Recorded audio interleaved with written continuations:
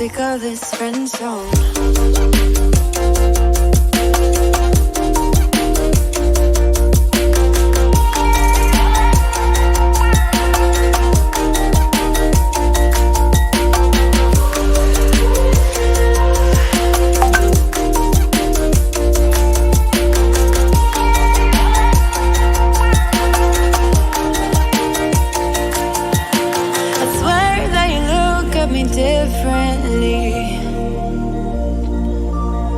Whatever it is, it just feels so real. And your eyes keep on talking in the silence, and all the blood to my cheeks are rushing now, yeah, yeah. And I'm hoping you are getting closer. Well, can you tell me something, tell me something? Is it a wild shot of letting you know that you're the topic of all of my thoughts, yeah? Well, can you tell me something, tell me something? Well, can you tell me something, tell me something? Well, can you tell me something, tell me something? 'Cause I'm so sick of this friend zone.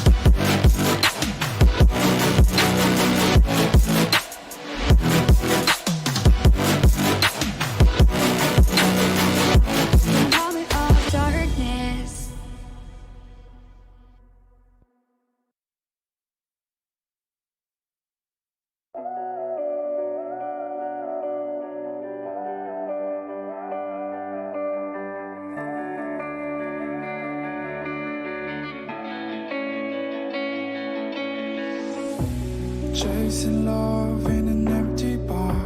Pour a drink till I make it past. The midnight hour seems to come and go, but I know. Walk on up with a drink in hand, sipping mixers 'cause you can. And all the lights begin to switch on. You're chasing the light, holding on for life.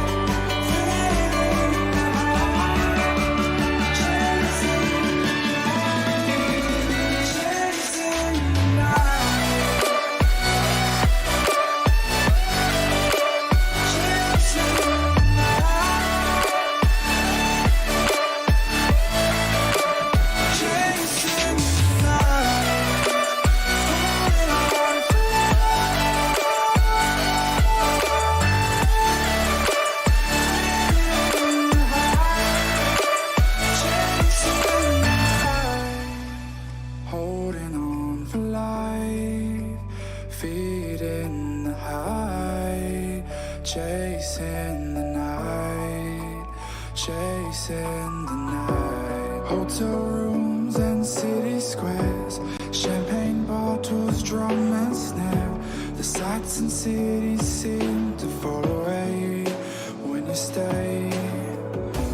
Locked in love for a night or two, losing sleep just to get a few. Day to day you wanna stay out, you're chasing the light, holding on for life, feeling alive, chasing the light, chasing the light, chasing the light.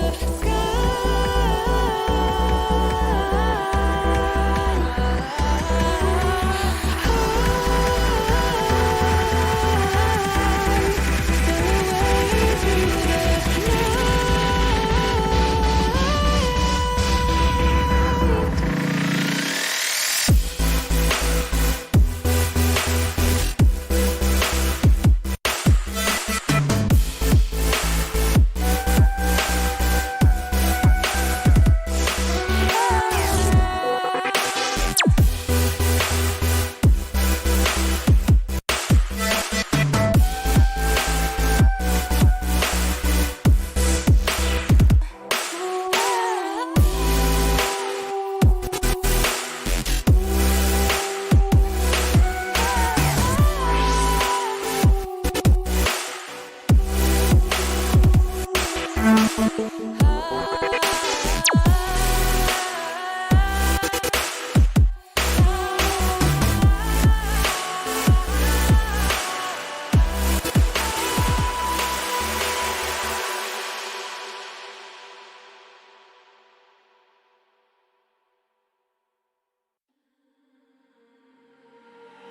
stuck in your car on a Friday night, and we laugh away stuff we try not to talk about.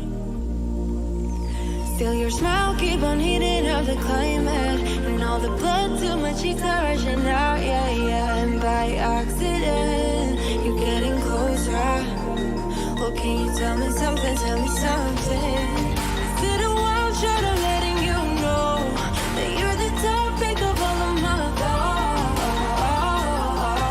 yeah? 'Cause I'm so sick of this friend zone.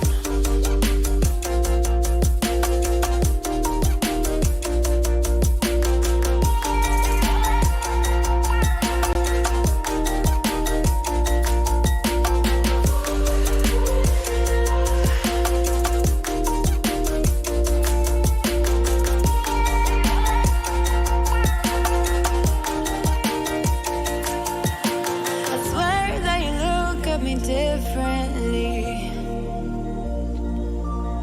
whatever it is, it just feels so real. And your eyes keep on talking in the silence, and all the blood to my cheeks are rushing out, yeah, yeah. And I'm hoping you are getting closer. Well, can you tell me something, tell me something? Is it a wild shot of letting you know that you're the topic of all of my thoughts, yeah? And that I'm sick of this friend zone. Well, can you tell me something, tell me something? Well, can you tell me something, tell me something? Well, can you tell me something, tell me something? 'Cause I'm so sick of this friend zone.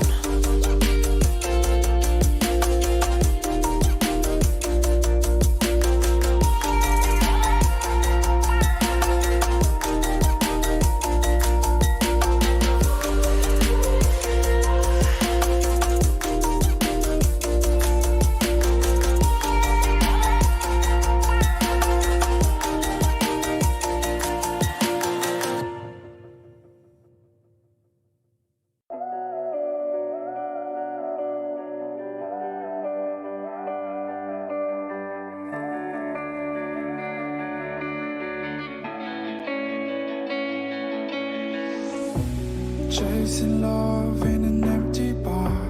Pour a drink till I make it past. The midnight hour seems to come and go, but I know.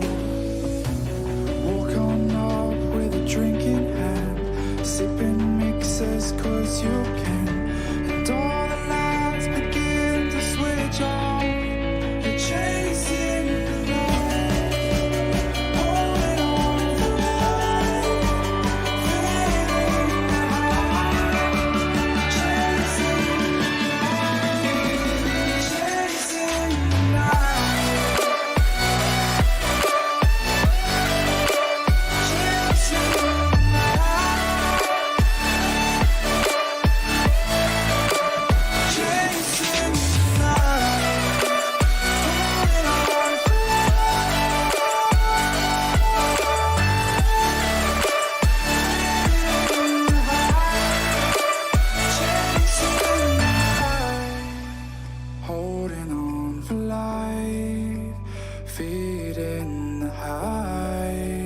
chasing the night, chasing the night. Hotel rooms and city squares, champagne bottles, drum and snare. The sights and cities seem to fall away when you stay. Locked in love for a night or two, losing sleep just to get off you. Day to day you wanna stay out, you're chasing the light, holding on for life, fading out, chasing the light, chasing the light.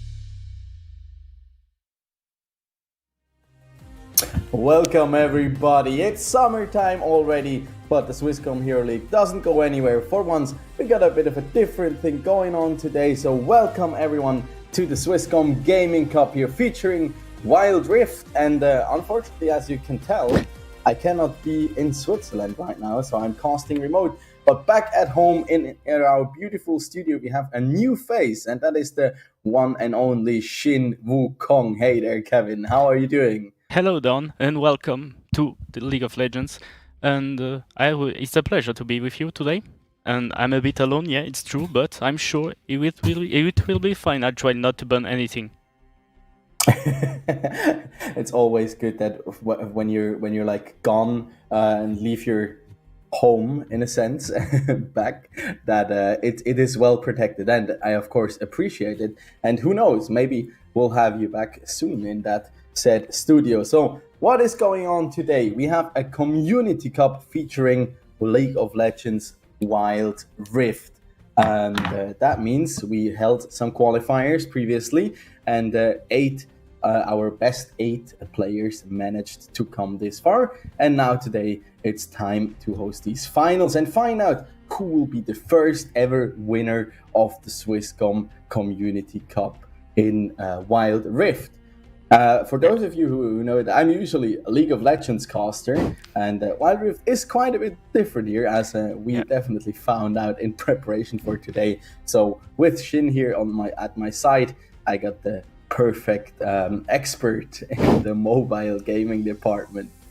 Yeah, I'll try it a bit. I've checked pretty much the difference we have, and I think it will be pretty good matches because all the characters are pretty much busted now. It's easy, just make everybody OP. That's pretty much the easiest solution, and that's coming from an engineer, so you better trust the guy. Yeah. So we already teased it. We have a lot of players coming in here. It will be an explosive one. So no, we cannot have a look at the bracket yet. We'll have to wait a bit. Let me ask you real quickly. What do you expect from today? What do you want to see? It's 1v1. Of course, I want to see blood. I want to see someone fight. I want to see someone dive without being afraid to die. I want to see I think the most combatant champions in League, I guess. And most importantly, I want to have fun. And I think everyone's watching wants the same thing. I don't know about you. Yeah, I'm certainly looking forward to it. Also, that it's a bit of a different setting than we usually have with League of Legends, because for once it's not keyboard and mouse, but it's at the tip of your fingers. Exactly. Where it all depends whether you can whip out those combos. And I personally also really like the idea that it's a bit of a different champion as well as item pool going on, as the people out there who play Wild Rift themselves will know already. There are quite some significant differences when it comes to that. So we won't have like the usual suspect in, for example, Lucian that we usually see a lot of in 1v1s, since he's not released yet. And also the Caitlyn will not be available, so I'm quite curious what they're going to bring to the table. We're going with the bases and some old champions, some new faces, but most importantly, I think there's a good pool of champions that can do a lot of really strong showing now. Absolutely so. And with that, we teased it already, so we want to have a look at our players that we got coming in for today. So let's have a look at the bracket here, starting out with a def win here for Chosen Beast over Lele. Then we also have Kazama coming from Lucerne. Maybe a familiar name to one or the other in the audience here in Zen Pyrect. He decided to, at least for this tournament, leave Clash Royale behind for once and focus on Wild Rift. So maybe he's switching over. We do not know yet. Maybe he's going to win. Yeah, I mean, who knows? It would be exciting. But then on the other hand, it's also like a bit stale to have like the forever champion in Clash Royale, except for this past season, and now also being champion in Wild Rift. At some point, we might have to consider banning him from our tournament. I think it's a good idea, maybe. Then we have his sparring partner in Django, also him probably familiar to one or the other, usually a very skilled mid laner for Lausanne Esports League of Legends squad, this time also in 1v1 and on Wild Rift, of course. We have Kira, we have Skenderbø, and we have Cloud Strike. You can also see where these players are coming from. Funny thing. With their canton of residency. Funny thing, Skenderbø and Cloud Strike already faced each other in the qualifier. Oh, did they? Yeah, it was a victory for Skenderbø. So maybe Cloud Strike wants revenge. Yeah, or Skenderbø just like has him all figured out and prepared here already, and is just ready to stick it to him and defeat him once and for all. So yeah, we already talked about it quite a bit. There are some significant differences between PC version for League of Legends and Wild Rift, but what stays the same is that we're going to play on Summoner's Rift and in the mid lane. So the good old days of 1v1s, no shenanigans up in the top lane. It will all come down to raw skill, who can outlast their opponents. But there's one difference, a pretty big one, I think. In the mid lane now, there's fruits that can heal you. Yes. So the fights will be maybe more intense and more long. Now you can back a bit, heal, and fight all over again. So and that will of course also like influence the kind of champions that we're going to see. I mean, usually you can like classify the good ARAM champions into, I'd say, 3 or 4 categories. They're the just run your opponent down kind of champions, like for example an Olaf that just pops the Ragnarok, throws some axes at you, and will just split your skull in a matter of seconds. Then we have like just the generally good laners and harassers. Usually that will be the Lucian. As I said, he's not in this game, but for example a Wukong here or a Mundo can also be very, very strong. Or, of course, the Renekton, who just overall has a very, very good all-in. Then we have kind of the control/burst mages that are just, due to their kits, are good at wave clearing and like get an advantage that way. Get some early tower damage in, maybe collect on some plating gold, maybe even threaten to take down the tower, because that's also win condition, not just killing your opponent flat out. Or the kind of third category, I'd say probably the hardest one to play and the most annoying one to go up against if they know what they're doing, kind of the sustained type of champion. So the ones that will just peel back up every bit of poke you throw at them, I'm looking at something like a Mundo, something like a Garen, for example, that just make it very, very tough to actually take down and like bully out of the lane. Yeah, I think that's a pretty good category for them. Mundo actually is the old one, not the rework that just go out in PC. So we'll see a lot of healing, a cleave that can hurt a lot, and I think a solid laning phase is a good candidate. I think Garen too. Yeah, I can see a lot of players actually thinking about picking something like Garen. Yeah, I can really see that. I mean, you can build him in a very sustained way, maybe even go for like fleet footwork or grasp of the undying, and then just do it together with bone plating, have a very, very strong setup going on. And we had a look at like the runes and masteries they get to choose from, and of course all the items. And there's like, I believe there will be not a single player who's not gonna take champion in the domination tree, because like you pointed that out, it's just flat out 8% bonus damage. Exactly. And who doesn't like more damage? Yeah, because champion, the downside of champion is, for those who don't know, it's 8% bonus damage against champions, but you lose 4% each time you die. Oh wait, we're in the 1v1. You can't die. So it's Well, pretty much, yeah, you can die, you lose. So it's pretty much 8% bonus damage. Who doesn't want that? And Yeah, I mean, yeah, and also the runes are not like in PC, or you have to stick with one lane.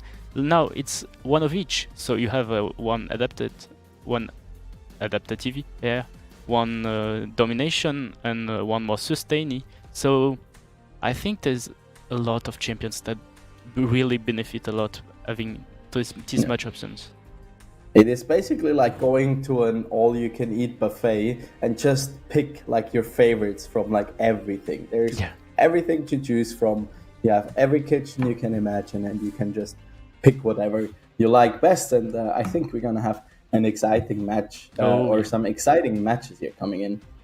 And the good point also that you just said, it's an all-out buffet, and also you can be greedy, I say, because you don't have to think about teammates. It's just you and your opponent. You're just you trying to have the max damage to just smash him or smash the turret where he hides. So I think it just supports a more aggressive playstyle, maybe. Yeah, I think so too. Actually, I had the chance to talk to Senpirect. He's one of our contestants here today, and asked him like what does he think? Like, does he think he has an advantage? Because of course he's very used to the device playing on, because they are playing on their phones. Yeah. Or does he think somebody like Django, who apparently he trained a lot together with, has an advantage because, of course, he knows the game very well. So the mechanics, the things you can do, the limits, the matchups, the power spike you have in which matchups, would that be like a bigger advantage rather than because let's not kid ourselves, it's a very big difference to play either with a keyboard and a mouse, or whether you have to tap on a screen. That's a very different kind of physical skill set. Yeah, exactly, because it's not the same comfort, it's not the same layout, and also you can in Wild Rift you can personalize a lot of your layout. You can move a bit the joystick, you can move a bit the skills so they are a bit shorter or a bit larger in the screen. You can move them so if you have small fingers, it's easy to tap.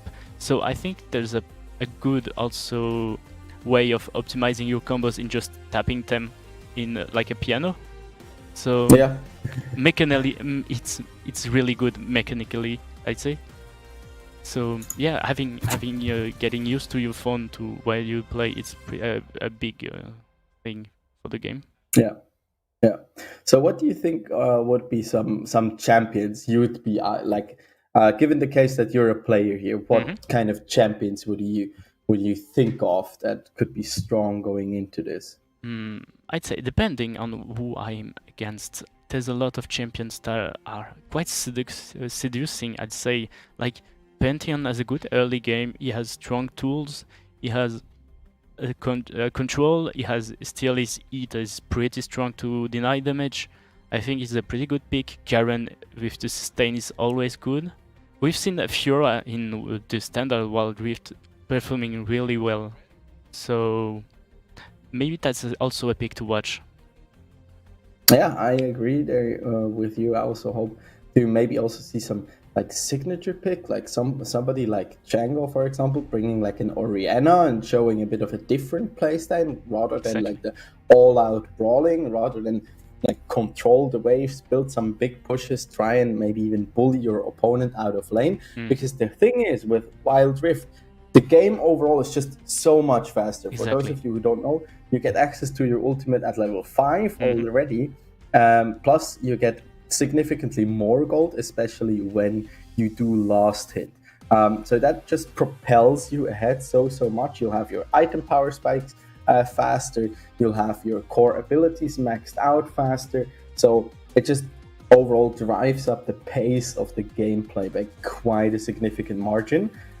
So therefore, these kind of matchups that can usually get rather stale will be a lot more explosive, because suddenly at like 3-4 minutes in, you have an Orianna coming back to the lane with like a fully completed item already, and will deal a lot of damage. And something like the Infinity Orb, for example, when she just gets to bully you out of the lane and constantly poke you, it's like at some point you're like caught between a rock and a hard place. Either you take more damage and you risk dying to like when you go all in, or she'll just pull you out of lane and take your tower. Yeah. All right, and I'm being told we're ready to head into game number 1, and I teased it already, and my wish will be fulfilled. It is the Orianna here, sliding over the rift. Yeah, well, look at pretty her. graceful. She's surfing. It's a Talia cosplay. And we have Sampyrect here on the Ezreal going up against that Orianna. So here we can see that Ezreal has chosen Conqueror and Orianna is playing Electrocute. So yeah, and no flash for Orianna. Yeah, so she just wants to go all out with like the kind of brawly style. Meanwhile, Sampyrect seems to be perfectly happy here with just sitting back for a bit to begin with and just hit those minions from afar, collect some income here. Yeah, and like you said before, you win a lot of gold last hitting, and also you win passive gold just letting the minions die by your side. So staying back is not so punishing as it is on League PC. Yeah, absolutely so. And Sampyrect here just staying back for now, trying to last hit with those mystic shots. He's taking quite the damage. The Electrocute just... Electrocute really hurt. But like we said, the Onifruit comes in clutch. Yeah, and also it appears that he took the Sweet Tooth in the inspiration tree there, if I'm not mistaken. Sampyrect that is, because he also got 20 gold off of each of those honey fruits. Exactly. And they did heal quite a bit of health. Like we discussed before the games, Onifruit is a really strong pick, and with just 20 golds, it can make a difference. Just buying one last item that you need to win. Absolutely, and so far it looks like the approach here for Sampyrect is really to just not sandbag for now, but he's going about this very passively. Just wants to get some gold, maybe get an item or so back in the base. We can also see him starting out with the longsword, and so far he's doing a significantly better job here at collecting that early gold. But Orianna is just not letting him alone. Constantly picking and making quite the damage. She's totally in control of the lane. Even if his Ezreal has the goal advantage for now, you have to remember, losing your turret makes you lose too, because Senpai will be forced to fight at some point. And now with low mana, they do have access to their ultimate. Yeah. Sampyrect will have to reset though at some point. Yeah, also, Orianna here. He's running out of resources. Gonna be a bit difficult to handle the Orianna right now. Yeah, and Sampyrect just continuing to sit back here, try and farm up. He has 2,000 gold here in his inventory. That is nearly a full item here already for him. And starting out with that longsword, I think he Yeah, will exactly. take the reset here, and it looks like that the Oriana here is not aware of this, or just is not able to punish him really gonna- hard here to, yeah. to go in there. He's doing Denying the exactly honey what fruit though. we discussed also later. Taking the honey fruit of your opponent is quite a good move also to replenish your stamina and your resources, but at the same time denying a lot of cooldown and pressure. Yeah, and there's the mana mune already being completed here for Semperek. And I like what I see here. Him just walking up the lane, checking whether she is taking that reset and trying to cancel her back here. Because now he's in such an advantageous state here. He has the mana mune. So Oh, he yeah, can can she- sustain in terms of mana. Even with the Akan shift that is quite aggressive, he took a lot of damage. As you can see, Yeah. Oriana is in totally control of the lane for now, but I'm But expecting zero mana. Senpai to... Yeah, I'm expecting Senpai to soon start aggressing a bit more now that Oriana Yeah. is losing resources. Can he throw out the true shot barrage? Yes. Ooh. Oh, that was actually super clutch there. Missing that true shot and barrage there Oriana- by like half a second. Yeah, and Oriana buys a Ludens to do even more damage, and she's totally ready to poke even more and try to deny him as much as she can. Yes, Semperek though he took the opportunity to also reset here once again, pick up that phage for some precious sustain here, and he's already up about 400 gold in this matchup, just due to him having the, let's say, better farming skills. Yeah. Here. Oh, but that's a lot of damage Damage. coming out from the Oriana there. Yeah, he's getting control in lane, but he's constantly having to be on his guard, because one mistake can make him go to 0 to 10 from 0. Yeah, and there once again those command attacks dealing so much damage there on a squishy Ezreal. But Semperek, he does a good job here so far. Yeah. He did burn the flash and his barrier earlier. But what I'm kind of missing here from the Oriana, I mean, she does have the heal and the ignite, so the aggressiveness is certainly there, or at least the potential to. Yes. But so far we haven't really seen her use it too much. Yeah, it seems like she's still a bit more careful about the Ezreal. She's just trying to poke him to death for now. I think she's waiting for a bit more resources to try to be sure to have enough damage to one-shot in a combo. Yeah, I think so too. Like one good shockwave together with the command attack on like 2 items, plus maybe 1 or 2 auto attacks to finish the deal. That's certainly in the realm of possibilities here. Exactly. As you see, continuous back and forth. And Ezreal is not the tankiest of the characters in Wild Rift, so that's a Certainly not. quite good, viable strategy. But he is very mobile, so Yes. if he can anticipate that shockwave getting out of the way with an with an arcane shift, you can actually buffer it through the CC and make sure you get out of harm's way in time. Plus, you then also have the barrier on top of it. Exactly, and that's a pretty good champion to just wait a bit, sit back a bit, and suddenly just go in and go crazy on the opponent. Yeah. So far here, both players taking a rather careful approach. Still, but so the Oriana still dictating the pace of the game, And throwing Senpai, out the poke that is continuously. going back to base to try to build up resources and maybe buy something. He bought boots, and I didn't see the second item. A It was stinger. Stinger, yeah. Yeah, so he's going for the Trinity Force, back to the old days of Ezreal. As a reminder, there are no mythic items if you're like confused why. At the moment it kind of looks like a general start. You'd also have a PC version with the Luden's Tempest as well as the Mana Mune on Ezreal. And the Oriana started to build up her tier. Yeah, only now though. So that's a quite late tier, and mind you, that is 300, 400 gold that you can essentially do nothing else with. That only gives you a little bit of mana if you build it at that point. So I'd still say on the power scale, Senperek does have the advantage here. Exactly. Also with level 9 here, access to his second point in his ultimate. Will be on level 10 actually. No, I'm sorry, it is on level 9. Yeah.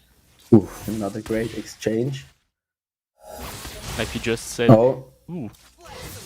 Orianna. I'm just waiting. Like I'm just in anticipation. When will the shockwave come out? Yeah. When will it happen? I think Senperek is also. Oh, this time he does get the cancel. Oh, and another mythic shot there landing. It's gonna force the heal. Yeah. It's good though. I mean, you really want in a 1v1. It is certainly worth to just use the heal on cooldown. I mean, the only thing you're essentially losing is that you cannot like bait your opponent into an all-in essentially, and then turn it back around and win that way. But on the other hand, like using it essentially on cooldown makes it so that you have access to it again sooner. Therefore. Getting an advantage that way, and there we see the Trinity Force come in here for Senperek. So that's going to be a big power spike. Needlessly large rod on the side of the Orianna, but that is no comparison to that immense power level here. Yeah, I think the tier made their game plan a bit slower, and with the Trinity Force now on Ezreal, it's gonna be a bit tougher to just keep him in check now. Yeah, but what I'm missing currently, I mean, I'm not sure if it's just a bit of like getting used to the whole situation here, or is it just like a bit of a checking, okay, who am I going up against, how strong are they, well, not really like over forcing much, but so far they both seem a bit timid here, if I may say so. Not really going for explosive plays or all in. I mean, both of the towers are still super healthy.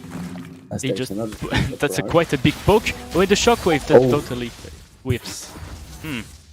That's gonna be a quite important tool that is no longer usable by Orianna. Yeah, and therefore Senperek has a big advantage here. Even takes one tower shot here. Will he take another reset here, or just push in the wave? Oh, forced Kazama here to stay again. He didn't want to lose that entire wave. And with the Onifruit, he's in a better position now, but without Shockwave, he's a bit in the trouble to just combo Ezreal out of the lane. Yeah, absolutely. And I'm quite curious whether they will upgrade their boots, and what enchantment they will be going for. I mean, teleport in a 1v1 can be very strong, because you cannot like flank, but you can certainly get the tempo advantage if you just force your opponent back and then back yourself and teleport back to the lane. Ooh, the ult that just fails for now. Senpai but it does cancel the reset. Yeah, but Senpai is starting to become a bit more and more aggressive as he gains confidence. He has more items. I mean, yeah, I think he starts feeling it now. He's like, okay, I can actually do this. So. Yeah, more It's not time Clash, but we Gucci. It really doesn't let Orianna breathe for a second from now. Yeah, Kazama so far though doing a very good job. Just hold his ground here in this matchup. But I am really okay. There, finally, a bit of action. Ooh, and he just barely slides to the.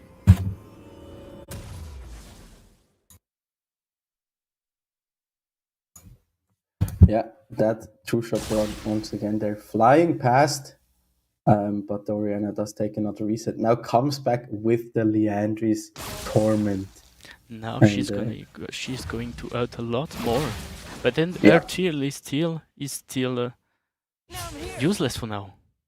Ooh, Senperek here not regening his mana, so he has no time kinda to. tells me that kind of tells me that he wants to go all in. I mean, usually we okay, first turret has fallen, therefore he wins now. But I mean, Senpai wins because his minion took down the top and lane. that's Ooh, the there's the two-shot rush. That's gonna be the kill and here. Senpai out right? of nowhere. Finally, he pulled the trigger. I mean, it was like the loaded gun was there. It had plenty of bullets in the magazine, and then in the snip, like in the matter of seconds, he decides to just go in, go for it.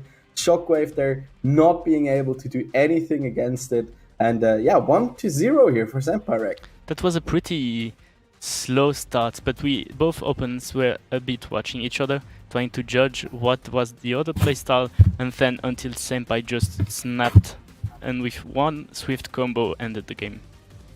Yeah, and I really hope that this also helps Senpai to gain a bit more confidence, because I think just him throwing his expertise on the Ezreal, I mean, he looked quite comfortable. He knew exactly what his game plan was coming into this. He was like, okay, I know what items I'm opting into. It's like, okay, I know he knows his power spikes, but he didn't really like go all in on it. And yeah, I mean, caution is better than regret usually. Exactly. But I think he would have had the ability to like end it faster here, so maybe he gains a bit of confidence and will be willing to take some earlier 1v1s here against Kazama. And what we can't forget is also it's not only a one-time game. He could have used this first game to judge his opponent and try risky things to see what works and what doesn't work for now. Both players are in a quite good situation to just judge, try to poke each other, seeing what works, what doesn't work, and be crazy in the next games. Yeah, I just love that, like in these what was it, like 10 minutes or so, 15 minutes, that they actually were able to get 2.5 items. That's just not something you see on PC League ever. Like, that's pretty wild. Yeah, Rift. that's I see what you did there. That is usually like the 30-minute mark or so in League of Legends, so you can see quite a bit of a tempo difference here, and that was in a very passive and kind of timid game, so we might have some a lot more explosive matchups here. They were warming up for the next games, I think. And like you said, like we can really see the passive gold and the passive gold that the creeps give, and just as the big power spike players get a lot quicker, I think. So the more the game will advance, the more it will be violent. Yeah, I hope so. I really do. It was also interesting to see. I think Senpai did decide against going with the bone plating, so maybe he had like second wind in his resolve tree. Not quite 100% certain on that one though. But like from Kazama, we saw also a very good approach. He was like he was really looking to poke Senpai out early. He landed some pretty nice command attacks here and there, and also the dissonance always did connect. He pushed in the waves quite quickly, which of course is a big advantage of the Orianna pick. But what I like felt missing was, I don't know if it was a confidence issue, that he did all the right things, but he let him live. He spared him in the end. He didn't cancel his resets, for example. Didn't try to ignite. Ignite never went down. Yeah, exactly. He never used his Ignite. He just dropped his flash for Ignite or heal, but didn't use it that much. Was that the best strategy? Yeah, so maybe he will rethink that going into game number 2 here, and or just use it on cooldown. Use it for poke. Use it to bully Senpai out of lane, and also go for some turret damage maybe, and collect on these turret platings. And we are live in the Wild Rift for the second game, and Orianna is also sliding all over again. Quite aggressive start. Yeah, this time here, Senpai opting for the Yasuo here. So one for the fanboys out there. starting with that Brawler's Claw here too. And this time he's taking Flash and Ignite. So he's planning to be a bit more aggressive, I think. Yeah, he really wants to go in. Here, Kazama sticking to what he was running with in the first game here. Yeah, that worked well for him for the first part of the game. So it's a really valid strategy, I think. And this time he also has that passive, of course, of Yasuo to just get those passive shields from his E over and over that will counter Kazama's poke quite decently. So Kazama is kind of forced to do all in. Senpai is also... Oh, the Ignites already. Oof, the whirlwind there, missing by an inch. It was a lot of damage. Like we said before, I think Senpai is here to be a lot aggressive now. Yeah, he really gained some confidence here, and I like to see it. And also, yeah, as you can see, it's Yasuo. He doesn't have mana. He's have only his health to manage, and with only health to manage and only fruits available to him, I think he will be more likely to just go crazy. Yeah, and once again here he did opt for the sweet tea here to just get that additional sustain, plus of course the gold on top of it from those those honey fruits. Oh, Kazama is already out of mana. Yeah, once again here, Semperek doing a good job of just leveraging his power on that Yasuo pick here. First seems that he realized his window of opportunity. There aggressive. He goes in one again. And the win will come in clutch.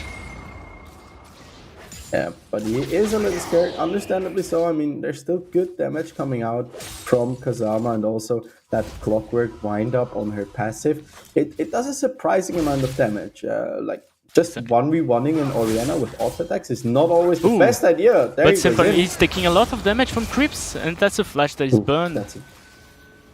I think they're not allowed to go past the river, but he gets the access to the last breath! And Kazama does take his last breath.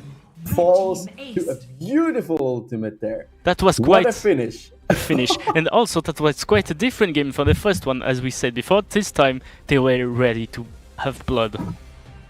Yeah, I mean, I was really getting worried for Senpai right there. Just dashing straight in, like bit of that Yasuo syndrome coming through, nearly wanting to start that 0 and 10 train early, but a beautiful flash out of there, getting access to the knock-up on his Steel Tempest, flashing into the side brush, which, by the way, they're not allowed to leave to the other side, so they are confined to the mid lane. So he knew, like, it's do or die right now. He did connect a beautiful whirlwind there, went in with the ulti and just took down Kazama for his 2-0. That was a pretty good play, and actually pretty ballsy, because as you can see, he was pretty low on life when he started. So yeah, I was like, does he die here? I think the last breath, I would have wondered whether he would have died, because you get another passive shield if you use the last breath, and that really kept him alive there, because I think I already saw the last Orianna auto attack in the air, but it did not kill him because he went in with the ulti. So quite a clutch play there from Senpai. Exactly. I'm pretty. I'm about to say it was a pretty reflex ult when he just saw the button shine and pressed it. Yeah. I mean, that's good as a Yasuo anyways. You just, whenever you can go, just jump in. Don't with think, the ult, I guess. all in. Yeah, it's a 1v1, just all in. Yeah, you saw those Yasuo clips on YouTube. You can do that too. Just believe in yourself, and then exactly. If you want to be a good Yasuo player, you just have to do all in. Don't do that, please. Don't do that. Please. At least not in my games. Exactly. Against me you can, but not in my team. Yes, please. Or just generally don't pick Yasuo, I guess. I think that's a whole different topic. But yeah, I really liked the difference in pace we saw here coming out from Senpai, playing around his power spikes. He was already at level 2. It was like going for it, igniting Kazama there, getting some decent damage in there. Nearly took him down. I think if that last Steel Tempest would have connected, that could have been like the kill at level 2 or 3. And also, that's a really good utilization of the Ignite. Like we said the game before, it was not really used, but now we can see that even just using it on cooldown makes it a lot of damage that builds a lot of advantage if it's used well. So I think the aggression is a good strategy.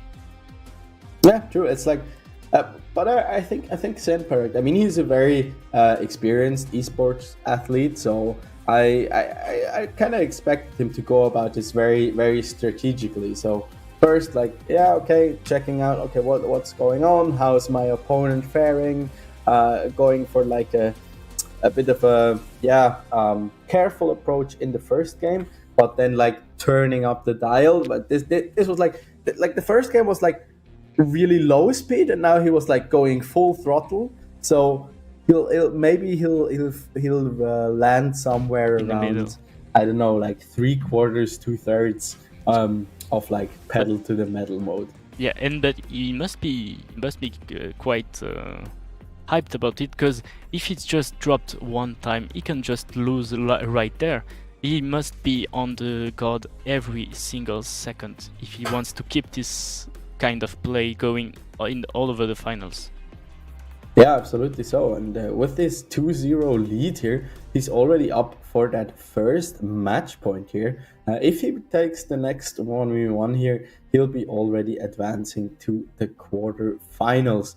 And there his opponent will be, let me check real quickly, that is going to be Chosen Beast, exactly, who's waiting for him already, because he was granted a death win over Lillard. I'm by the way, I'm telling lies. It's already the semifinals then, of course. So. Oh yeah, right. Yeah. 8 players. Yeah, exactly. But we do also have a lower bracket. Exactly. I don't know how to read our bracket properly. I gotta confess. Yes, we have a double elimination, so even if you drop the first one, you can still just brace yourself and try to win the second time and try to correct the mistakes you made. Yeah. Talking about mistakes, what do you think Kazama needs to just try to sweep this game back up? Well, first of all, I'd always say there are no mistakes. They're just like happy little accidents. That's a really good mindset. But overall, it's always like a learning experience. I mean, if you look at this game, I mean, we did point it out to some degree. You can look, okay, what was like my summoner spell choice going into this match? Like, what did I want to accomplish with it? I think in gaming, especially in games like League of Legends, whether it's on PC or in Wild Rift, it's always a good question to ask yourself, like, which tools do I have? How do I use them? And when do I use them? It's like, and what does my opponent do against, or can my opponent do against me? And then find like a good balance between them. For example, go about this. Okay, start. Which champion do I pick? There, a big factor is always like, what can I do? What do I like to do as well? And what's good in the meta, maybe, or what do I feel comfortable with, or ideally both. But you cannot always, you can't always guarantee that. So, next point would of course be like, which runes do I take? Besides like champion, it's okay. Which of the the game tree will be quite fun. Well, it's gonna be Demacia based this time. I saw someone. Zenpark didn't buy items. Yeah. Maybe he doesn't need them. Baiting. He's baiting. Yeah. He just wants to be like, nah, gotta flex on those noobs. I don't need these filthy items. And like we said, Garen is a pretty popular pick, even in 1v1s. And I saw someone in the chat saying, why are you hating on Yasuo? Do you have something to say about that? Why wouldn't I be hating on Yasuo? Exactly. Now, you know, I've been playing League of Legends since season 1, and Yasuo came out, I think, like season 5, if I'm not mistaken, somewhere. And there's always like the Yasuo paradigm, like the unspoken rule of like League of Legends. Like when he's in your team, he always goes like 0 and 10. And somehow, sometimes you even still manage to win the game because he scales so well into the late game with his crit modifiers and everything.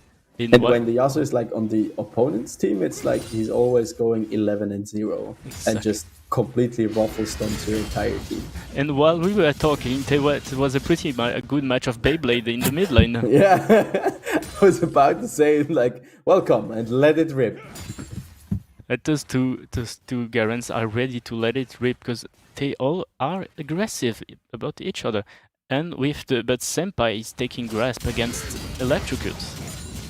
Yeah, so in a sustained kind of situation, he does have the advantage of their big chunk coming out there with the Q combined and with that no items. grasp of the Undying. Yeah, with no items. So Garen does not need items. Just is busted like that. Oh, in the level 4 is coming clutch. We're coming ready as soon for the Demacia. That is really... Demacia! See, that's what we were expecting. Blood. What a creeps. Manly Demacian princes. Why should I farm? Yeah. And Kazama here though, paying a lot of respect to Senpai. He does have access to his ulti here. And Senpai has ult, as his flash. I'm not saying there's a play to be made, but there's a play to be made. Question is, does he have the courage to do it? And I think Kazama will also ding level 5 off of this wave here once that cannon does go down, which it's going to be takes a bit of a while, but there it is. So a lot of judgment now as well in this game. Good warding. You never know. Yeah, just be sure. It's like, yeah, it's like giving out advice. It's like good guy Senpai giving out advice to everyone watching. Remember to use your wards. Exactly. Maybe not like this, but do use them. That's already. That's a good thing. At least he remembers these words. Ooh. Yeah, absolutely so. Ooh, that Q there going onto the minion. Not sure if he intended. So many crits. Oof. Did he buy already? I don't think so. They didn't back yet, I think. No. Ooh, that's just a good fight. Good trade with the the electrocuted procs and changed in flash. Nope. Does not use the heal here for follow up and send Perek. Opting for the back here probably. Yes. Oh no, he's coming back for more. Yeah, he took the only foot and went right back up. Sometimes a bit of juicy fruit is all you need. And look at this, he actually has built such a big advantage over Kazama here. 5,000 gold difference. And finally gets to buy an item. The Black Cleaver at the first item. That's I mean, I understand the choice, but I still think it's how do you say? Wouldn't call it weak, but I just say Garen does scale with crit. Exactly. So there's always that possibility. And at the other side, we have a totally different build going on. Yeah. Bit of armor penetration here coming out with the last whisper, but also the healing. He's going to fight. There's probably going to be a drop of a Demacia soon. No. Backing out. Or some Senpai just going for the fruit. Vitamins are important, but that's a lot of damage. Yeah, it takes quite a bit of a beating there. Just backs in the middle. It's like a kind of a Bitcoin play there, you know? He's like investing. He's taking the honey fruit in order that Kazama will not have access to it for the next 2 minutes. Ooh, the Beyblades. So he can start fighting him. That Q spell. The Demacia is going. Maybe it's a finish for Kazama. Perek has this. One last. No! Oh my gosh! The turret though. Nearly taking him down. I think that level up there. And we're gonna see a flash. No, he doesn't have his flash. Too bad. Yeah, and there we can also see the Garen passive coming in pretty clutch, especially when you are at low HP. It does provide you with so much healing. In Senpai Rick that wants blood. It's just like two Garens running back and forth at each other. That's what I was expecting coming here. Just blood and no brain. Use No, bronze. No. Just go in there. Just slap them about. What a reminder. It is completed here. I like the approach here. Kazama getting that healing reduction. Of course, Ooh, and Kazamet is going in aggressively. Ooh. No access to the ult yet. Not And no off of ignite. cooldown yet. No He had ignite as no well. options to finish off this thing, but he forces her back. Just Yeah, and he slows a did bit. quite a bit of damage. Ooh, there's a Ooh. BF sword in inventory for Semperek. Now it's going And to secrets. Also the resets here, they're so fast for both of these players because And the it's going lanes all in are- right in the lane. They Might just- both have their ultimates again because earlier they did trade them. It's going to be a So- bloodshed in a few seconds. Will they fight? Kazama is Kazama going to be all in Tekken style and just run his opponent for a fight? Time to finish him. Ooh, Such an and interesting lane. Senpai took quite a lot of damage, but it's Karen's. They're gonna regen. Ooh, and a good silencer coming out for Kazama. It's like when Kazama crits, he deals a lot of damage, but outside of that, like just with the build that Semperek did opt for, he's actually quite tanky just off of that Black Cleaver. Exactly. Maybe that was the right plan in the long run. But That's we're gonna also see really maybe. interesting. Ooh, Senpai Oh. is taking a lot of damage. Maybe in Damage range to for that ignite. flash that is going off. And maybe, Once again. just maybe, we will gonna see. He doesn't have a flash. He can't just finish off Senpai. He just can back out to his base with a thumbs up. Yeah. Say, okay, peace Peace. out. I'm gonna go back. Does pick up that Jorim's fist there. So more sustain here on the side of Semperek. So he kind of wants to play the tanky game here, while Kazama is just like, okay, we go all out on damage. Goes for the real Alpha Garen, kind of. He knows it's a 1v1. There's just one life. So you just have to go YOLO on this. YOLO is always the play, I guess. And It's now also interesting to see just the dynamic of that mirror matchups, like who spins first, who goes in, who uses Q first. Because if you're silenced, of course you Ooh. can't Beyblade, or the Q rather will stop the Beyblade. So if you can make your opponent spin first, you can silence them and then you spin on them, because you can neither use your Q nor your E. And that's a really Okay. mirror moves, a mirror match. Are we seeing? Ooh, Oh, there's the the ult judgment. coming clutch. No, just barely. But it doesn't really matter, because with that Garen passive, I just have so much regen. Way back. And Kazama here being Oh, and regening more and more. I think at some point Senpai will just but you need can to see- dive him. you can see that Kazami is starting to lose a bit of damage. He's gonna have to build something else unless he's ready to. Oh, the That's Ignite coming out. There's a stayed in it. judgment. It's Senpai Reg falling to a beautiful play by Well, Kazama there. That was unexpected, and he actually maybe listened. He was starting to lose damage, so he should have got. He did the right thing, going all in with his ult up and the ignite. It was Yeah. pretty enough to kill him.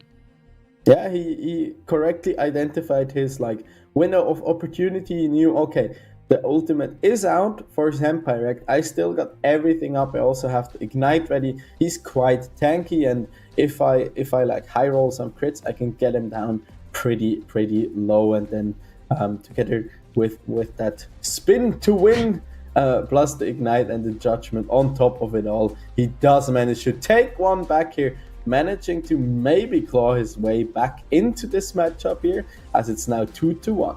And maybe we're gonna see even more aggression now that both players seem to be in the zone. Yeah, I hope so. I really hope so. Gotta be honest though, I don't hope for more Garen 1v1s. Just let the monkey brain once in a while. But Yeah, that's sometimes it's a bit more finesse that wins the games. Talking about finesse, Fiora maybe? Sorry? Talking. Fiora maybe, I Yeah. am. That, I mean, I could see that. I think I dig it. But also, Irelia and Riven were just released. Exactly. So they're mechanically quite intense champions, I'd say, especially on a mobile device. But I'm down to see it. If they don't play it, I think Django would be a good candidate to at least whip out the Irelia, I think. Maybe we're gonna see them later in the tournament. And also, after a game with a more easiest mechanic champion, a bit more of a tight champion could be fun to play. And weaken a bit of his fingers. I also really like the players really switching it up here in their champions. Not just like, okay, I have my favorite champion and just gonna play that for the entirety of the tournament. But rather, I mean, Semperek, 3 games, 3 different champions. Kazama, 3 games, 2 different champions. So we get quite a bit of diversity in here, and I always like that. Yeah, and it was pretty flexible. Maybe Kazama thought that Oriana was maybe not his best game plan for now, and tried another thing. And in quite a weird turn of things, they picked the same. Yeah, and also it's also good like learning opportunity here for me to because I don't play too much Wild Rift, to see like that different dynamic, because usually in like if you do 1v1s also against your friends, it can always be a good idea to really manage the waves properly. But because those resets on Wild Rift are so fast, you barely lose anything for going back, because the reset, like the backport takes like a 3-second channel, if even, and the lane is so short that you're like back in the snap of a finger, and it just needs to be like the wave needs to be in an okay spot, not even a decent or a good spot, but just like, yeah, you can pretty easily take those backs. And I'm looking forward to also maybe some players like leveraging that a little bit more, and really go for those aggressive kind of backports. And your wish does come true. And I think maybe Senpai is watching the stream, because we have a Fiora now. A Fiora with a longsword. Yeah, this time he does buy items at least. Yes, maybe this time this sustain is not as good as Karen's. But against her is the big Chungus himself. I like that. I'll call him Big Chungus always now. Friends of mine always call him the secret god of League of Legends. How can he drink so much? That's true. That's true. I mean, me on a casual Friday night, I guess. Don't have the majestic beard anymore. And the strong athletic body. Ooh, that's pretty aggressive nice start, and slam. Senpai takes a lot of damage, is forced to flash. Already taking the fruit. Yeah, well, got to pet that big belly there a little bit. But he also threw out the ignite there, I think, just from range. Something you must remember, that it's Kregas does a lot of damage when it goes damage. Actually, in Wild Rift is a pretty good pick. I've seen a lot of plays, especially on YouTube, seeing a good combo with ulti into your charge barrel, and it's over. So Senpai is going to be careful about this, because in an instant it could be over. And absolutely so, and also like having the electric does a lot. Generally, the riposte should be used very conservatively, because we could see it there. Like if he uses it preemptively, and Kazama does get the body slam off, that will hurt quite a bit. But if you can turn that play around, if you're fast enough on your reactions, and again on Wild Rift, that is a lot harder to pull off than when you're on PC. Exactly. So then you can just stun up that Gragas and beat them up badly with that rapier. And it is dependent on her weak spots, and for now the weak spots were pretty clement with her, but we must not forget that it's Kregas against her, so he can take it. Bit of a PSA here: if you're going up against Fiora and you're struggling against her, or you're getting annoyed by those weak spots, you can always nice one there. And the ignite just comes here to say, nope, not yet. But a good explosive cask there, taking quite a bit of a chunk here from Senpairek's health bar, but the Q not connecting, and therefore he does not manage to get the kill. But Senpairek will probably have to look at a reset here finally. And like I said, it's exactly what I said before. An ult, a barrel, and a lot of life that lives. So she must really, really be careful about this. And she's taking a Stinger and a Phage. And Yeah, the so Gragas also is opting for a tier. Yeah, and also I think Senpairek here going for that Trinity Force right away, as we see a Change. a Balmy Cinder there come out from It changed Kazama. strategy. Yeah, going for the tank build.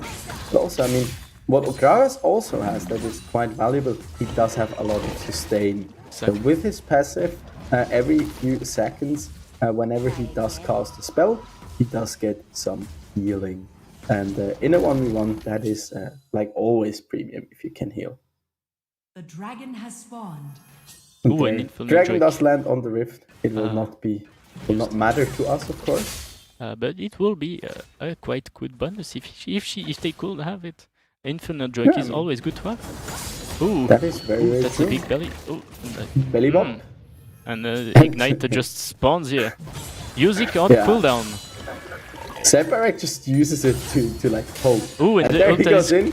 Ooh, Senpairek is taking a lot of damage. Look at this, and is forced to flash out. Does not get in range for the Ignite here once again. That was pretty ambitious. Having the 4 marks just under the tower of Gragas. Yeah, does get chunked out there once again. And yeah, the Gragas has quite a bit of sustain here. And so far, it does. Yeah, Senpai is forced to back out. Yeah. Also, the Gragas, of course, does have a significantly better wave clear in this matchup compared to the Fiora and the sustain advantage. So, Senpairek will have to be looking at an all-in, I believe, at some point. And now that he does have the Trinity Force completed, I think that could be a good opportunity for him. Yeah, I think he's starting to have a better option now to go mad and just try to finish the game. Yeah.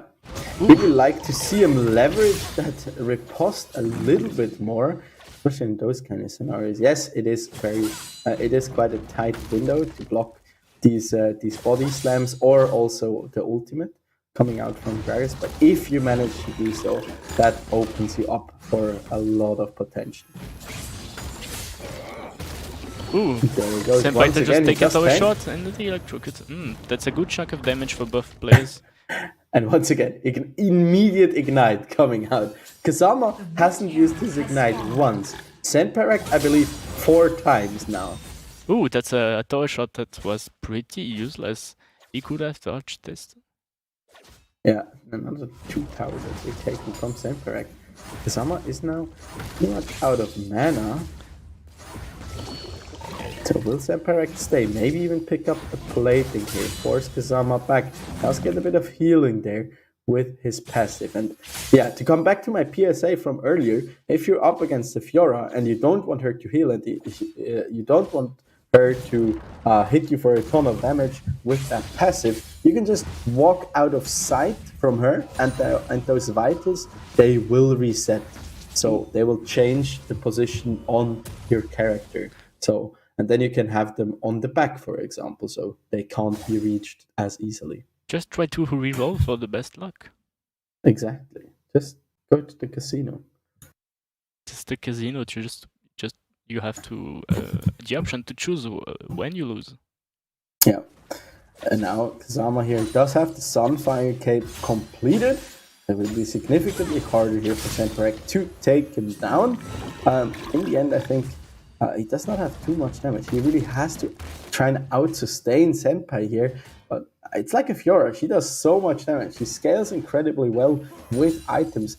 And she also does have that Trinity Force plus a Vampiric Scepter on top of it. So a lot of damage plus lifesteal equals a lot of healing. So you really want to get that Ignite in there early, as soon as possible. And then try to like take her down or ideally even like burst her into your tower. Oh, that's a good move. Happy feet here coming out for Semperek, or just a bit of an ambitious barrel. We'll never know. Senpai is starting to do a lot of damage. Yeah, I think maybe at some point he'll just start like split pushing. I'm out. Oh, beautiful! Finally, beautiful he game. does it. And There's the channels. Ooh, that's a Oh my flash God. that is burned. That was pretty risky. That was a good move. I mean, he could have taken him down there, definitely. Maybe But, if one hit. yeah, I think he missed one Q there, and then kind of got scared to die to the tower and decided to flash out. But a good opportunity here for Senpirect. And we can also see once again that difference in farming coming in so big. As Senpirect is up about 1,000 gold in this matchup here, so he has a lot more money to spend. That's capitalism in a nutshell there for you. More money equals more power. And especially on Wild Rift, well, building items is so much faster. 1,000 gold is a big advantage. Yeah, and I mean, if Senpirect doesn't even get to a second item here, it will be really tough. I mean, also with those vital procs and the ultimate, even if you go for a tanky build like Kazama does here, the Fiora is still able to shred through that quite handily because she does deal true damage. Maybe the good option now is starting to try and win the tower, but even then, his tower is almost half health. Yeah, problem at this point is if Kazama pushes out the waves here aggressively, Sepatia Close coming one. in, and with the ignite on the cooldown again. but he's just like, I think he has like an auto clicker on the ignite at this Ooh. point. That's a nice explosive It cast. was a really good move.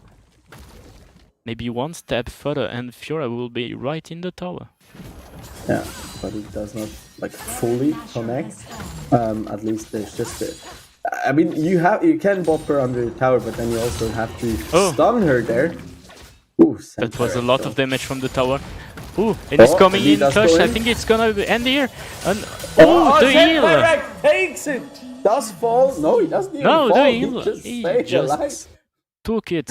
And Senpai just won the whole thing.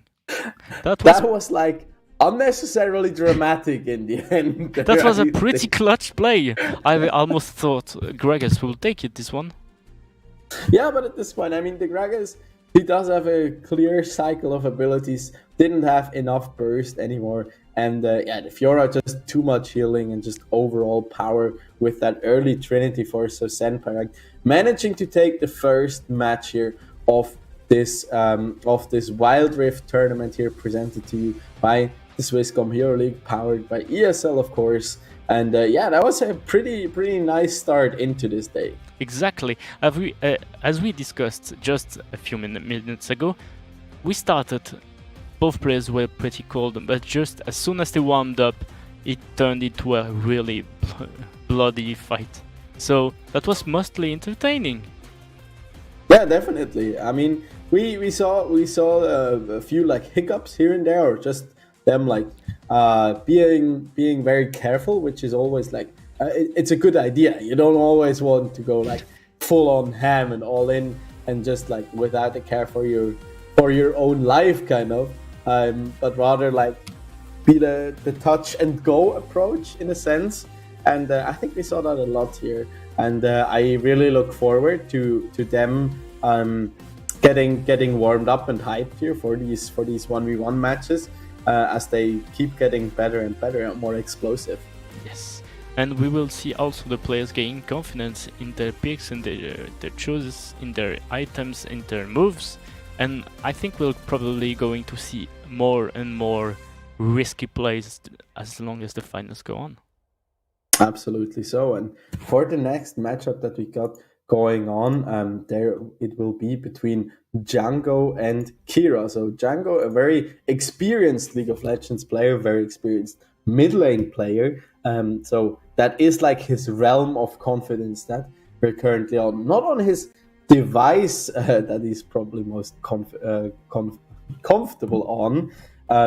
But I expect him to really do greatly, and we could be looking at a quite exciting matchup here. But having said that, of course, I do not know who like how good Kira really is. Maybe he's like the faker of Wild Rift. We do not know yet, but we're certainly excited to welcome him here as part of this tournament. Well, as he finished third in the second qualifier, he just lost to Senpai Rect, and I think it was a pretty good performance. So we must not sleep on him, I think. Yeah, I definitely agree there. And yeah, I'm quite curious what they're gonna be bringing here. I mean, we saw quite a wide array already of champions here with the Fiora. We saw the Gragas, we saw the double Garen coming out. We saw the Orianna twice, but we even saw the Yasuo. So quite a big good selection. And the Ezreal. Oh course, yeah, I'm and sorry. Ezreal. So. Cannot forget our beloved poster boy. So, like we said, I just realized a lot of the characters we spoke about before the start are actually being played. So Garen, Fiora, we just need to see like Renekton and maybe Pantheon, and we have a pretty well made batch. Yeah, absolutely. I mean, we do not have too many of these like control or burst mages in the game yet. Understandably, I'd say, because all these like skill shots and different abilities, they are hard to like use on a mobile device. I just imagine like something like a Syndra, like that's so hard. I don't even know whether they'll ever implement Syndra for Wild Rift, because how would you like, you just tap where you want the balls to go on the screen, and there's just like so much to do. So we see a lot of these kind of auto attack based champions, I'd say, that are then enhanced. So I really like that direction, or that difference, or when you think about, okay, how are certain champions or abilities stronger or harder to use on Wild Rift than they are compared to like the PC version, because the skill transition and everything is not 100%, of course. Of course, no. And there's a lot of changes also how the spells behave between each others. Sometimes they auto lock on someone. Sometimes you can control them a bit better. Sometimes it's pretty clunky. So that also changes the opinions players have on the champions. Absolutely. So also like just seeing that Fiora there pop off, or just that ability to have I think also her W cooldown is way lower, I believe, because we saw so many of these riposts come out from Senpai also, basically just for wave clear. Exactly. But then also just to have the possibility to go to just rush a Trinity Force and have that completed at like 4 minutes, just makes your champion so much stronger. When she's like, it's like a different task to do when you look at some either champion like Fiora, because she's meant to be that super late game split push champion that just annihilates whoever will face her, and usually she takes a while to like ramp up. Exactly. But in this case, it's just like, okay, here, have 2 items and enjoy your stay on the Rift. Yeah, turn into a duelist. And now we could watch a bit of the brackets to see what will wait for us in the next rounds. Yeah, absolutely. So I'm certainly looking forward to it, as Django and Kira will be our next contestants. And we can have another look here at the bracket and how that's currently looking. There we go. There we see Chosen Beast and Senpai already being in the semifinals here of the upper bracket.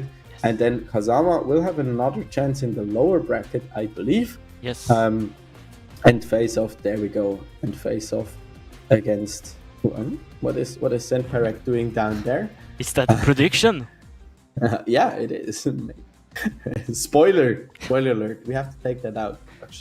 Senpai Rect, we have to defy destiny. Yeah, definitely. He's already like, sorry, he can't win anymore, because we tell them. We must change champions.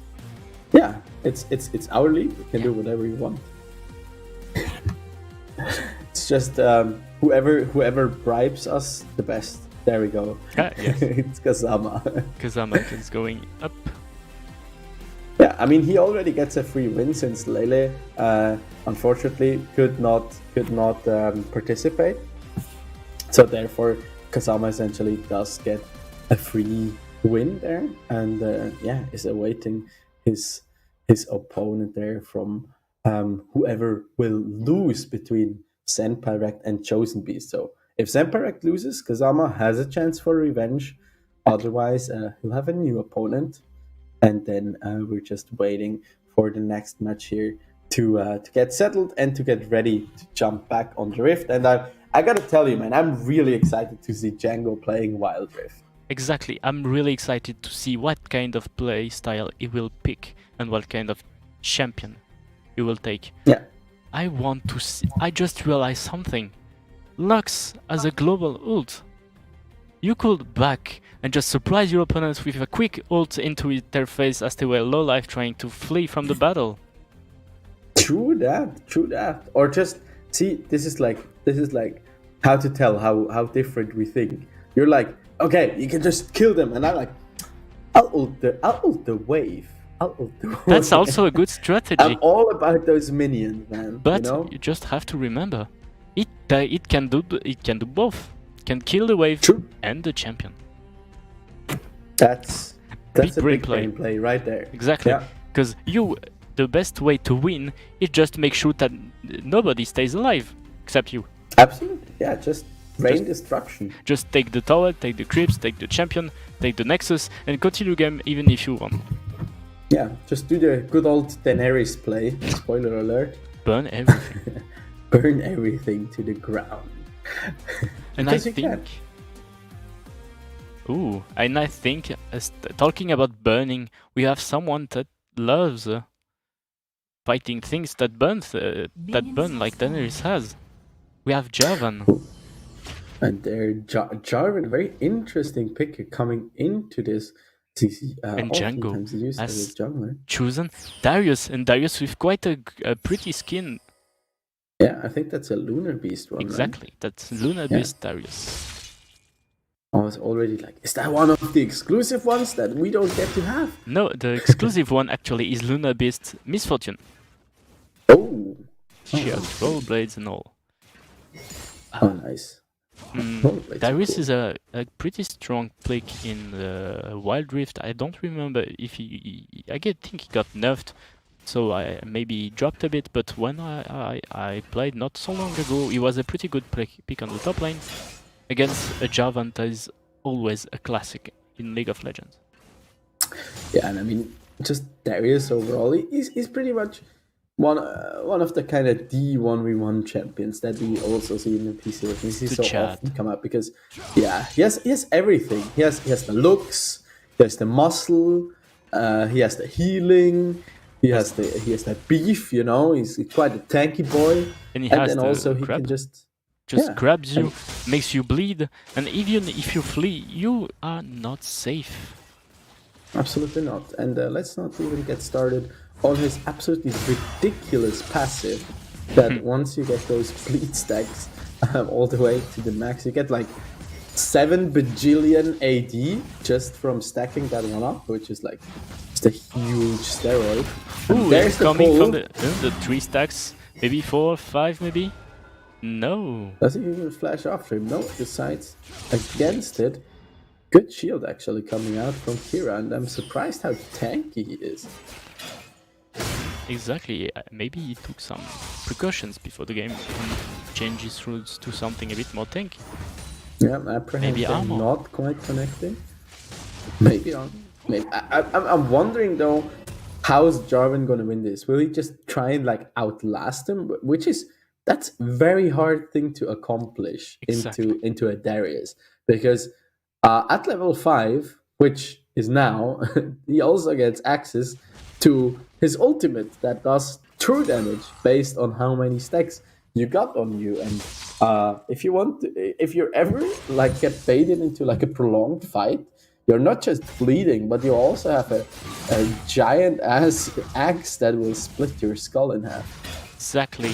One small mistake and Darius just dunking you in down the ground. And we must remember, the ulti of Jarvan is pretty much working against him. Yeah, that's very true. It's like, who's locked in here with whom? But he can maybe outbrain the Darius with an ult on the tower and try to have a bit more help to just delete the Darius. Yeah, just like bait him under the tower, ult him, and then flash out and leave him in there. It's like, Just wait for Have him fun. to blood. yeah, just put him in the baby cage. But Django, so far, he's doing a good job. I mean, you can really see the experience in terms of like last hitting and controlling the wave. He's like really leveraging, and of course, the emote game is also quite strong. Yeah, I'm a little game. disappointed. I'm a little disappointed that Kira did not go for the AP Jarvan actually, because fun fact, his Jarvan's E actually does scale with AP. That could have been a good option. Maybe he's keeping it for later. Maybe he's gonna change it with the first back, just like Yeah. Gragas is trying to Or- bait for the mistake and Dragon then has spawned. surprising with the damage. I'm always down for the memes, so I concur. I concur with whatever they choose to do. It's 1v1, of course. Still gonna pick the show option. Yeah. And look at that, Django is just backing again. Kira, he hasn't gone back yet. He's still sitting on a lot of gold and just a longsword. And in the meantime, Django has a full Trinity Force. Oh, and just about you, just as you were saying, heard it it. is buying with a deer. For some reason, he also does buy it here. Maybe And he's sad. And And a Kindle Joy. oh, So yeah, like build the bear workshop against a Trinity Force. What would you rather have? Some components or tons of damage? I think I'll choose the Trinity, but it's really close. It's really close, yeah. I mean, Trinity Force, and we do not take any other opinions here. Is just the pinnacle of items. You know, it's everything we could ever want. Django just resetting here again potentially, Nope. or does he just want to bait? And Django just taking in the fruit and the 20 Yeah. golds. Yeah, need some vitamins. It's a nice summer day, so yeah, it's lovely to like have a picnic in the mid lane and And refresh a bit. just munch on some fruit. And yeah, I think Django is really ready to just camp him. Yeah, and look at this. So far, he's already built nearly 1k of a gold lead here just by superior farming. So whoever says that farming is not important because you get passive income, He's wrong. it certainly is. The Rift Herald It's less has spawned. punishing, but it's not less important. Contrary, I think it's even more important because the difference is so big. Yeah. By the way, I think we have a Discord open on the Observer PC. Yes, I Because- heard it. Yeah, I'm always it's like when YouTubers do a video and then you suddenly hear like their Discord or Skype notification in the background, You just and you're panic. like you pause the video and you check it and you're like, huh? I don't even have it open. What is this? So yeah, it looks like so far a bit of a farm fest here going on. Kira still Oof. trying to stack that tier, but But Django just don't let him breathe. I think he's Yeah. pretty confident right now. I mean, he does play there, so Yes, and he does have 1k advantage. he's not quite. I mean, I just wanted to say like he's playing not Demacian, the Noxian man, but that is of course He's love a good his frog. brother Draven. I do love a good frog. You're right. Happy Pride Month to me and the frog. Well, What was that? Okay, I don't now know, they're but also- happy Pride Month. Happy Pride Month, everyone! Yeah, it's June after all.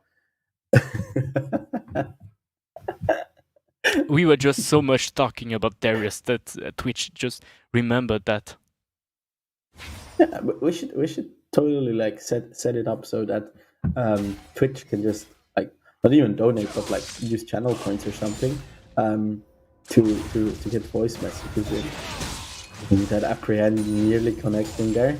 Django really wants to kill here, I believe, but he just cannot quite get it. And I mean, Kira's Jarvan is quite safe, so I'm wondering how this matchup's gonna end eventually, and if it's gonna end.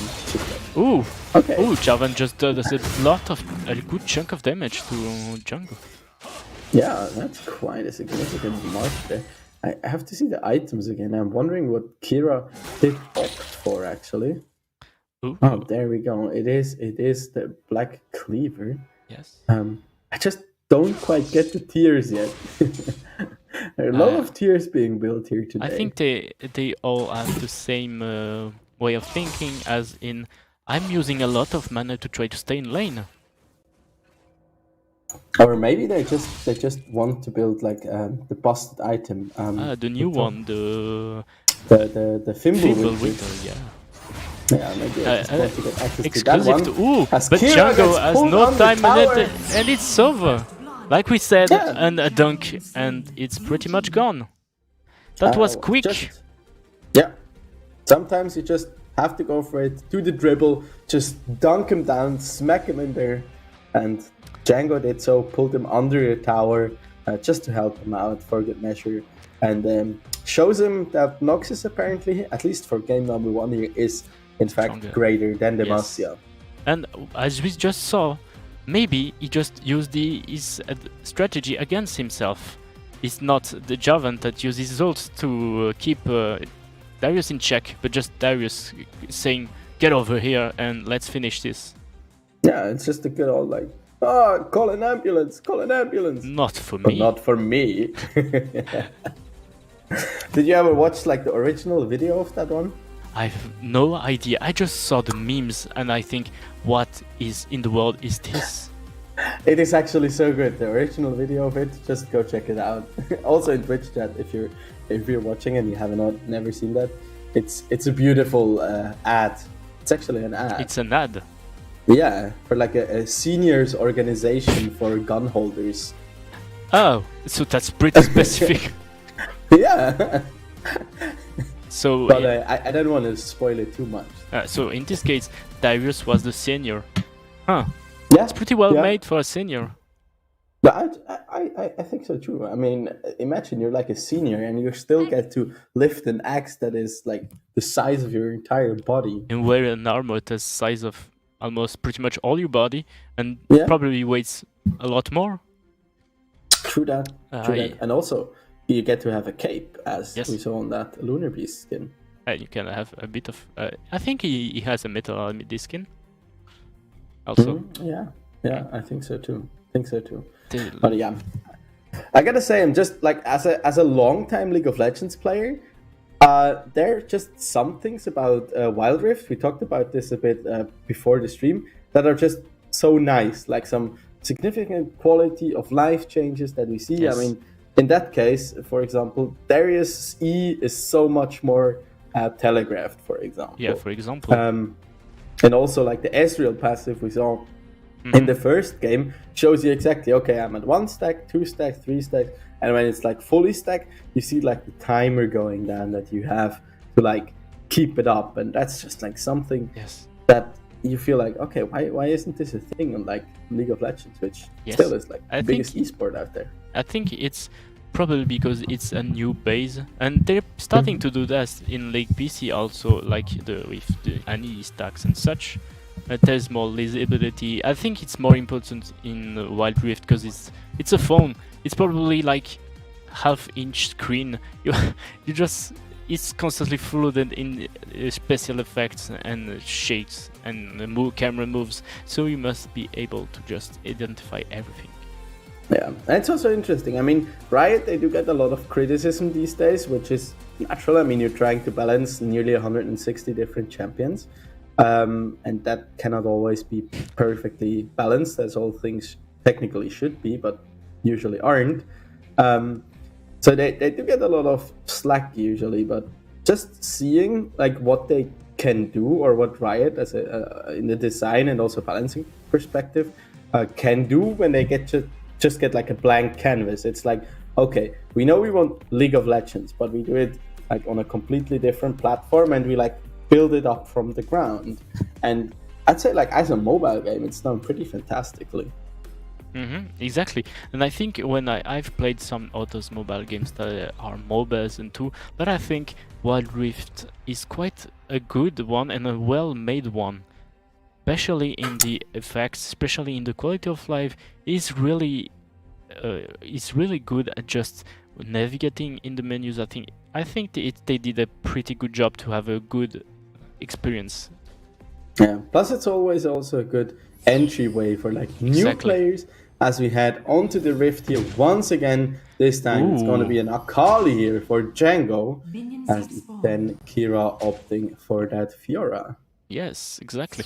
And as we saw, maybe this time Django really came here to be aggressive with another champion that does a lot of damage really quickly against a champion that are more sustaining, but that like we saw the game before, then quickly go 100 to 0 really quick. Yeah, and I mean this time Django does have the opportunity here to also potentially go for a dive against Kira, which on Darius he couldn't really do, because there's always like the threat of being A, locked in by the Cataclysm on their tower, B, being CC'd for too long, and C, just not having enough mobility tools in order to really accomplish that. As Django, they're using that passive to maximum effect. And also, nice 5-point strikes they're coming out. And also, just one quick perfect execution in and out, and you're pretty much done. So that's another option. He has to just go deep in under his tower and just quickly back out with a nice execution, and Ignite can finish the job. Django has built a lot of damage. And I mean, Django, he knows the Akali. He's played that champion for a long time, and currently also in like the PC version. Oh my gosh, that could also pretty get killed. But Django was pretty close to die. Also, maybe a toe shot too much and he was done.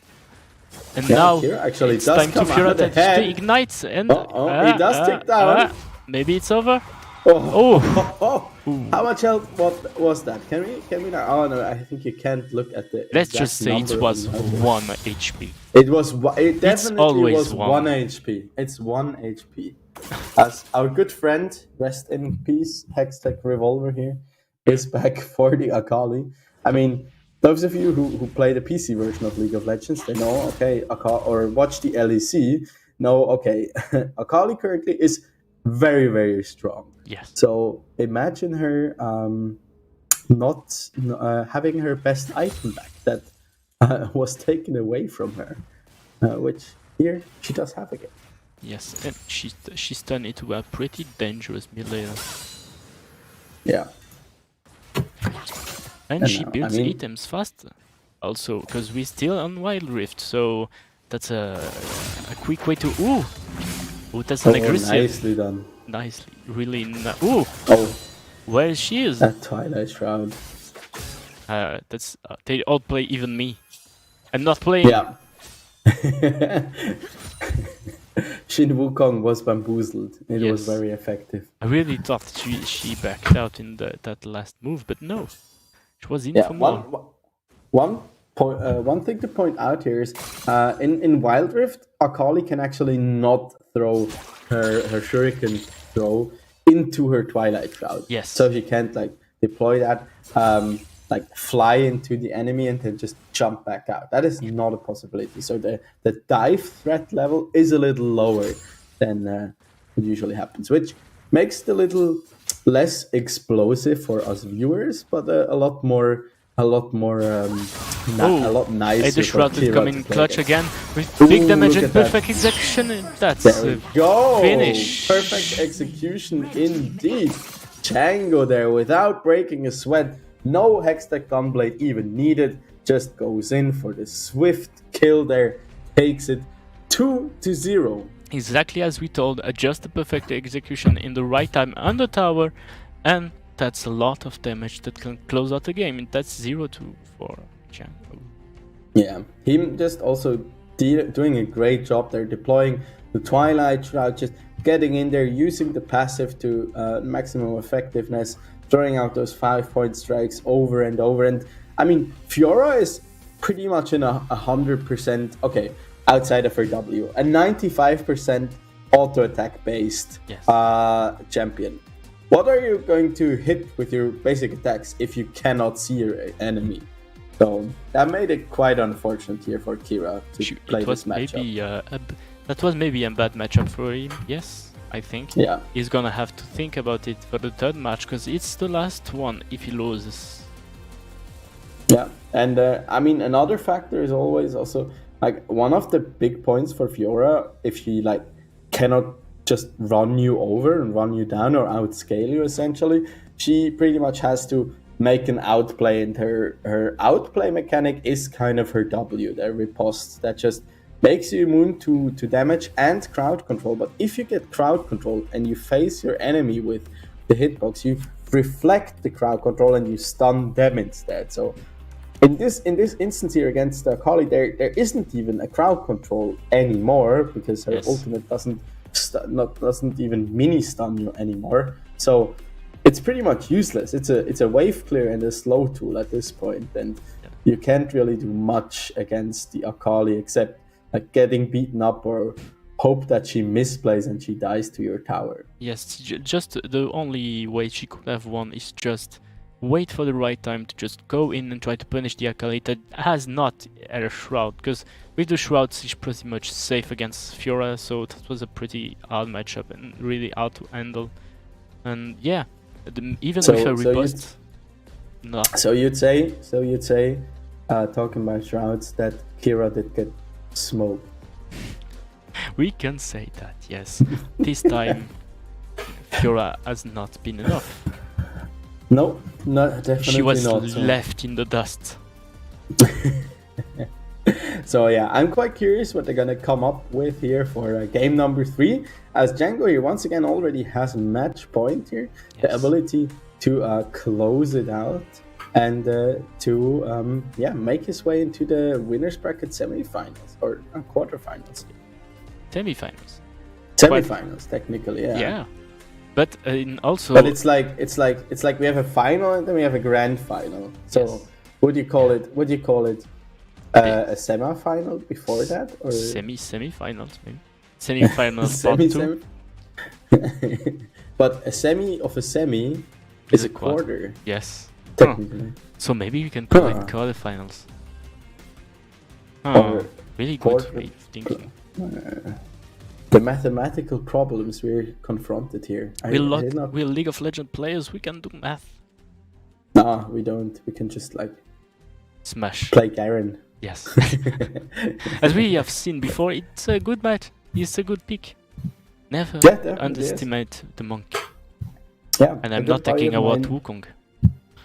buddy of mine, ex-scoundrel, he also, by the way, does some great Wild Rift YouTube content. If you need like any inputs or strategic insights, he actually used Garen to climb all the way to Grandmaster, I think, on Wild Rift. So we have no excuses not to Yeah. climb. Unless you just are play badass. Garen. Yes, And just play spin. Garen. Spin on those noobs. Just do like in the League PC now, just split push. Yeah, true that. By the way, how's Hullbreaker? What did they have to do? This I just don't know. Just the stats that it gives, it's just enough for the price. The bonus is just, well, the effect is just a bonus. You'd really, why should you not build that if you're a top lane that likes to eat immobile objects? Yeah, but honestly, like, this is probably an unpopular opinion, but I like Riot making like bold choices, even if it leads to like a temporary imbalance. It gives the game something new, because what happened to like League PC is essentially for the past 2 years, the games felt pretty similar. We had, I think, the biggest changes come probably to the bot lane, in Yes. which AD carries are the strongest. And I also like that we're currently like seeing a lot more like Kog'Maw and Lulu, really those kind of OG late game scaling compositions. Um, but overall, to get back to what I was saying, and I completely lost track of my thoughts there because we're all already in game. Maybe because your wish was granted, a Riven is here. Yeah, it is one of the new releases for Wild Rift, of course. Like a pretty good model. Yeah, and Kira here starting out with a Sapphire Crystal. Quite an interesting choice here. I think that's echoing the choice of picking a tier. He wants mana. He wants to use his spell aggressively, I think. Yeah, and once again here, I mean, the all-in potential of Django is so good. If once he gets access to that ultimate, he can basically just flash on Kira's head and take him down with one swift swoop, I think. But Kira so far doing a good job here, just making sure that he constantly pushes in the wave, tries to maybe deny some of those minions, but Django showing his prowess here and pretty much perfect DCSing him here as I cursed him a little bit there. And Kira once again deciding to go for that tier. He really likes his tier. Yeah, I mean, maybe it's like the tears of his enemies, you know, salty tears. You think he can drink it? Yeah, It's there an item we don't know. Ooh, Riven actually has a beautiful replay. Yeah, she has a pretty good all over visual update, I think, in Wild Rift. She's clearly different. She's more modern. She's more well made. She has beautiful animations. Yeah, true. Just bought it. Also, her character model looks so much better than on PC. She actually looks like a human being. But she's going to act like a monkey for a second because she just gave him quite a big hurt. Yeah, jumping right on top of Kira there with those broken wings and just slapping him about for a bit, but no summoners exchanged so far. Django here is really looking for these aggressive plays. Also that's such a quality of life improvement that you actually see the Riven passive above her head. Yes. As a Riven itself, but there he just goes I think that's over. That's over. The flash nice at aggressive. That was really good. And Django takes the win with a clean sweep. I just love like the confetti there, small confetti cannons on both sides. I think they were as surprised as us. We were just chilling for a second and suddenly Django just goes crazy and instantly deletes the Orianna, even with a shockwave that just changes nothing. I mean, the shockwave actually made him miss his ultimate there, so he did have to flash in and finish off Kira with an auto attack, but that means it's a 3-0 here for Django. Clean sweep by him, and that means he will move forward to the semi-finals, quarterfinals. We're not entirely sure about that. To the next round. To the next round. Yeah, I like that one. We're just gonna go with this one.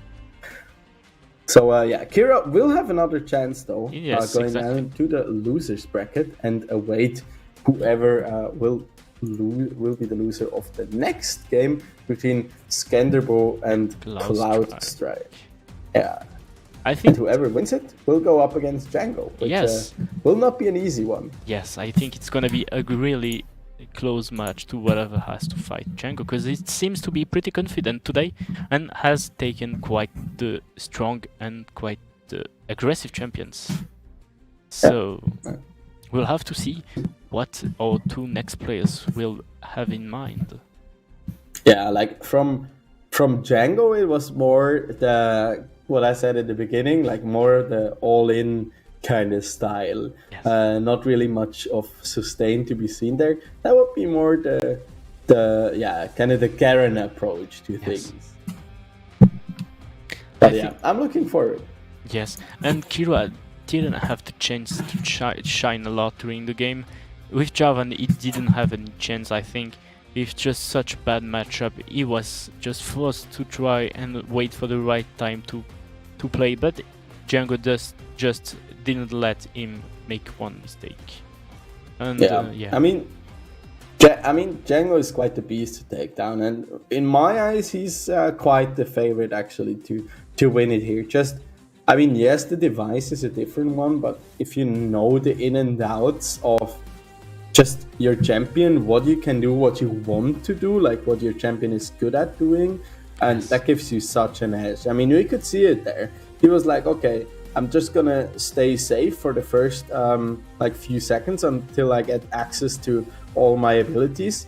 I just let the wave crash in front of my tower, get that XP, and then just leverage your power spike. Once you get access to all of your abilities, you can use these empowered auto attacks and just punish the Orianna. And then of course at level 6 there's a pretty little that most mages can do against you. Yes. But I just realized the next opponent is Chosen Beast and Scannable, and Chosen Beast has already beaten once Django in the finals in the first Caliphate. Oh, did he? Yes, he was the one that won against Django in the finals. Yeah. So So maybe we have a revenge in the building. yeah, I mean that would be certainly exciting here. But another revenge is already in the plan, because Scannable has also his revenge to take against Chosen Beasts and Django. Yeah. So it will be a good day today for some Blood. Wild Rift action. Yeah, for blood. I think this side of the bracket will be pretty much an all-out to revenge. Just like Revenge is they're gonna fight a lot. I mean, I gotta say, so far it's also interesting to like look at the assortment of items we Yes. saw come out so far. I mean, apart from his champions, I think Trinity Force pretty Yes. much being the The strongest. the most popular one, Yes. because it's kind of a jack of all trades. A lot of champions scale like that are good in 1v1 scenarios, do scale really well with Yes. it. We had the Fiora, of course. We had the Darius, who does Yet great with it. Ezreal. Ezreal, of course. That's so quite a strong stress on that, and not like too many, I don't know, like sustain options. Of course, the Black Cleaver was also quite popular. The tier was quite popular too. For some reason, yeah. Yeah. Quite weird reason the tier is quite popular. Maybe they have a Yeah, and secret I mean- thing. I mean, and it's still it's actually, I just had to look it up. It's still 900 gold, so it's quite a bit. All right, and okay, we actually get a bit of an update here from production side. We'll actually be going ahead and look at the first semi-final Exactly. going on between Chosen Beast and Senpai Rect, and the other quarterfinal will be held off stream. We'll of course update you on whoever wins that one, but we'll already be determining who our first contestant for the final game is. That is not the final, but it's the first final, and then whoever wins that one gets into the grand final, and whoever wins the final in the lower bracket also gets his chance in the grand final. Simple. Simple, easy. Yes. Just win all. Yeah, that's an easy explanation for pretty much every All to the game or tournaments. tournament. Yeah, just don't lose. Pro It's tip: easy. don't lose. Don't lose. Exactly. That will be $50. Just in rank, just like League of Legends rankings. If you want to climb, don't lose. Don't lose. It's easy as that. Yeah, unless you have a Yasuo on your team. Then it's don't feed. Or don't rage too much, I guess. Yes. Or pray that he's the 10-0 Yasuo. Yeah. And pray it's not Senpai wrecked with Yasuo. True that, because then he'll just clutch you out at 1 HP and take you down.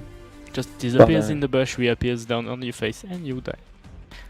And Speaking of that's- Senpai Rush and Chosen Beasts, what do you think their game plan is now? Chosen Beast is fresh from no games. Yeah, I mean, he doesn't have the warm-up here, but as you said, he's appearing to be. You said he took down Django, right? Just let me check. Yes, he took down Chosen Beast took down Django Kazama and Skandabu in the last qualifier. Yeah, actually so I he mean, went 6-0, 6-0. yeah, and so to me that just tells me he's probably, or just like on paper, he's like the strongest player coming into this tournament. So it will be a tough task here for Senpai, right? But Exactly. of course, Chosen Beast. I mean, maybe he used the time, his downtime here a bit. That was gained due to him getting a death win there to like get warmed up, play one Wa- or two games here and Watch there. the or- watch the other players, try to analyze Yeah, their plays. yeah. Exactly, and then be like, okay, I got your number now. I can take you down. I think we can And, expect a pretty good match right now, Yeah, and we will and see also for who they pick. and also for Semperect, it makes it, of course, a lot harder to predict what's going to happen, since we haven't seen him on stream yet, and he actually decides to go Ooh. with the Camille. Oh, in the Camille with an exclusive skin, the Farseer Camille, I think. Ooh, that one looks A so cosmic sweet. is like Cosmic Seer Camille. Either I can't. It's a trio of skins with Soraka and Twisted Fate that I think are pretty gorgeous. That really does look good, doesn't it? And also the Ari is kind of like the kind of classic 1v1 champions here. Yes, that's true, and a pretty good one. Just did Senpai take Ari in the first game, the first match? Oh, I just realized I wasn't Maybe aware. I know. Uh, No, it was the bot match I watched before the show. It was an Ari Yeah. in the. But it's a pretty popular champion, Ari. Has good sustain, has a pretty strong control. Still has mobility with her ult. That's a good option. I just learned that Chosen Beast apparently is the rank 1 Fiora. In, So, in the EU. in the game. Oh. Yes. So we can So, expect maybe a pocket Fiora coming in clutch in one of those games. Yeah, I hope so, at least. He seems to be knowing exactly what he does here. And maybe I mean, he's playing a melee champion into an RE, and so far he's winning the matchup. So yes. take that as you will, I guess. Yes, he's using his swipe to just make sure the wave is and giving Senpai Rect a bit of damage. Yeah, bit of a tactical sweep coming in there. Ah. But these precision protocols also will start hurting more and more, of course, as the game goes on. Big difference also, by the way, to point out. I know it's a little late probably, but ooh, nice job there connecting onto Chosen Beast. But big difference. The wave in Wild Rift only contains 4 minions rather than the usual 6 you might be used to yeah, from that's the true. PC version. Yeah. And the cannon minion is not just added, but it replaces one of the caster minions. Exactly. Well, that changed a lot of the dynamic of the whole wave. Yeah, it's a lot. It essentially makes it a lot harder to like build big waves when you want to like slow push, for example, or just like build a big push to like either deny resources from your opponent or to like, go for something like a dive. That was Ooh, aggressive, but it's beautiful under charm. tower. It has to That flash. was- Oof, that was, That was risky. a great charm there. Aggressive. That was a quite. I think it was quite reflex charm because when the second Camille just landed in front of her, it was instant. Yeah. And there, Semper spending the last bit of his mana on that Q. Just gain control of the lane. Yeah, Chosen Beast. He's not. He's quite low on HP here. Another tactical sweep coming in, gaining a little bit of that health back at least. As he does manage to finish out that way. Okay. I was about to say, is he gonna go in with the hook shot? But no. Besides, against it here, just wants to farm up, regen a little bit, does carry the fleet footwork, does provide him with a bit of sustain here naturally. And once again, Senpai coming the first game with Barrier. Oh, it's a The like dragon has Semperek. spawned. At this point, he's not too aggressive. Also due to the lack of mana here, Yes. currently, does not get the full value out of his electrocute, and Chosen Beast in the meantime just sustains back up here thanks to his That flute was footwork. aggressive. And the Electro could just come in clutch. Quite the Yeah. damage. And I mean, in this one, if Chosen Beast decides to go for the all-in here, he does have the Hextech Ultimatum, and he can just lock the Ahri in there, prevent her from getting out even with her ultimate. And yeah, I think that's quite an advantage here for Chosen Beast, as he does not decide. Oh yes, he does decide to reset. Picks up the Honey Fruit first for some additional gold, and then heads back to base. and the And that's Trinity. a full Trinity Force. That's just gonna be a Once again, strong. Oh, and against the Lud and the Tome. Yeah. But they do both go back to lane with quite a bit of a power spike here. A lot more damage coming out for both of these players. Of course, Chosen Beast here does have quite a significant advantage in like prolonged fights. But if Semperek manages to catch him out with a charm like he did before there, especially on the turret, that matchup can swing pretty quickly. That's really true. And as I just realized, Camille has a flash and an ignite and a ult to just force the fight. So Yeah. when he's decided to go just all in, that can go pretty quickly into a very bad position for Senpai, because he is not going to escape with his ult.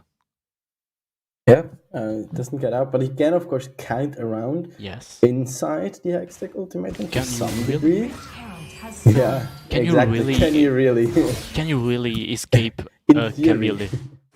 Yeah, yeah.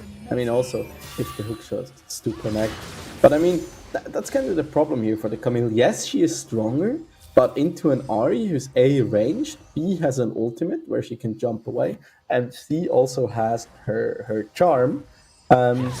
It's quite hard to like force a fight. Just Ooh, like beautiful. that. One quick orb. If that E hits onto Chosen Beast, that's just a lot of Yes, damage. that's over. Yeah, there's another. Ooh, there's another one though. Ooh, coming in I and think dead. that's over. He Oh does no, go he in. flash out. That was pretty clutch there from Chosen Beast. But Ooh, that was well pretty done by risky. him. Ooh, Yeah. and he takes tower shots just to flash. Yeah, really well done though. Also from Chosen Beast. Of course, Semperek identifying his window of opportunity and taking him down there as we see the merc threats coming out for Chosen Beast. So he really Ooh. wants to counter those charms as he walks into another one, by the way. Semperek really doing a great job here on that target. I did Yeah, not he's expect this already- performance. He's always on the prowl to be ready to just throw a orb at Camille each time Yes. she tries to harass her. His charm is like his new ignite. It's always On there, cooldown. always on point. Yeah, just go in, take him out. I think we're going to say on cooldown a lot this tournament. Yeah, especially if Senpai advances even further. Yes, and he As he takes does boosts. take the reset, yeah. Oh, and Ooh, he an upgrades Age of to Lucidity. Zonia. For those of you guys who do not know, I was also I think that is a very interesting adaptation from like quote unquote the regular league. That things like Gargoyle's Stoneplay, for example, or also Sonia's Hourglass are now booked upgrades. So you can't Exactly. have a plethora of like 700 active items, but only one. And you have to essentially choose what you want. Yes, so and you lose can your only boots. yeah. Do you lose them, or is it? Just an I think upgrade? you don't have. I think you no longer have the bonus speed. I'm not sure about Okay. this. I'm also not 100% on that one. I But yeah. never checked. Chosen Beast, kind of taking it here, but he Oh, Chosen does Beast want to goes go in here. aggressive. Oh, and the shield coming in clutch, because yes, Camille still has a shield to protect her.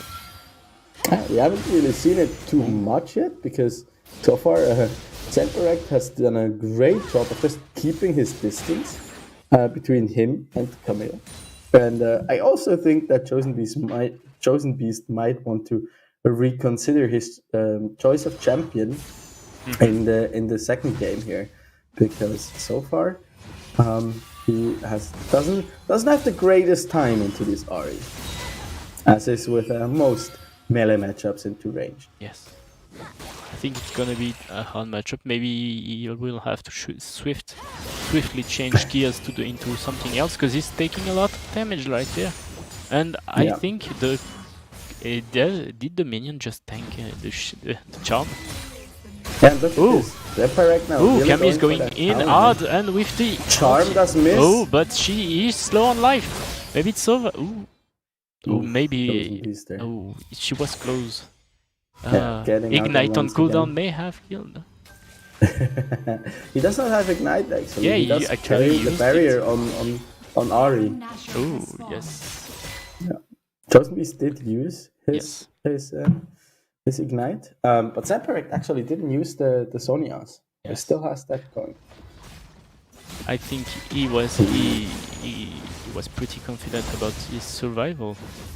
And there we could see what that Camille can do if you leave her alone with that turret, taking it all the way down from like 2,900 HP to about 750. As he Exactly. also opts for that Force of Nature. Yes. And now it's Semperect who's whacking away at the turret here again. Ooh, that is now at 400 HP and another That goes great down jump. pretty quickly. Maybe we That's have one more auto, I think. yeah, or two autos. I think we pretty much maybe have our first win by tower. Yeah, I think so too. I mean, Semperect. Unless I mean, he can essentially just ult in and go for the auto attack using on the his tower. using his cannon to just try and finish the fight. Oh, but but Chosen Beast has charm another there. idea in mind. Took a lot of Does damage. That's a pretty bad position, because if he tries to back to just gain a bit more health, he's gonna lose his tower. He's pretty much trapped now.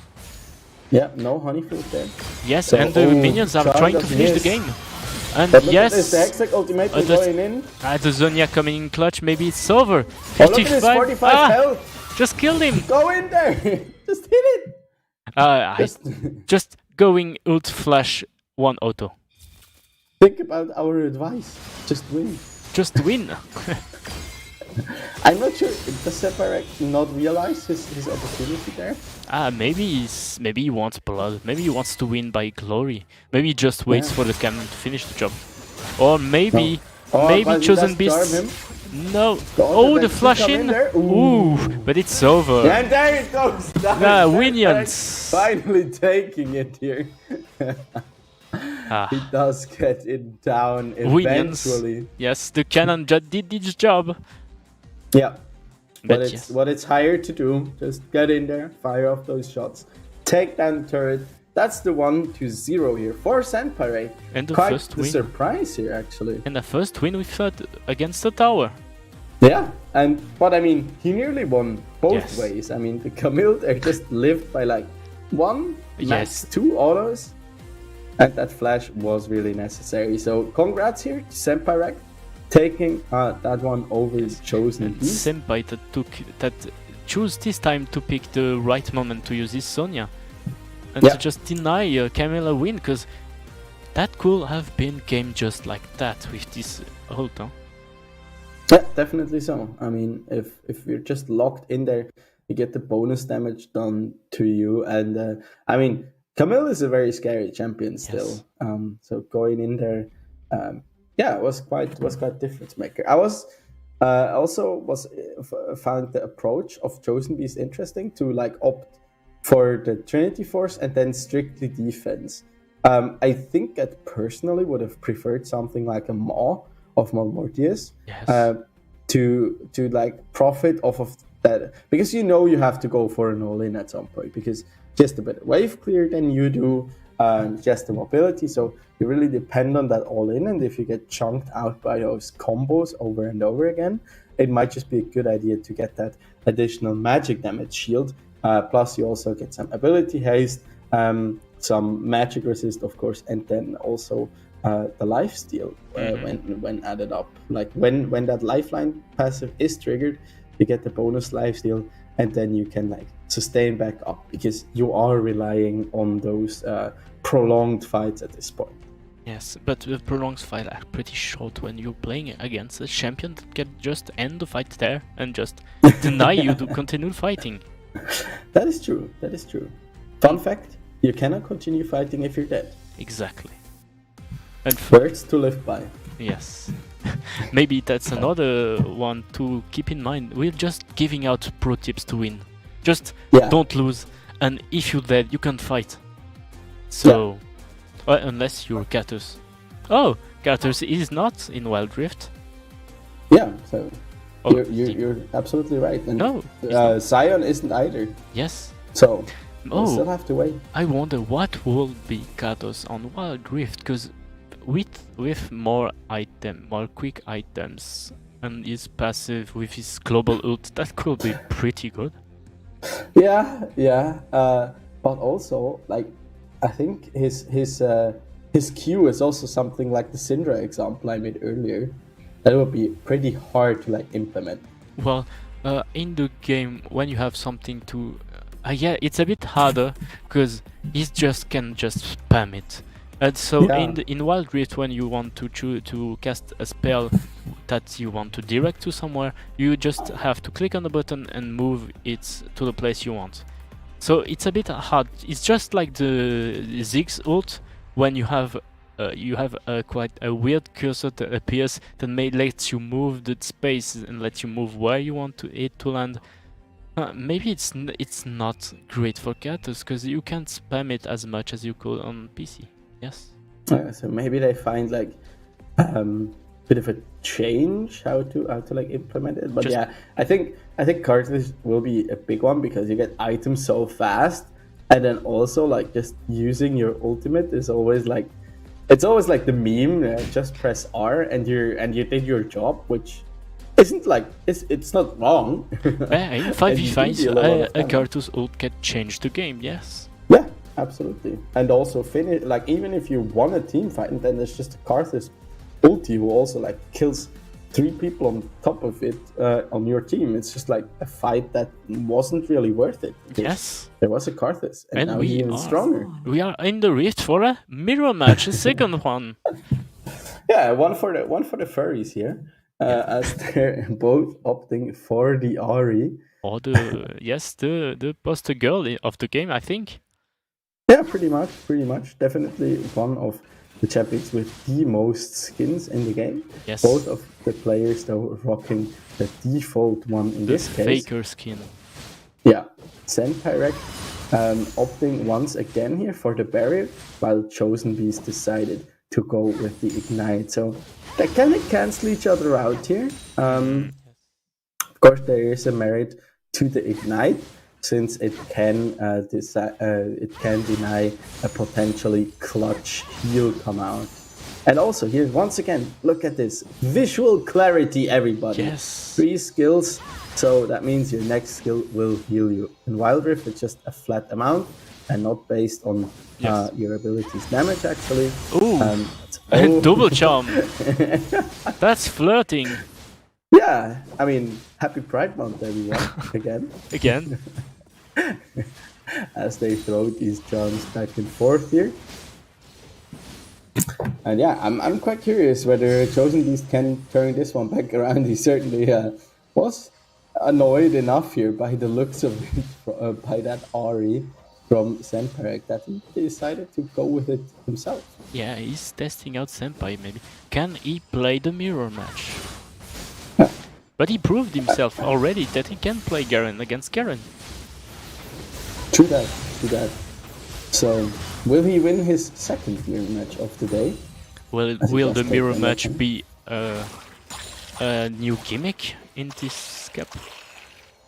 Oh, Chosen Beast not opting for the sweet tooth, actually. Oh, that's quite interesting. I wonder what he took. Maybe Mastermind. I mean, we looked at it. It's like it's probably either mana flow band for just mana sustain and being there, like being um, having mana sustain or mastermind, Me- which just causes you to deal 10% more damage to towers. Yes, And but that can, of course, help you out greatly. mana flow band is not in the same choice as Sweet Tooth, is it? It is. It's Oh inspirational. yeah, it's you're right. Huh. Yes, so he may have chosen that because that's a pretty viable option as we discussed before the Yeah. pickup. Yes. I mean, the other ones, they don't really make sense because they're mostly like tied to movement speed and stuff, which if you only have to run back to mid lane isn't that significant. It's more like when you want to roam. But since there are no teammates, which can be a good thing, there is no, you don't have to fear that. By the way, I'm not entirely sure what the little do you know what the little shield means next to the tower? Is that you can't damage the turret at all? Or is it just increased resistances? I think as on it's, Summoner's Rift? I'm not sure, but maybe I think it's increased resistance. I need Yeah. to check that again. And I just remembered something else about clarity. We can see here, maybe it's just for normal games, but minions have actually the threshold where you can kill them. If you look at their bars, there's a little space when they're ready to be killed, to be harvested by the Yeah. champion. You can see when you have enough damage. Yeah, we don't see it since we're doing like we're doing the spectator mode of it. Yes. And a nice job there by Chosen Beast to deny that cannon from center. I can also point him out there a bit. But yeah, that's actually also a really beautiful thing of clarity. I think Wild Rift is just a good game to introduce people to League of Legends. Oh, clearly. Yes, Yeah. especially when you don't want to do 40 minutes games like in PC, but now it's a bit Yeah. rarer, but It's faster, it's clearer, it's less Beautiful. confusing because you have fewer champions and fewer items, and it's a beauty to look at. That is Yes. very true. and also it's a pretty good economic model because you can buy pretty much a lot of characters pretty quickly with only the thing you win by playing. Yeah. By the way, I hope Riot Games will Heroes? support us. Yes. Will Hello? support us here for us plugging their mobile game so much. Yes, please. I'm of course kidding, but we do appreciate that we get to have Wild Rift here live on stream for the very first time in a Swiss tournament. Exactly. And that's I And think that's a question I had for the winner, but I can't ask you the same to compare the answers. Do you think Wild Rift has a future in esports as a whole? Like, can it grow as big as some of them tournaments?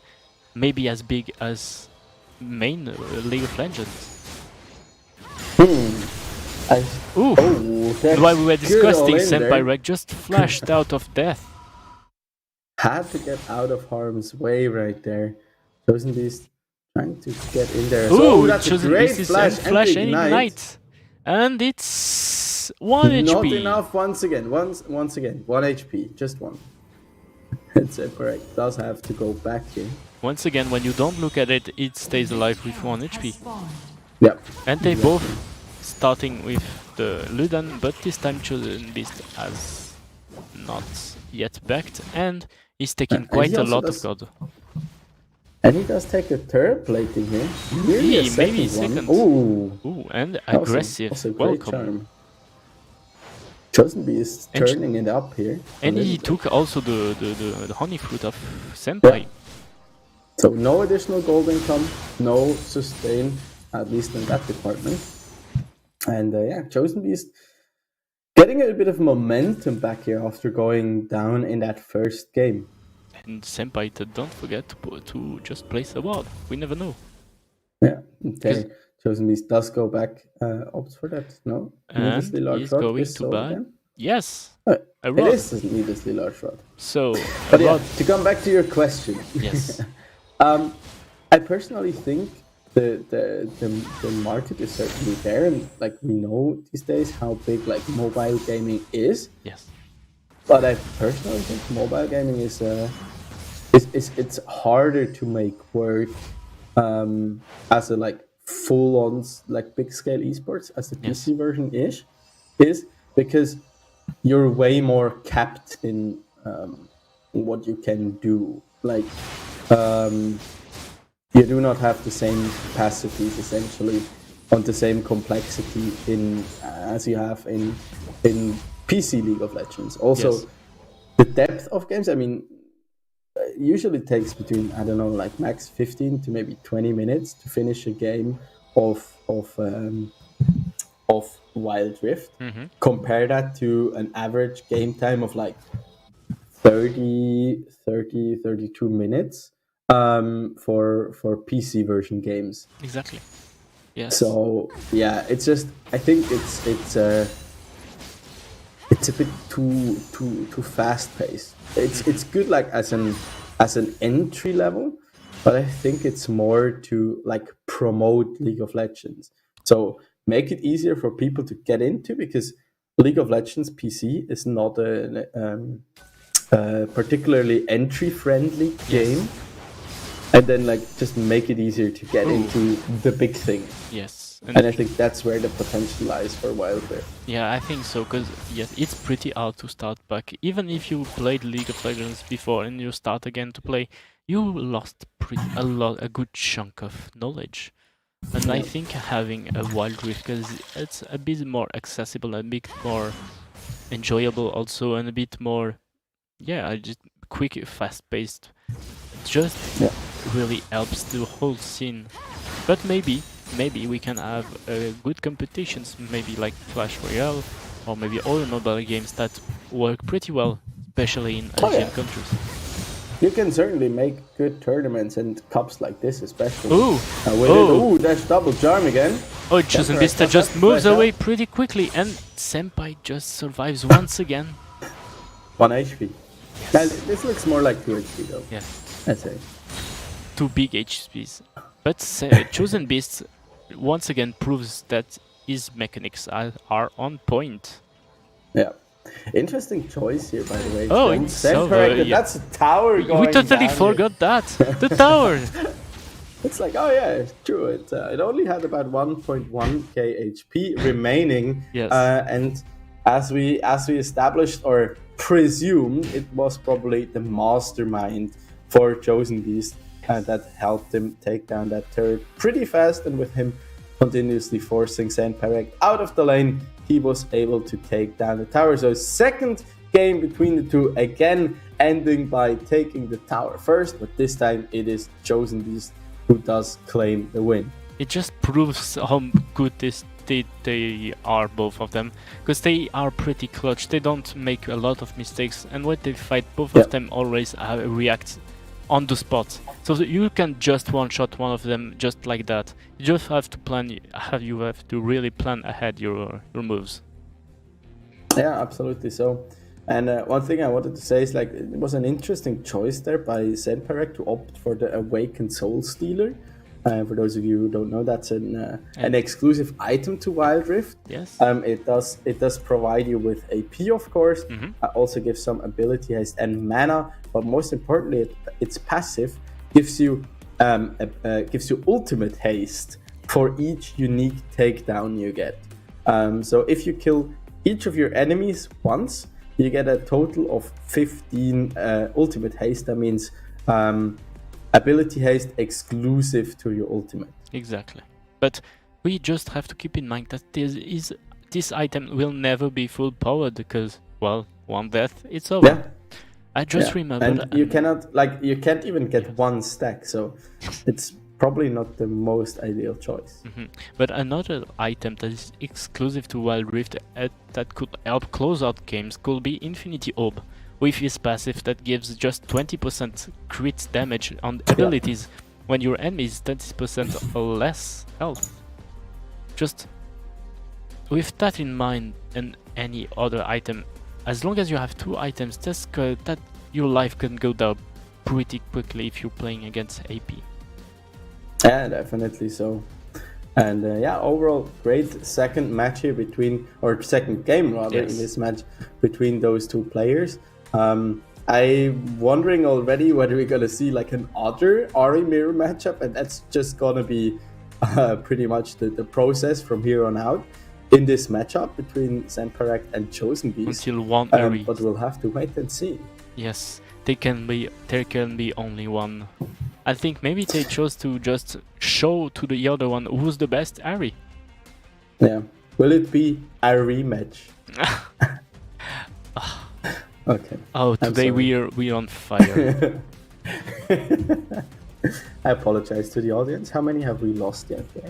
Like... Pretty much anyone, I think. Okay, lovely. But no, they're lovely. just all staying because they're seeing Ari. True. I mean, I do the same, honestly. And speaking about Ari, Chosen Beast has picked Ari once again, but Senpai not. Switching it up here a little bit. For the the Lux. Going for the Lux. The Lux then can push and finish off mate from base. And it Lux with a skin. A pretty cool skin that is pretty worthless in League of Legends PC, the Spell Thief skin, I think. Yeah. Spell Thief Lux Yes. coming, making a comeback here. Yeah, and it's pretty beautiful in Wild Rift. That is very true.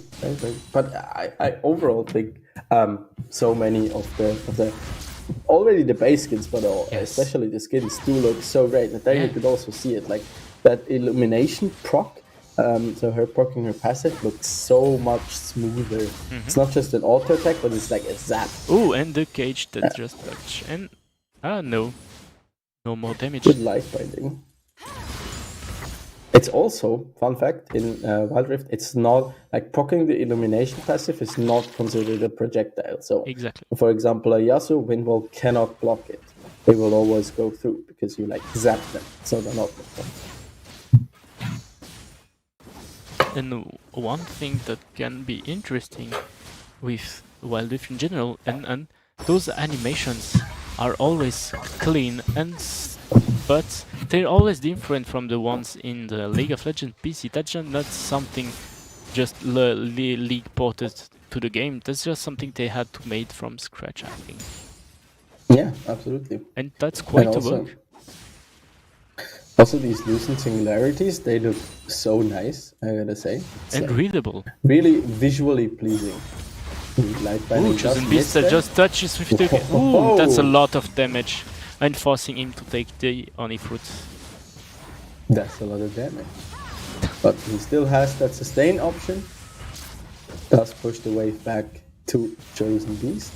And Chosen Beast really, I mean, the Camille pick was, maybe he just wanted to flex with one of his, like, more comfortable champions, but as it usually goes, melee picks tend to be hard in 1v1 Yes. settings. Unless you're because- fighting against another.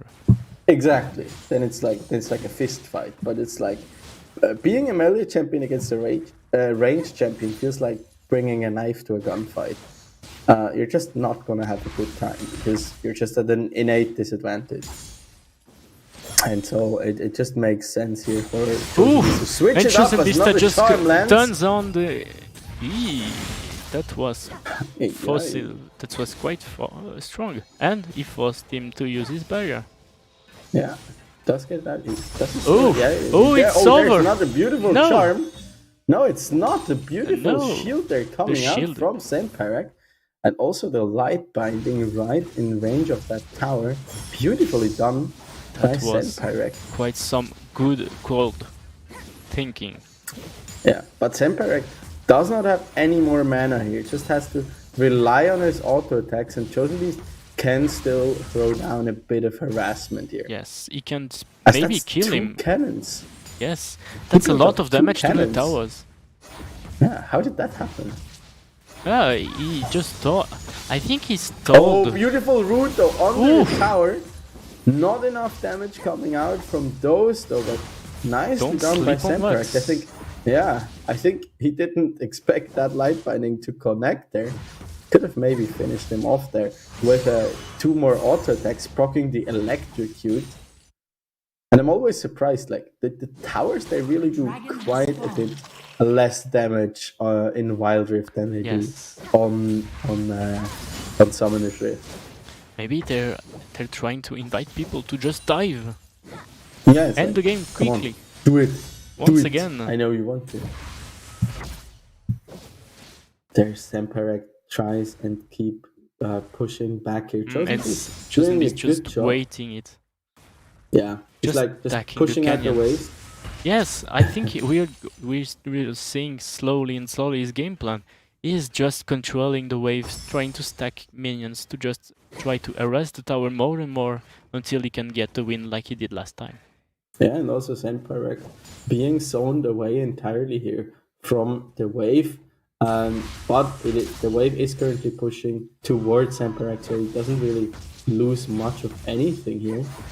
But in terms of CS, he's falling down a little bit. It's not the difference we've seen in like other matchups today, but he's already like behind about 300 gold here.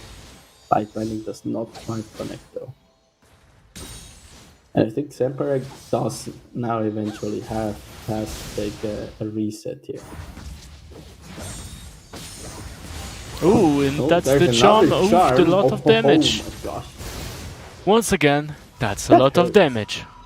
That is a real lot of damage. Semperek finally deciding. Ooh, it's time to go but no, back, Chosen Beast just is goes going in for the blood. And maybe, That's ooh, tower shot that's, coming. Oh and my he's coming. gosh. Ooh, Okay. that So that was, just happened. that A lot was of that. quite ballsy for both players. Yeah, 1 HP. Again. He does decide to go for the Mercury The tracks Rift here. Herald Those has are, of course, spawned. super valuable Ooh, and in this matchup.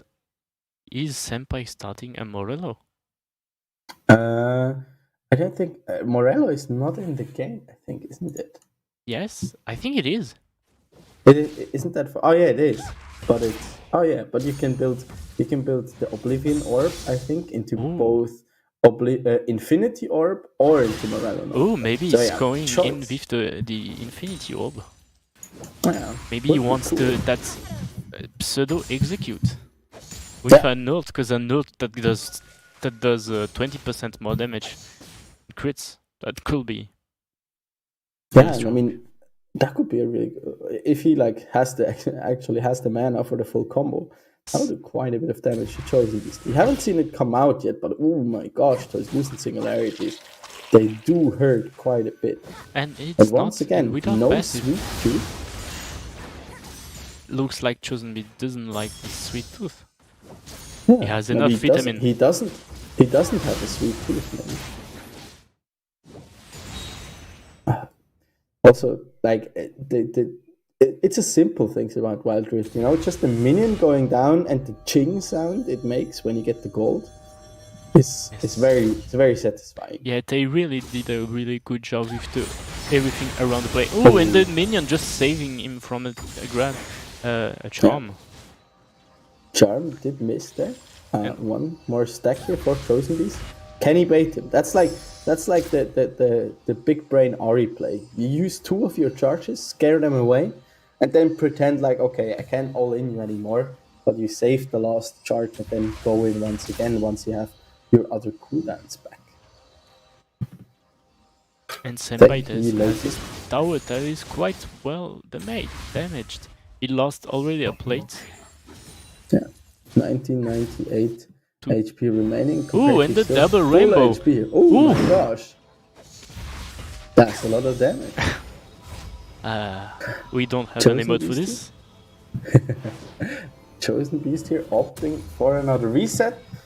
Does go back, so will Semperek finally be able to get a bit of tower damage? It's gonna be And Sonya. Sonya's here. That's a wise choice against. Oh, Yeah. and it's a Morello.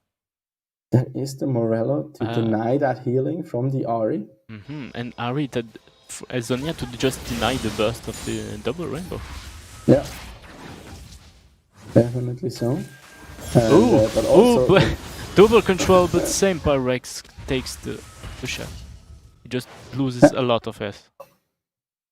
Quite It a looks bit of like damage, the charm is a bit stronger than just the root.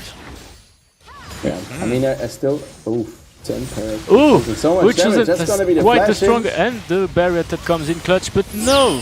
Ooh, that's gonna be the kill here That for was Chosen Beast. Aced. Going A all really, out. really good move there. Even us, we're not expecting that. No tower kill this time, but He was rather done watching. finally some blood spilled on the Wild Rift here as Chosen Beast does go in with his Ari. He gets him low with those continuous And just Luden, goes in. procs, and then just Flash in. go in, just slap him. Once again, you know? just all in. Bonk. That was a pretty good move, and actually it was pretty close, because even with the barrier, that was quite a lot of damage to tank for someone like Lux. I mean, he had the Ludens, he had needlessly large rod on top of that, plus the Sonias that just provides you with so much AP and also safety. I mean, he knew he could go for the dive Yes. at that point. That's just proves how good Chosen is with picks that he knows, or maybe he knows everyone. Yeah. So good job here by Chosen Beast. The swap to the Ari certainly did make sense by the looks of it, and he takes the lead now with 2-1, and has now the chance to close it all out here in the third game and be our first contestant in the finals. Yes. Reminder: he still has to win that one if Yes. he wants to make it to the grand final. And also that will mean if Senpai loses, he's going to face against Kazama again, I think, if I'm Yeah. correct.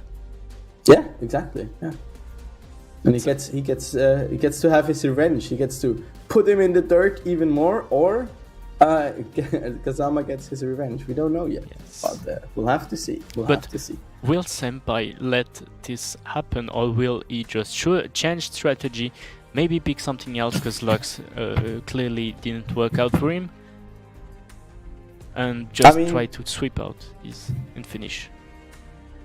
I mean, the Lux, it didn't look terrible No. by any sense of the word. I think Chosen Beast just was better or more aware of his opportunities. Also landed some really, really nice charms, I gotta say. But honestly, like Senpai, he never got his full combo off, because usually what you want to do is like place your Lucent Singularity, so your E, and while that's like in the air, throw out the Light Binding from your Q, root your opponent, and then while the E is still there and keep them slowed, you want to cast your ultimate, because your ultimate does proc your passive as well. And then you use the ult, you pop the E, and then you auto attack them, and it does like a bajillion damage. Definitely over 9,000. Exactly, but he did have to use his abilities to try to clean the wave, because Yeah. Chosen Beast was wisely trying to stack minions, trying to push the tower to have maybe the win with the tower, but he just, when he realizes that he had enough damage to just finish off right there, he just went in and surprised Senpai. Yeah. I mean, Ari, the reason that Ari oftentimes isn't great in like pro play, but also high elo solo queue is just like she doesn't scale too well, and she has a lot of downtime. You know, she has her rotation. Okay, you land the charm, you use the W, you use the Q, and deal a lot of damage. Plus, you have great mobility on your ultimate, but it's also kind of you can react to it very well, and the higher level of play you get, that people will just like instantly flash away when they see you use your ult, and you can directly like buffer the E with it. Yes. So there's like a good reaction window, and then there's just like you have better choices. I mean, but in a 1v1 scenario, she's really, really good, because she has sustain, she can clear waves pretty handily, and she also has a lot of kill threat, which we could just see with those combos. So that makes her a very good champion overall for for these 1v1 scenarios. Plus, also you also can afford to use your ult aggressively, because usually in a game of solo queue, once you've used your ult, Their enemy mid laner will just ping you and be like, okay, he has no ult, he has no mobility. And then the jungler will just sit there for the next like 2 minutes and camp the living hell out of you. Yes, and also he can use his ult aggressively and back out with it still, because he can just use it once, try to touch his charm, he didn't touch, well, he's going back and is safe. So that's something not a lot of champions have. Yeah, definitely so. So good choice here. I was wondering when the Ahri was gonna come out for these 1v1s. I'm just gonna have a look through which of the champions I'd also like to see. I mean, I could have really seen something like a Jhin come out, maybe. Jhin, that could be good, yes. Yeah, because that's like, you don't have Caitlyn, which usually can be a good choice in 1v1 scenario, or also the Draven, but of course, the kind of AD carries, you are a lot harder to play, I'd say. Yes, but Draven is... You have...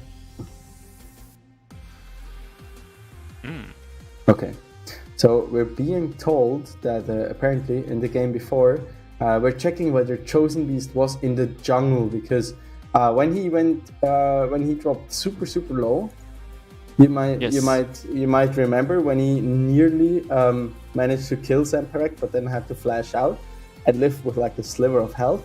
He went like back around the corner, so it was kind of in the jungle. Yes, he entered the bush.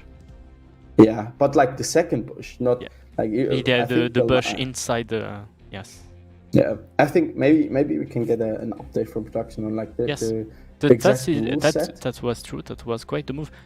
Could even have survived if he went down his lane instead of going to the left to the jungle. Yeah, I think so too. Because Zamperek at this point, well, it could have moved out. It would have certainly been the riskier one, but he did recall like in the jungle eventually. Yes. We will check on that. We'll keep you updated and see what the decision will be on that one. And also, now you're up against Chosen Beats that just won with Ahri. What do you do? What can you do against Ahri? Yeah, I mean it's pretty hard to like be able to lock her down. I could really see something like the Pantheon come out maybe. A Pantheon is a good choice, yes. Yeah. A bit risky. Because you can just fail your E. Yeah, true. It's pretty feast or famine, I'd say. You can also go, I'd just say like an AD carry, or like Varus, for example. I'd love to see Varus. Varus is a good pick. Because he's just super strong with... Oh. Okay. We have quite so twist. Apparently. Yeah, twist of events here. We'd like to update you that the decision was by our referee team that Zamperek actually gets the win here, because Chosen Beast did in fact go into the jungle there, and therefore does get the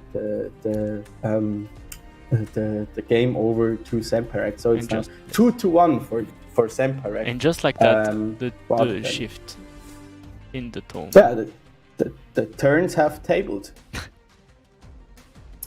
I have like a challenge going on with myself. You know, how many memes can I hide in the stream? Well, not hide, but just like place down. Well, that's a lot. We have we done a lot of memes, but we also seen a lot of memes like Garen vs Garen. So it's quite the meme day today. And the foxy ladies against each other. Yes, once again, clearly here for the fanboys. True. But no skin. Great fan service so far. Yeah, talking about skin and Ahri, Foxfire Ahri just got a new model in Wild Rift that is pretty gorgeous. Yes, and once again... Fun fact. Yes. Did you know that there are three skins in League of Legends that are like the internet browsers? Really? Yeah, it's Ahri Foxfire Ahri is Firefox. Yeah. Explorer Ezreal is Internet Explorer. And then there's Chrome Rammus. Oh yeah, Chrome Rammus. Chrome. Yeah, so maybe that's why Explorer Ezreal is not played, because he's outdated. Yeah, and he's pretty trash, I guess. And we start now. Oh, we have Ooh. Renekton. That is quite a bit of a different side here. Renekton versus Evelyn. Quite interesting here to see. And I mean, oh, you can see there a change in the Wild Rift. Look, Renekton has a small bar to indicate where he is at middle. oh yeah, that's beautiful. Also, I was focused on the like running animation because that one also looks way better than in Summoner's Rift League. Yes, the whole skin is better. Yeah. But they changed, I think, not long ago. They changed a bit the visual effects of Renekton of this Renekton. That I can't remember the name. I think it's Scorchfire, isn't it? Yes, Scorch, no, Scorch Fire Renekton. Or something. Yes. But yeah, Zemparact here, staying back, clearing the waves with his hate spikes here. Oh, and Big oh, that's quite the aggressive approach from Chosen Beasts. Yeah, bit of a change of pace here for Zemparact. He really wants to scale to that ultimate, but then his all-in power is super strong. He can just go invisible in lane, and if he manages to land his charm and then go all in, this is a good amount of sustaining damage that's here. a lot oh of my god, damage. just go in. Chosen Beasts really took down learned that the hard way, that you don't mess with someone that got nerfed a lot too much in the first seasons of Wild Rift. Was Evelyn that strong? She was really strong and really. I think she was even played in mid lane, if I remember correctly. I mean, back in the old days, you know, she was actually played or like coined by Moscow 5, a Russian team that would play like the old Evelyn in mid a lot, and it was super strong. That was before her latest rework, and I'm not talking about the season 1 and beta Evelyn that then also got reworked, where she was like perma stealth. But yeah, that was good. The good old times. Yes, and Renekton received buffs after he came out because he was a bit underwhelming against everything that was going on in the top lane. Yeah. I mean, probably they also tuned Renekton down a bit before even releasing him, because he can be such a beast in like the top lane especially.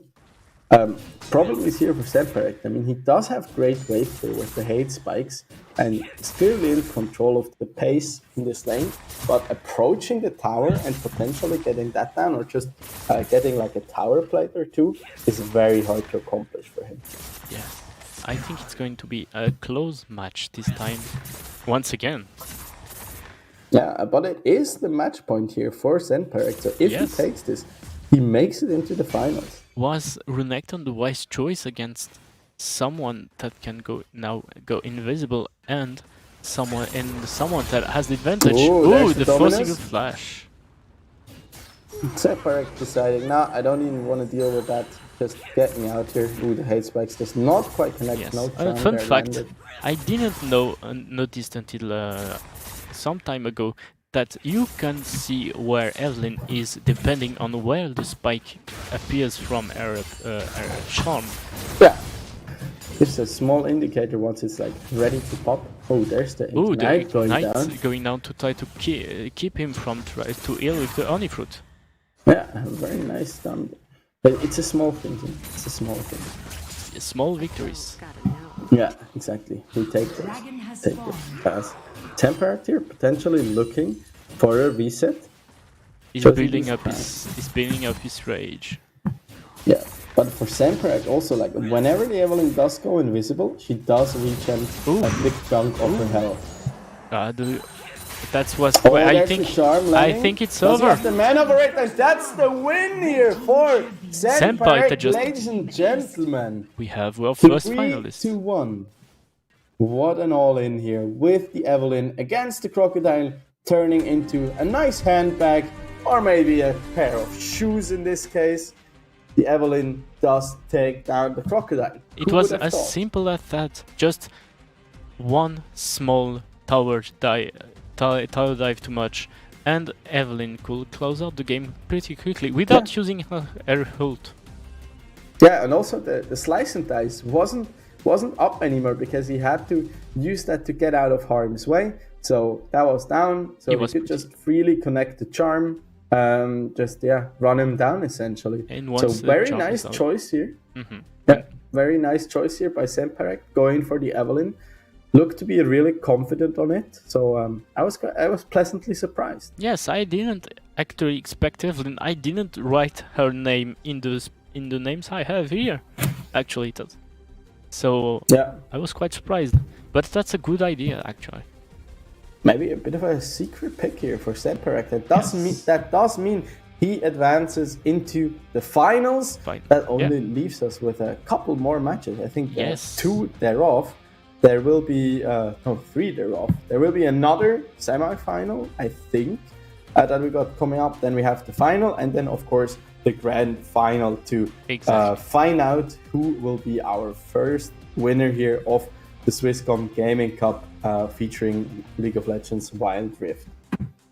And for now we have pretty good matches, and they will all pretty much well balanced. Yeah, and I still like that we see so much diversity. It's not just like cycling between the three strongest champion or whatever, but we see like quite a bit of diversity. Also, I love the Evelynn here. Like Renekton is something you'd really expect to come out in a 1v1 format, because that's just what he's good at. I mean, he has a stun, he has great all-in potential, he has a bit of sustain, he has the health buff with his Dominus ultimate. But then like the Evelynn is not really something we see too much these days, also on PC. She's also changed a bit. Her hate spike, so her Q only has 2 charges instead of the 4 she has on PC. But apparently also the mana cost is quite low, and she can just freely spam it, as we've seen by Semperek. And also, we can notice that was Evelynn a pick to try to counter Ahri? Try to play around her? That could be, actually.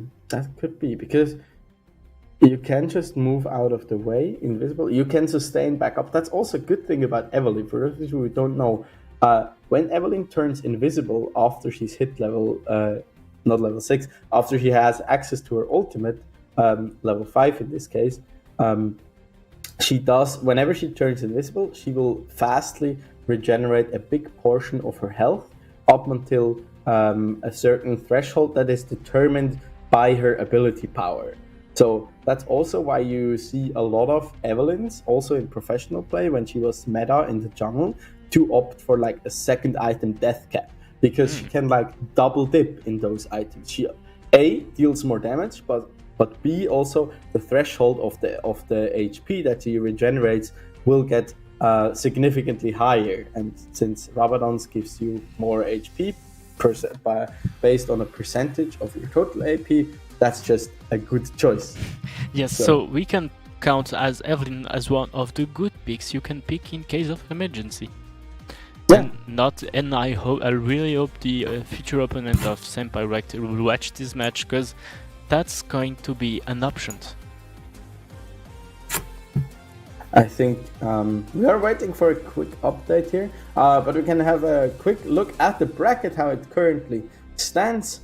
First of all, with the upper bracket here, we see Semperek here advancing against Chosen Beast after quite a turn of events there, where we had to give the point over to Semperek. Yes. After he went into after Chosen Beast went into the jungle, and then Semperek with that beautiful Evelynn pick here, advancing to those grand finals. That means Chosen Beast will have to go up against Kazama here to get another chance here to still make his way into the finals. And in the other match that we didn't saw, Skanderbo lost. Yeah, exactly. Oh. Okay, so Kira is still playing against Skanderbo, so we'll find out shortly who will advance there.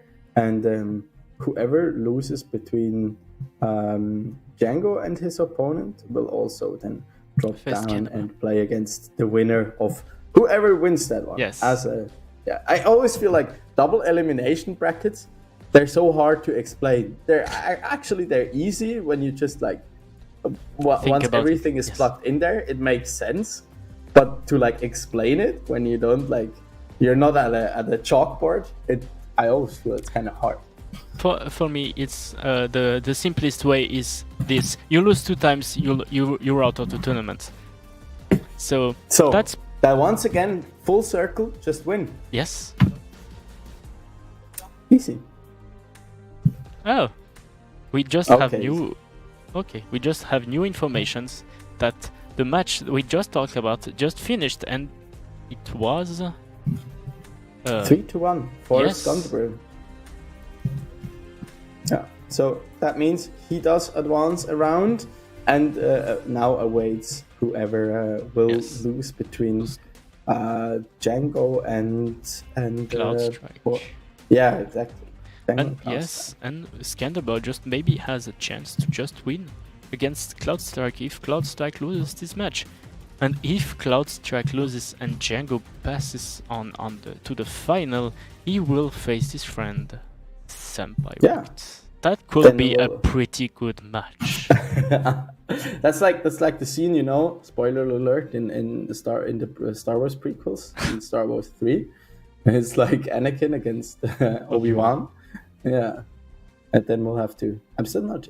I think it's fair to consider Django the Obi-Wan here, but I'm not quite sure whether Senpai Rect has converted the dark enough side. yet to the dark side to take him down. And why? Why is Django Obi-Wan? I mean, he's very experienced. He's wise, you know. He's very handsome, of course. He potentially, and I'm not sure about that, does own a lightsaber. So I don't think there needs to be any more grounds to make him Obi-Wan. But A Jedi in training, yes. yeah, Huh. Interesting. And I must say that I don't know if the fans of both of them are by your side on this matter.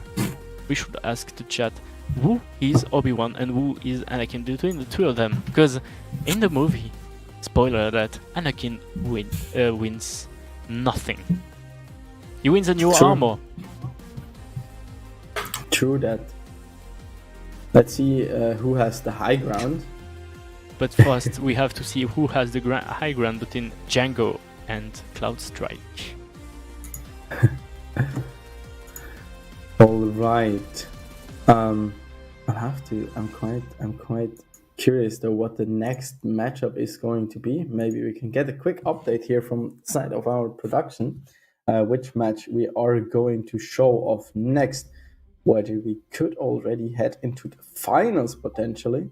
Maybe. And see who will make it into the grand finals. But at this point, a quick reminder to also go follow us on social media for Swisscom_gaming, and of course also at ESL Swiss to keep up to date with everything going around Swisscom and esports, and of course the Swisscom Hero League itself. Exactly. But also feel free to drop us a follow. It's Shin Wukong for my dear colleague, and of course myself, Don_Rigoni. As I've just been told, we will have a look at the second semi-final from the upper bracket, so the one between Cloudstrike and Django.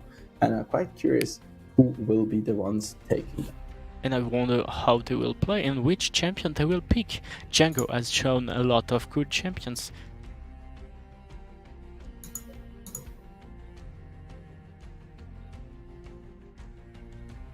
Okay, we're just getting an update.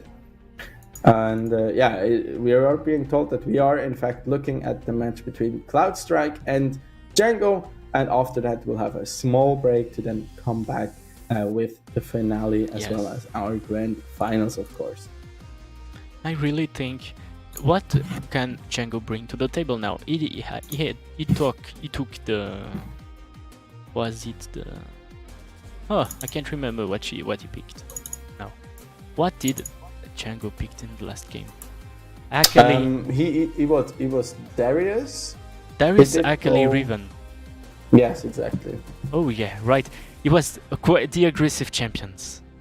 Yeah. Did he take another Slightly, one? slightly. Yes. I wonder if he took another aggressive champion or not, or he's going to slow a bit the pace, Yeah. or is it going to all in again? I hope to see more action come out from him.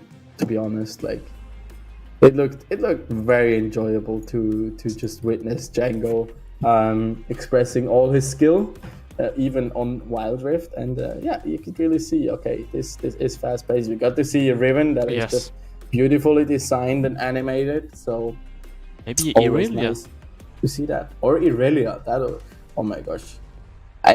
How is her flawless duet, her E, is that programmed? Because usually you have to like place it down somewhere and then place down the other. I think you have to pick you pick where you send the first one, and then you move the joystick, the button where you want to place the second so one. you're like you draw it. It's like Yes, I think it's it's basically Fruit Ninja. yes, combining every game in one. Exactly. Welcome to Wild Rift. So we're still waiting to hopefully get into the game here soon between Django and Cloudstrike. It will be the first Yes. appearance of Cloudstrike here on the stream tonight. Exactly. And I'm quite curious how he's going to do. And we have no clue what he played, so that's quite the surprise for us. Yeah, definitely so. I'm looking forward to it. I'm Can't looking wait. forward to see what kind of amazing plays we're going to see. Yeah. Will we have another, like, more Ari action? Will we have some more Garens or even something completely new? Like And Jenna. also, for example, yeah. Jenna full AP. That's usually my go-to pick for ARAM. Whenever Jenna is offered in ARAM, I often pick her and I just go full AP. That's It's just so pretty- much fun. And also pretty surprising for the opponent, because you never expect to take so much damage from Janna. Yeah, and it's also just great wave clear because you can just charge up her Q. And then also, if you hit an enemy, because they get knocked up for such a long time, it's basically a guaranteed hit with your Comet as well. So it's Yes.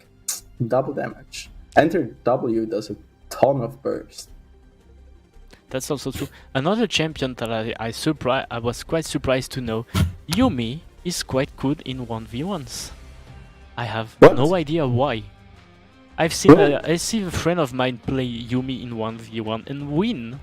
I have no idea how he does that. So Me neither. maybe You it's a want- pocket pick somewhere in some place in League PC. I don't know. I could barely believe that because she has no movement speed and no health. No, but But she's surprising. like, true. As the saying goes, like if it looks stupid but it works, it ain't stupid. Exactly. But we're heading into the game here now, finally, between Cloudstrike on the Ari here once again. Oh. I think Ari is quickly becoming one of the most coveted picks here, and Django here going for his Oriana, a champion that he plays a lot of on Summoner's Rift and now brings to the Wild Rift here And too. Oriana with the skin that just released yesterday, I think, or this week, the pool party skin line.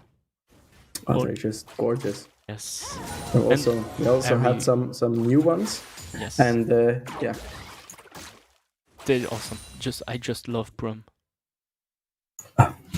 I love Set, but that's mainly also because Set is just overall a great champion.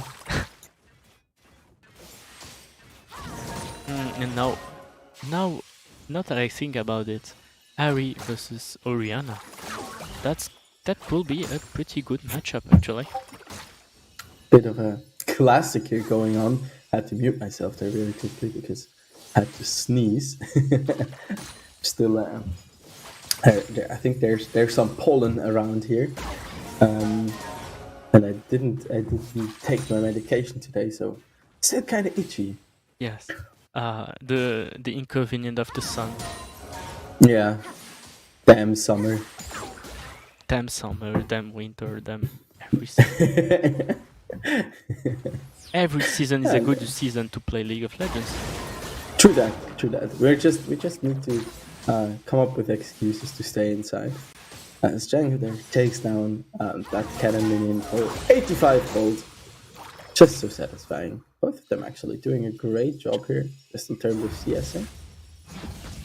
As I say that, just cursed Cloud Striker. He heard you and was quite shocked by it. So. He was like, "I'm gonna prove you differently." Oh no, I'm nervous now. Can't handle the pressure. Can he handle the pressure? We're gonna see now. I'm still unsure how that. I'm still like not used to this kind of minion damage distribution because, I mean, I've been playing League for more than 10 years, or like for more than 10 years now, and you get so used to every melee minion needs 2 tower shots and an auto attack, and every ranged minion needs 1 turret shot and 2 auto attacks, and you get so used to that. That's quite the thing to handle when you're playing between the two of them, because you sometimes think it's like Wild Rift when you're playing League PC and you're pretty much done for, because you fail all your last hits. It's like dum. Okay, we see actually the same item build so far coming out for both of them, so most likely both of them will be opting for another Luden's Echo here. And they also both of them took Electrocute. Oh, and the Shockwave coming in. Lot of damage, taking out like half the bar of Cloud Strike. Just can't do anything for now. Even more damage here. Oh, and the flash and the aggressive, that's the kill! That's the kill! Oh my! Just like that, just Django just stopped by. Think, hello, Coming in there, flexing the muscles, be like, here I am, take my ball. Okay, that didn't sound appropriate, but you know what? Take my whale now. Yeah, here, he just wanted to pass the ball to him, you know? It's like, you can have... But Ari doesn't play volleyball. Apparently not. Yes.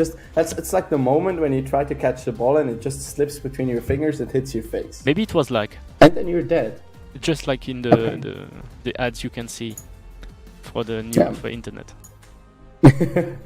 Exactly like that. Yeah, maybe at lag. Like, that's another good piece of advice. When you screw up in League, it's either a lag or your team's fault. Yes. Or the jungler, of course. Or the Unless game. you're the jungler, then it's everyone else's fault. Or the game. Yeah. Or the opponent champ. Balance team also. Yeah. Yes. Make sure to tag Mark Yetter on Twitter when you voice your complaints. Just say him that it was never your fault that you are now Iron. Yeah, that's impossible. You know? Pro tip number 4, I think. Yeah. It's never your fault. Iron. Don't be Iron too. Or maybe be Iron and have fun. Yeah, true. Enjoy the game, however you. Yes, because I think in Iron maybe it's fun because you stuck there, so might as well try new things. True, you can't drop any further. Yes, that's true. It's only up from there. And also, you can always get better, so might as well try it. True that. But yeah, this was for once was a bit of a quicker one here. Yes. It looks like Django is really the man here for tempo. Django really wants to fight against Senpai. Django is unchained.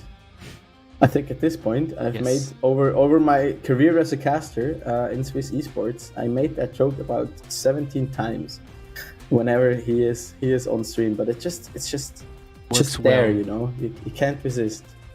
And you will be saying that when he's playing League PC and he's playing with the chains now, or against someone with chains, or against Silas. Unfortunately, Silas not on Wild Rift yet, but I think how Silas could it work? I mean, Silas can work, yes. Well, just replace his ult with the ult you picked from someone. That can work. Actually. Well. Yeah, the ult part might be difficult because how do you like choose from whom to steal? Well, you just it's like I think it's like a skill shot. You just click on the button, try to aim with the skill, and when you find someone, you just throw the chain. But it's a point and click in PC. It's not a Yeah, skill shot. his ulti is a point and click. I think, how does point and click work in Wild Rift? I think you usually like move like the crosshair around and then Yeah, and pick just something. pick someone. That Yeah. could work. Actually, I I can guess see so. it work. But it's like hard. The thing with Silas is you oftentimes want to do it kind of fast Yes. or kind of reactive, and that will be like the hard part, Yes. Just like, especially when you pick Silas as like a counter pick to something, you want these like key ultimates, for example, like a Malphite ult, for example, to turn around fights You want it and stuff quick. like that.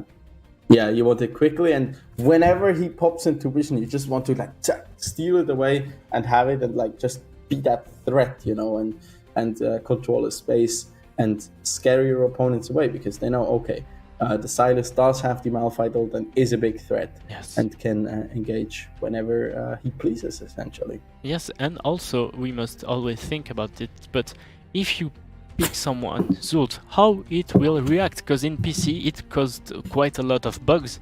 So in Wild Rift, maybe it will just make the phone explode, Yeah, that could always happen. just like Viego in PC. We're just about to head into game number 2 here between Yes. Django and Cloudstrike. Question is, will it be even faster? Will it be even bloodier? Or will we have another farm fest here or another tower win maybe? But Main question. as we've seen from Django, I doubt it. I No. highly doubt it. Oh. Yes. Oh, we just learned who plays who, and we're going to Yeah. see a lot of plot because we have Django on Draven. Finally, some Draven action here. It actually quite But he's- surprised me that He's we against. didn't see much of Draven Yes, yet. but he's against a quite strong champion and one of my favorite champions, Pantheon, with the Dragon Slayer skin that always trips. Just It's awesome. such That a cool cape. skin. But there's a wise woman once said, "No capes." Fun fact: Draven is a lot easier to play on Wild Rift. Is he? Yeah, I think so. Because you can just move the joystick wherever you want the mark to go. Oh, yeah, true. So you just point wherever you want and you can go anywhere. I can't play. That's true. It's With easier Draven to on move PC. because you don't have to click. Yes, But you can exactly. let you move. I can't play Draven on PC and I pretty much love him. It's one of my main ADCs in Wild Yeah. Rift, so works really well. It's actually interesting because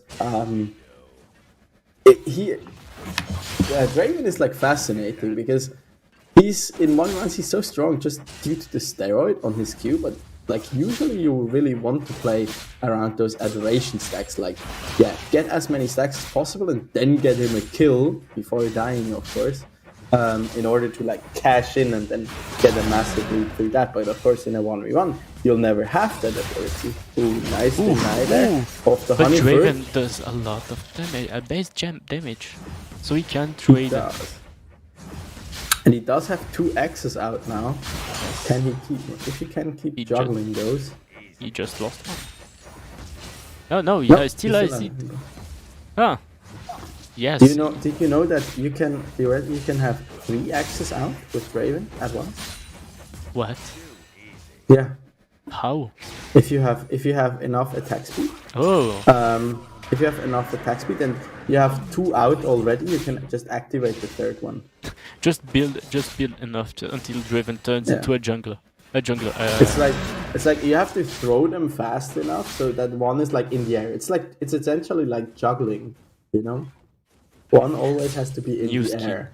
You just gave Riot an idea. Juggling Draven, Clown Draven. clown Draven. Oh no. Yeah. I can see that. Actually, you can see that, but what will be the blades? Balloons? Just like Fiddle Yeah. Stick. Throw balloons. Or like balls. Like just little balls. Ooh, and speaking about balloon, Pantheon just like pops the life of Draven now. Ooh, there's the whirling death though coming out. Django has Both to of back them off there, doing though. a lot of damage to each other. Yeah, Cloud Strike now heading back. Wow. He will probably make it back into lane here with his ultimate. Maybe not. Skipping. It changed the ultimate. I think now it does the same thing as League on PC with the spear coming first. Okay, was it different still? I think it didn't had this. It did not have to slow. Oh, okay. Yeah. So now you can just ult into lane into someone that was pushing a bit too much and is pretty much done for. And there we see the BF sword here coming out for Django right away. That's a he lot wants of to go full damage. That's a lot of AD. Yeah. But that's how you play the Draven, you know? Yes. Go for that Bloodthirster right away. And then just smashing. enjoy yourself. Oh, and Cloudstrike just backs out. He needs mana for the match. Yeah, looks like it. And once again, you see the clarity with the 5 points in the bar for the empowered attack. There we go, Django here heading right back again, so probably wants to get another buy in. Dragon has spawned. Probably a Vamp Scepter if I had to guess. I think so. Oh, speaking about... Oh no! No, he BF. just... Of course! More AD! He just sold the longsword just to buy another BF sword. Ooh, that's just buy a bigger sword. That's an overlay you haven't seen yet. Beautiful. And the Draven with the barrier to secure the enough time to kill the Pantheon in case of trouble. And Pantheon with the ignite. Also interesting here. Ooh, that's quite the aggressive way. Oh, in the flash, that's quite. Ooh, that was a lot of damage coming from quite a surprising move. I just wanted to say that the Black Cleaver there is an interesting choice since Draven's not gonna have any armor really that needs shredding essentially. Yes. So he could have just opted for a purely lethality build, I think. Maybe a Tractor. Yeah. Just play it like with PC when someone plays Pantheon with Tractor. Yeah, well, there is. Have you heard about mathematically correct Pantheon? I've seen mathematically correct. Actually, one of my friends just loves playing mathematically correct sets. So yeah, that one got big. That one caught on really fast. Yes, which I thought was really funny. And I think there's a mathematically approximative someone. Yeah. Nice Cloudstrike going in hard, but Django has a lot of damage, and I think it's over. Just one late. I think it's yes. Blue team champions. Well, we have Houston. We have a problem. Who died first? I think the Draven died first. I think Pantheon died first. Whose weapon smashed who first? I mean, we have to look at the announcer. I think she said Pantheon killed first. Right? I have no idea. Someone check the feed because that was pretty surprising. Real. Yeah, that went fast. But that was I really thought the Pantheon was done for only with the last attack, but no, it just barely survived and had enough damage to finish. Oh, okay, so it is actually 1-1. Yes, Cloudstrike won. Huh, that was a pretty clutch move. The spear was first and then the blade. So yes. There we go. The spear faster than blade. Huh. The auto attack is not fast enough. But I actually like the Cloudstrike there moving up to the brush. I mean, he couldn't go into the river and get out of it because that's just not allowed. So he just moved into the bush and then away from the Draven to get as much time as possible. Yes. To have his Q out of cooldown and then throw the spear back at him. Even though Django had the ward and placed that in there and took down the Pantheon, he did get taken down by the altered damage from like the fully charged up or like from the Q when Pantheon has his passive ready, because then it does significant bonus damage. Yes. And to a health bar of an ADC, it pretty much does this. Yes, and actually, I think that that was the move that saved him, because the time he took to place the ward in the correct spot just made it right enough to click on him at the right time. So yeah, pretty much even, just like the score we have here, 1-1. But it could have been worth considering just like backing Yes. away and just attacking the tower essentially and the wave, or then like just throw an E at him, for example. But I also liked what Django did, small nuance there, when Pantheon used his E, he flashed over him, so he was able to attack him from behind, but also wouldn't get tagged by the damage that the Pantheon's E does. Both of them really had a really cold mindset when they reacted, because both of them tried to do the best thing in this situation, and I know a lot of players, myself included, that will have panicked seeing their health while being like so low. I mean, maybe he was completely like sweating and shaking at this point, Cloudstrike that is. But we are getting ready for game number 3 here already between Cloudstrike and Django. I mean, so far, Django pretty much dominated in 2 of the games, but only won 1 of them. Yes. So there's that. And I'm quite interested whether he's gonna opt for the Draven again, or whether he'll switch it up, because I think the Pantheon was a pretty good answer to an AD carry choice. But he had absolutely no idea what he was going to play against. Oh, lovely. So we get the update here. It's gonna be a melee versus melee matchup again. It's Zed for Cloudstrike, Yes. and Garen actually for and Django. it's not any Z. It's the Z exclusive to Wild Rift 2, I think. Galaxy Slayer Z. That Oh no, is that one's beautiful. That one's on Summoner's Really? Retreat. I don't. Yeah. Does it look like that? Yes. Oh, it's It's just about to get a spoiler alert. It's just about to get a prestige edition. yeah. But it looks a lot better. Like just the movement and the animation of the character is so much better. Once again, Django coming in with the Beyblade with a lot of damage. Just go in there and spin to win. Yeah, because now that you're facing a Garen, how can you beat him now with a Z? Because if he builds too much, Django can just sustain up between like trades, and if Cloudstrike ever goes in with his shadow, he'll just be immediately silenced yes. and then spun on. So Yeah, Cloudstrike will have to be really smart and wait for the right time to just go all in when he can't be silenced anymore. already a bit of damage there coming out onto the tower, but not significant yet enough to make any kind of dent. But Cloudstrike will probably not have the best of matchups into this one. As Garen is like one of the champions you can't really go wrong with, I feel, especially in on the Wild Rift, because it's like it's like press the button for his spin and then just move the cursor around, and then you're good to go. Yeah, that's a really straightforward plan. Yeah, just go. And then Once from again. time to time also mash the W, get a bit of a shield. Also, he does not have the sweep tooth here once again. Yes, I think Django just likes. I think maybe he picked a bit more of armor Yeah, or mastermind probably. or mastermind.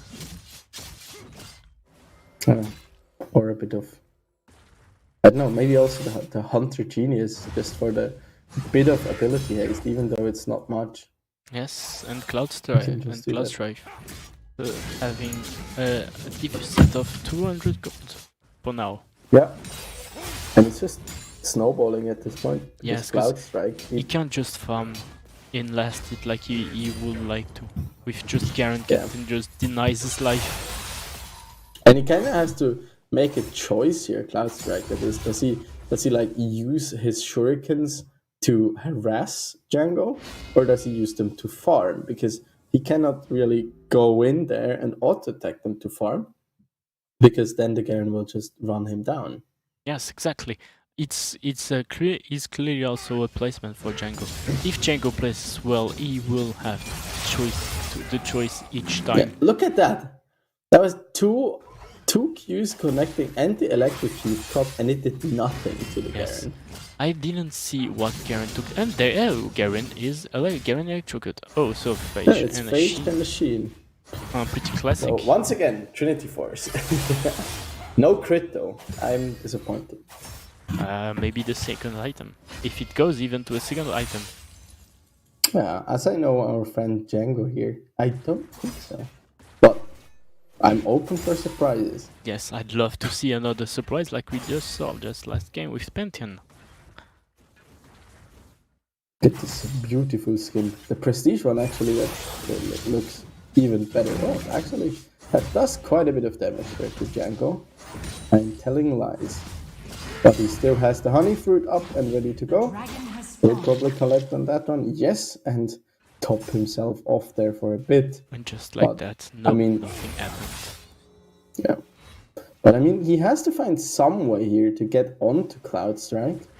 And not be the easiest thing. Yes, because Zed Bit is of a quite a safe champion. You can just fly That's away bad. and disappear Yeah. if you shadow.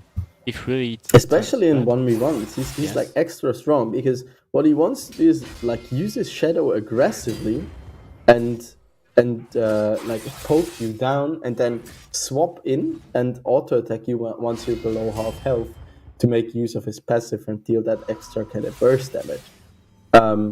But usually you can get punished for using that shadow aggressively quite Yes. hard, because every jungler knows, okay, he doesn't have his shadow, so I'll just scoot in mid and get a free kill. But now there's no jungle, so he can use his shadow to the full potential, and he's taken at Duskblade against the Trinity of Garen. So both very aggressive choices here by these players. Trinity Force just will make that Q hurt a ton, and we actually see that the Zed is starting to do quite a bit of damage here. Question is though, can he like outpoke the sustain that Django has in his passive? And so far, it's like the critical point starts when you get around half HP for Django, because then the Zed can just go in and like chunk you out with his passive, but then also he has his ultimate and it'll just deal a lot of damage to you. And that's another serrated Dirk here for Cloud Strike. So that's it, ramping up more and more. And I mean, Django's not opting for any kind of resistances, so that full lethality build here coming out from Cloud Strike does pay dividends. Yes. So any kind of base armor that the Garen has is just nullified, as he opts for those plated steel caps.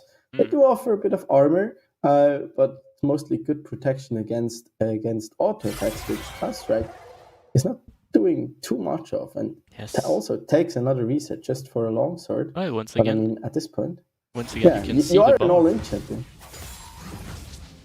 You are like an all-in champion, so any bit of damage that you can get when you're the Zed, you'll happily take. Yes. You really need those damage to just ramp up and just try to end this game. If something like this happens, where a game just looks at you and says, here, have some damage. It's a lot of damage though, just from that one Q essentially, and a little bit of the spin damage. I just want to ask, who's the real assassin now? Yeah, I'll ask myself that too. Oof, and the flash that just comes in, and the ulti. Ooh, counter! Beautifully done. Oof! Does That was not dangerously connect the close. shurikens, though. That was dangerously close to the jungle too. Yeah, he just managed to avoid it there. Sometimes it's just like your reflexes. You're just so used to just, okay, I can just walk into the jungle and that'll be fine. But no, you're not allowed to. Oh, Garen, did I just see correctly? did Karen choose Sonia? Ooh, Yes, he that is did. a very, very good choice. The Yeah, stasis effect that will just nullify the additional damage from the Z ulti. Yeah, like I like it from Django. yeah, like we did speak about it. Enchants are quite different. You don't have to commit so much gold to it, and you don't have. It just takes up your boot space.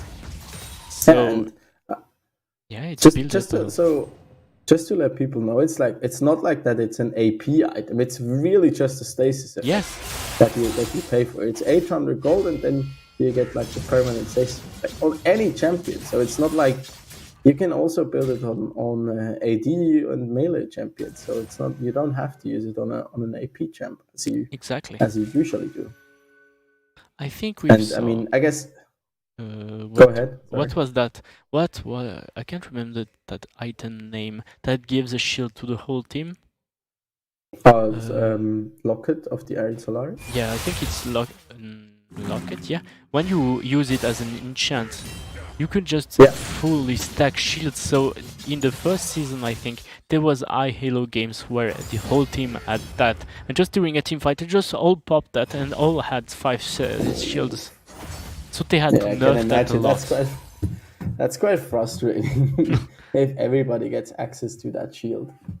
Pretty much becomes and I mean, if a strategy like that is strong, it just shoehorns the meta into a place where only certain champions can be played. Yes. Because anything that like requires burst is just not viable anymore because you don't get through the shields. Unless they introduce the Serpent's Fang. Yeah, I don't think it's in game yet. not yet. So at least, but I mean, it's not a complete counter to shield. Yes. It makes very annoying the shield go in the strategies as he goes in. And out just like that with almost no damage. And it's just unfortunately, denying again Cloud Strike to any presence.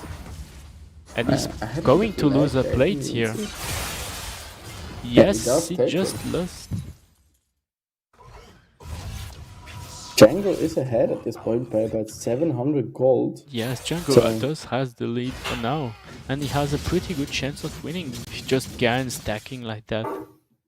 Yeah, they also have access to their second point in Ultimate already at level 9.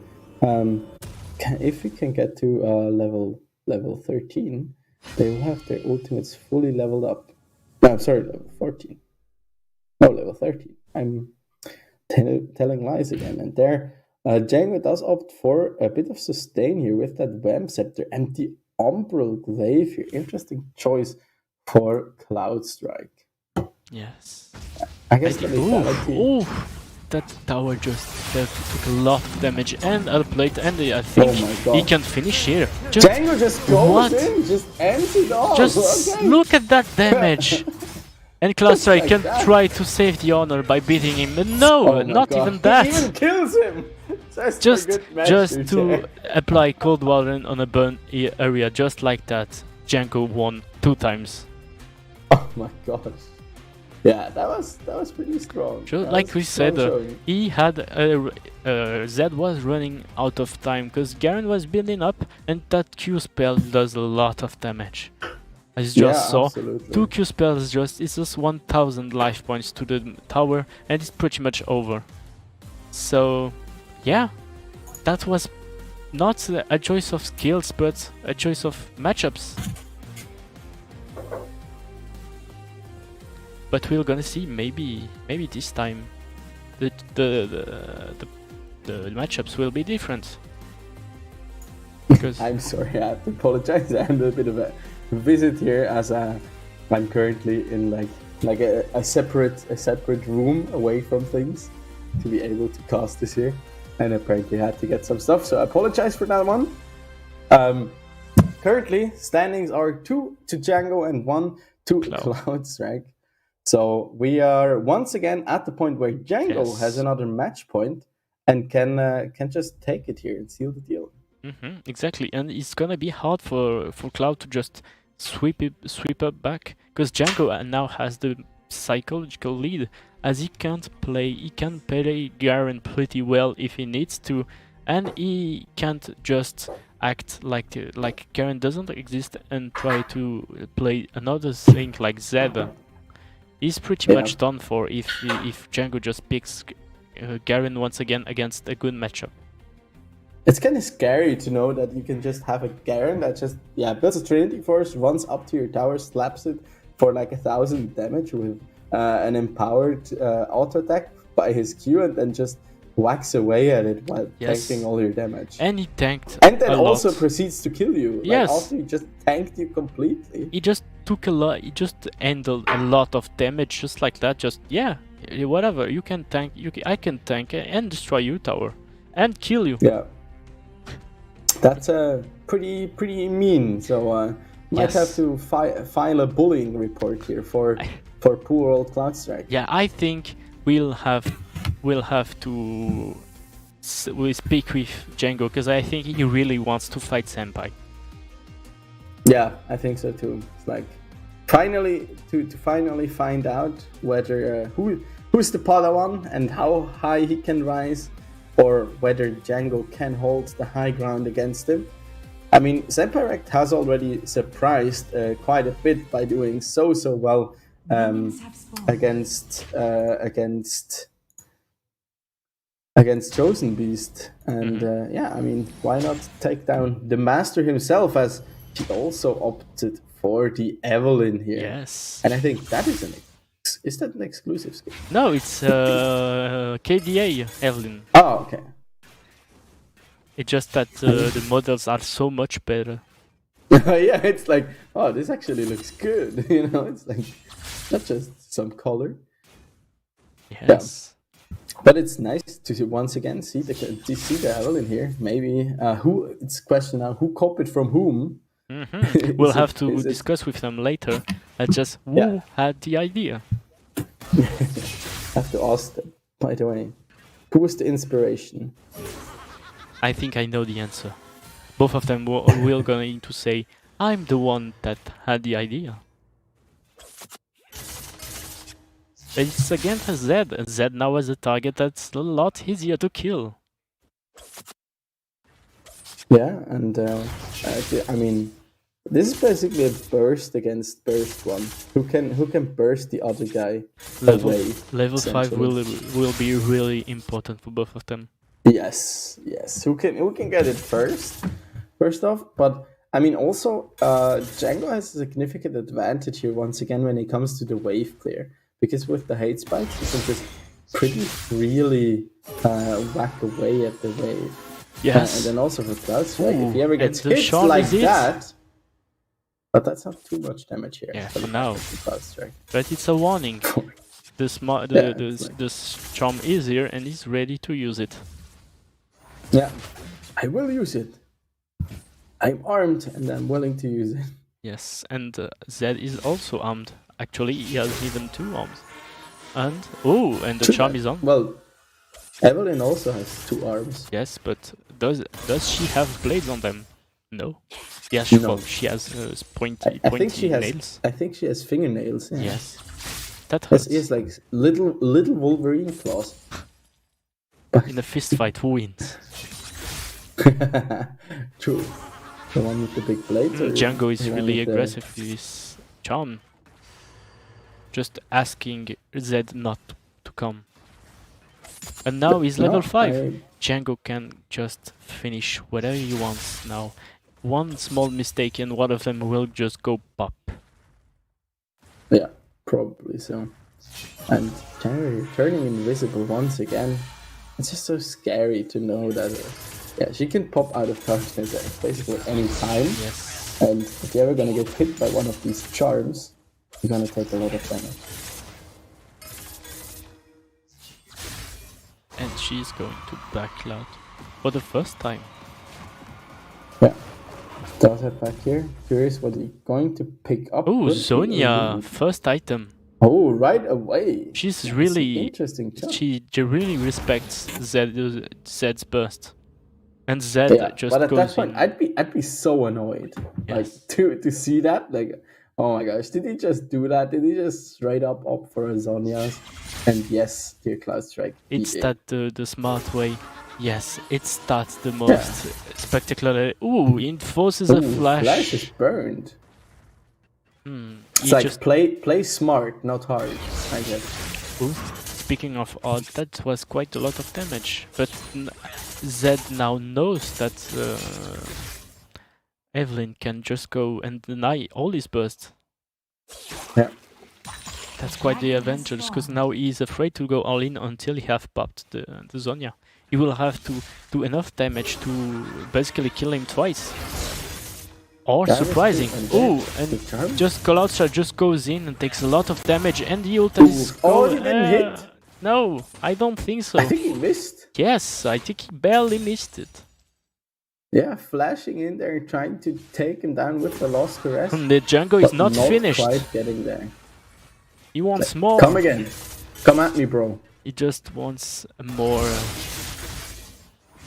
Or maybe it just didn't do any damage because the Evelyn has literally 0 AP. That's also a good reason, actually. Maybe, maybe. But yeah, because I mean, those yeah, spikes. it's just really- 29 AP. That's That's, not. Yeah, Not that much, I'd say. Not that much. that was a good option to be safe and not die. But was that a good option to finish a game? I don't know, because now Zed is building up with more AD. Gets all that AD. Uh-oh. Especially also gets the passive from the Duskblade Blackthorn. That Yeah. just will make him hurt so much more. I think Zed is just going back to buy this. Yes, and he just bought it. The Duskblade. Oh, and now Evelyn has now an orb. Yeah, a bit of magic penetration there, together with the Ether Wisp for like better repositioning, plus also just moving in after you connect one of those hate spikes. And the charm is on. Will it proc? Yes! Yeah, there it does. Oof! Dash into a Just minion, like wanted that, to get Zed in. reminds that he's also an assassin. The Rift Herald has spawned. Ooh, that's That's a like long. the- that's also like the Ignite bomb. is popped and the Oh, ult. now and he can ooh, use it. There that we go. was a clean read. Red team ace. He And knew he that was is the back in, indicator. and Django just cross- finished just like that. Cross marked the spot and then just used the last caress, taking And him out. yes, once Sealing again, the deal here. how to handle Zed when his ult is on your back. So just Yeah, just win. yes, and especially again with someone like Evelyn that just can react just like that to a Zed. That was pretty much done for. Even if the ult had done more damage, the ult of Evelyn is instant. So it was pretty much At done.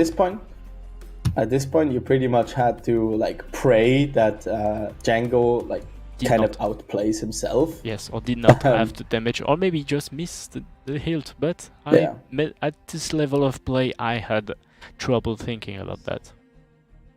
True that, because also it's like a Cho'Gath ult. It says it tells you when to use it, and Yes. you'll kill it, and you'll kill him. So You you can just had to you wait can't for do that it wrong. point, I think the first time around, and I think the first time around he was he literally had too little AP, Yes. like 29 AP, and I think it might have even missed. So, but overall, Django managing to take this here, and with that, we concluded our our other semifinals, Yeah. and we're getting ready for the finale. finals. Yes, Yeah.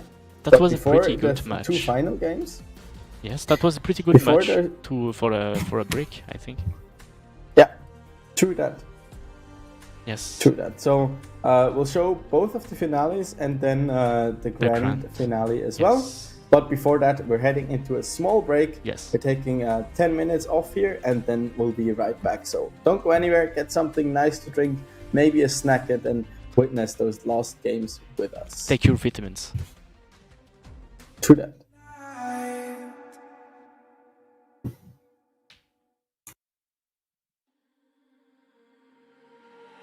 We're stuck in your car on a Friday night.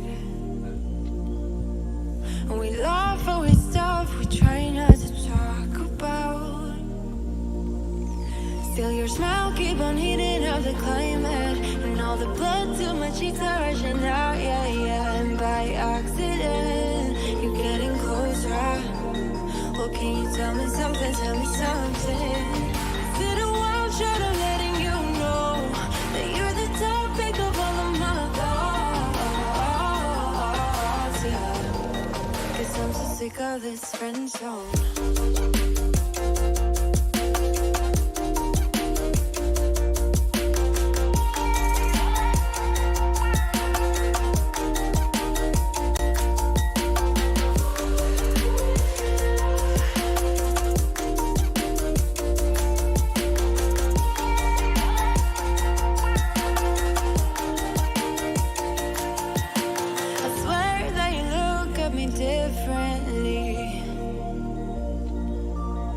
Whatever it is, it just feels so real. And your eyes keep on talking in the silence, and all the blood to my cheeks are rushing now, yeah, yeah. And I'm hoping you are getting closer. Well, can you tell me something, tell me something? Is it a wild shot of letting you know that you're the topic of all of my thoughts, yeah. Can you tell me something, tell me something? Well, can you tell me something, tell me something? Well, can you tell me something, tell me something? 'Cause I'm so sick of this friend zone.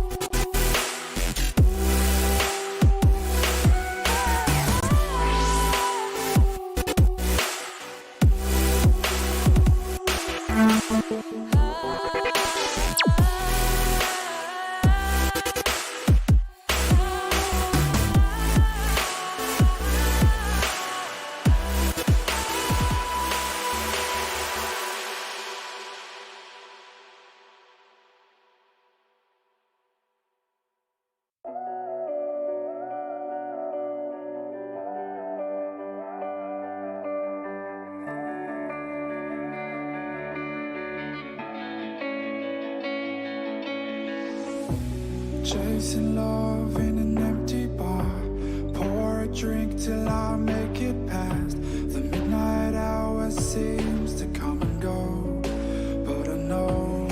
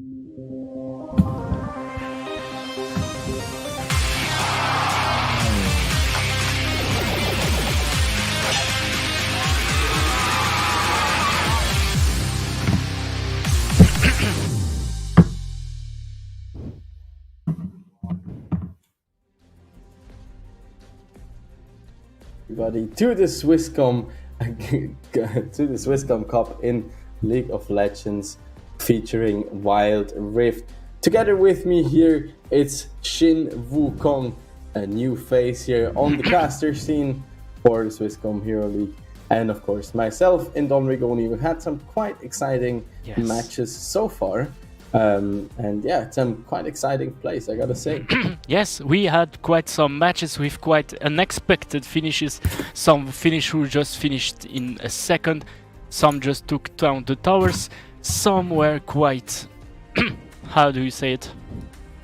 Unexpected, like a double finish. Yeah, like explosive. Yes, it was really explosive, that one. Just Pantheon and Draven exploding at the same time.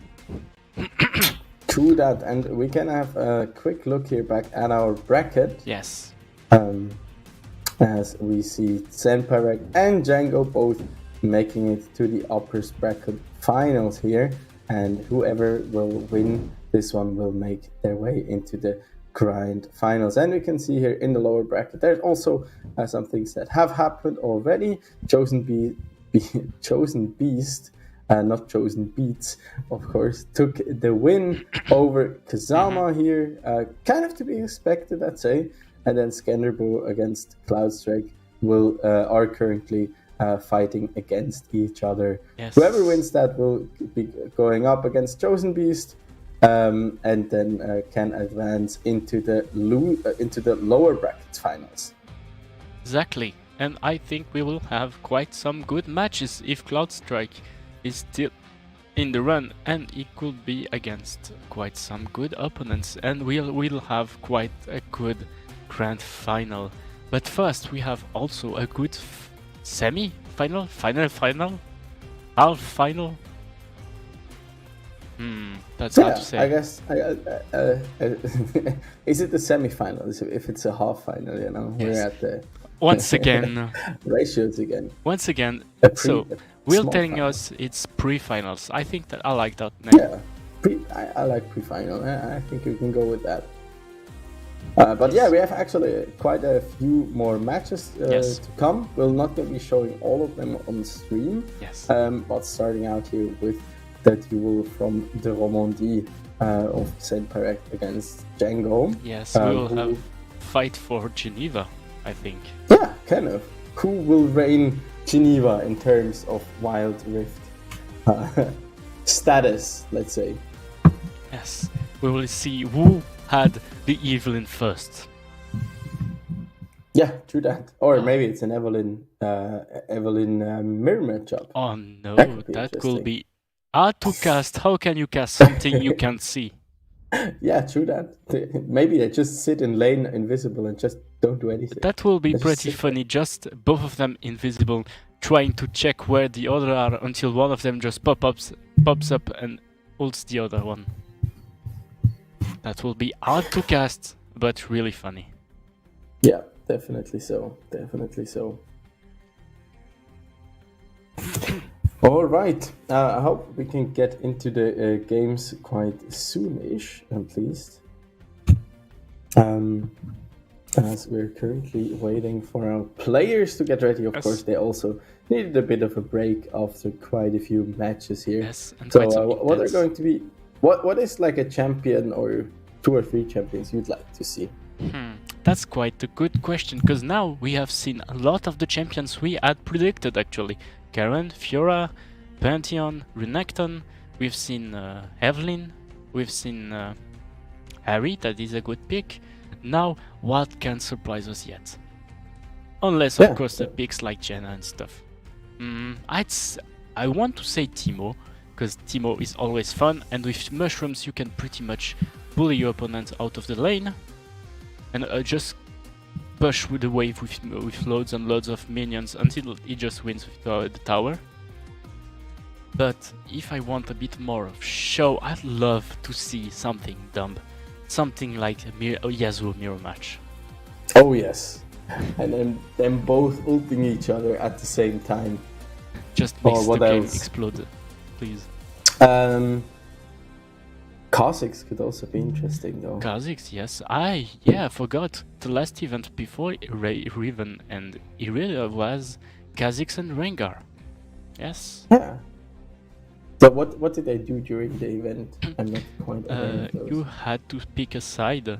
You had to pick your team Kha'Zix or team Rengar. You had a small icon appearing when you first start the game. You win the matches and get points and stuff like that, like usual, to gain emotes, to gain the icons. You can choose you can choose which one you want to unlock. So when you finish all the missions, you unlock one of them for free. So that Yeah. was a pretty good deal. And So they did it pretty similar to the events they're doing on like Summoner's Rift, League of Legends. yes, but in Summoner's Rift you don't just get the character, you just get bonus Oh, stuff yeah, true, like Yeah. how do you say? What was that last time? Coins? No, it was the project. Oh, Oh, so we're just being updated here on the champion choices. It's going to be Akali once again for Django. He's looked super strong on that one. Yes. And the Seraphine here for Senpai Rect. So quite a bit of a change of pace in that one. yes. So yeah, Seraphine can be quite the bully in lane actually.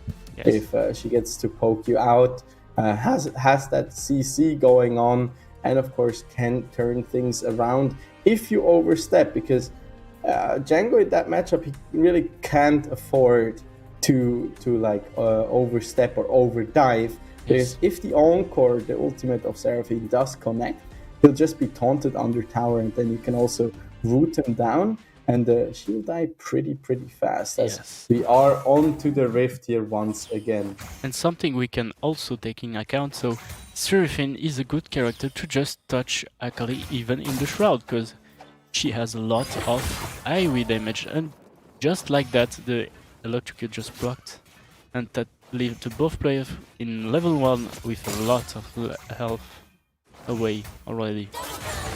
Just like, as you can see, they're both going for blood. And yes, as you said before, that's quite the important thing. Seraphine is not something you can just wait around and just ignore, because she's pretty strong in Wild Rift. She does a lot of damage. People sometimes forget because she's a soup. She's usually played in the bot lane as support, but she's a strong mid lane also. That's the quite aggressive. Okay. Both are aggressive. Yeah, a bit of a flex there coming out, also forcing out the flash Well though, done. from Senpai. Obi-Wan and Anakin are here for the fight. They really are.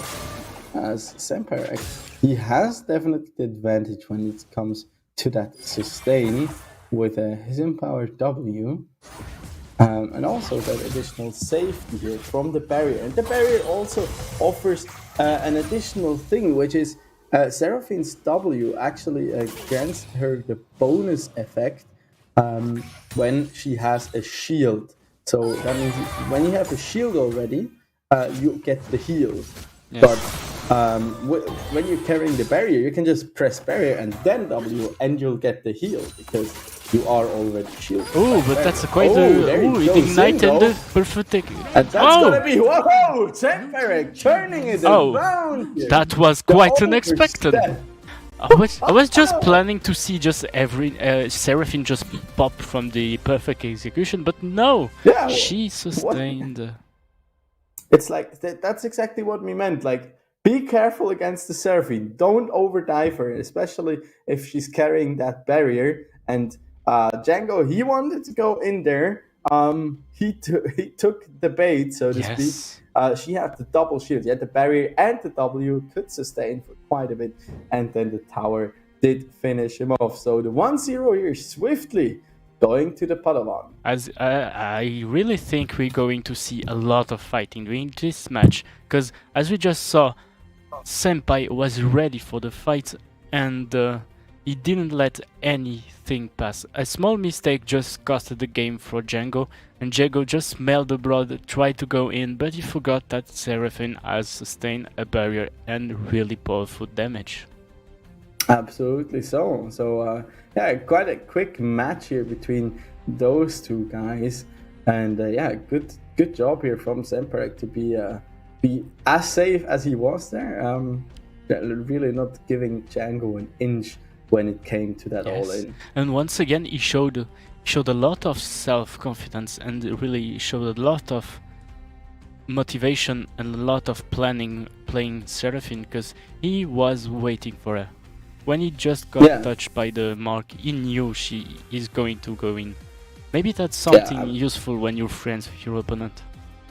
Yeah, that's exactly. But it's also like when you know them and you've been training and playing together, you kind of know their inner workings. You know, okay, he's a very aggressive player, but then also on the flip side, Django knows, okay, he's like the less experienced one on paper, so I really have to flex on him, kind of. And then you feel that Lee syndrome coming up a little bit. Yes, and you also have to take in account that in other tournaments Semperek has played, he always showed quite the strong mindset and the quite calculating mindset. He was always planning ahead on his opponents. So maybe that was just small shot of refresh for Django. That don't forget that Senpai has a lot going on in his mind. Yeah, absolutely so. And yeah, I'm quite curious whether they're going to adapt here, whether they're just gonna run it back with the same picks again and be like, okay, that one didn't count. I want a rematch, you know? Yes, that could be an option. But what if he tries to counter each other? What do you think can work against Seraphine? It's quite hard. I think technically the Evelyn wouldn't be a bad choice. Or also, of course, Ari. Ari would probably be the best because you can just get her out of the safety from her own tower, and then just try and burst her out and take her down like that. Yes, that's also, Ari is a good option, I think, because she's just could deny Seraphine all the way up with your charm and just burst everything she had with just one spell. That's a pretty and she can also escape from the concerto and just dash around. I'm also a little surprised that so far we haven't seen Varus at all. Yes, that's pretty true. Much. Is Varus weak? Varus currently especially in like Summoner's Rift League is so strong. Yes. I can imagine though he's not as strong on Wild Rift since there is no lethality. There's just like flat AD, and he kind of needs that. I feel. I think so. That's a big factor. I think the meta. But you can play him AP. Yes. So. Oh, you just gave an idea. AP Varius. That's quite the spectacle. I'd love to see actually really this. good. Yeah. It's actually really good. Also against tanks, like. Like the tech is usually because his Chains of Corruption, so his ultimate, does apply 3 stacks of Blighted Quiver over time. And like the combo you want to do is like you fire out the ultimate, you auto attack them once after, and you let it like stack to 3 stacks, and then you use your E, and then the third stack of the ulti will still apply if you've detonated it, and then you add 2 more stacks and fire the Q through, and that's basically their entire health bar gone. Yes. That's a really good idea, I think, but I think it will require quite a matchup because he has time to build up his items and something maybe against the Yasuo. Oh, speaking of Yasuo, we have Senpai on Yasuo, and we saw how he can play Yasuo and how he can just harass and deny you everything.